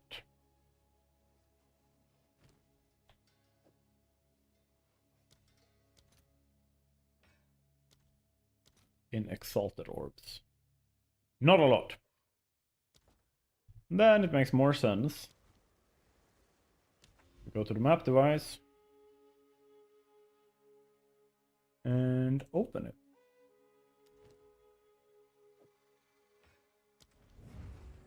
Ta-da! Copy. Reliquary Vault. Let's see what kind of fancy thing we get. Relics for the taken.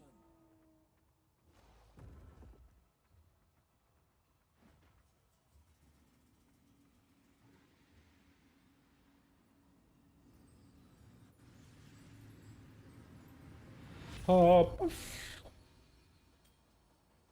A new unique ring. Nature doesn't forget. All right.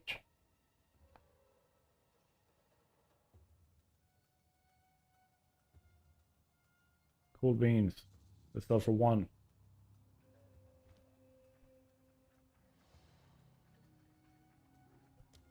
They literally sell for 1 exalt. Cool beans.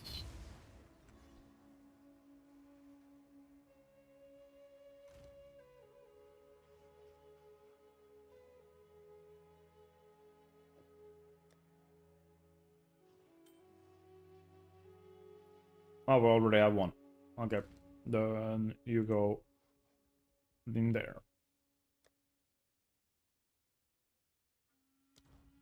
The first time this season that I have a duplicate unique.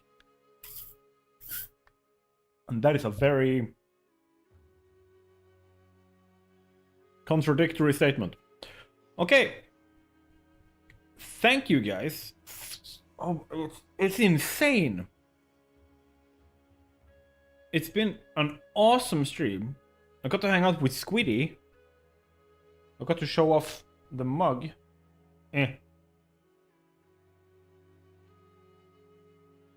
Here. No, I'm invisible. I got to show off the mug that Damn It Carl gave me. I got to say thank you to everyone who's supported so far. I got to rant and do a monologue. It's already fun. I've had a really good time. Oh my god. I'm so tired.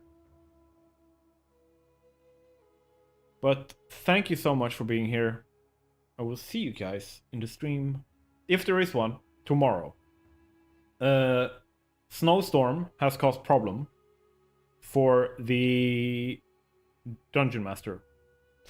So maybe not stream tomorrow. Bye bye. Thank you so much for being here.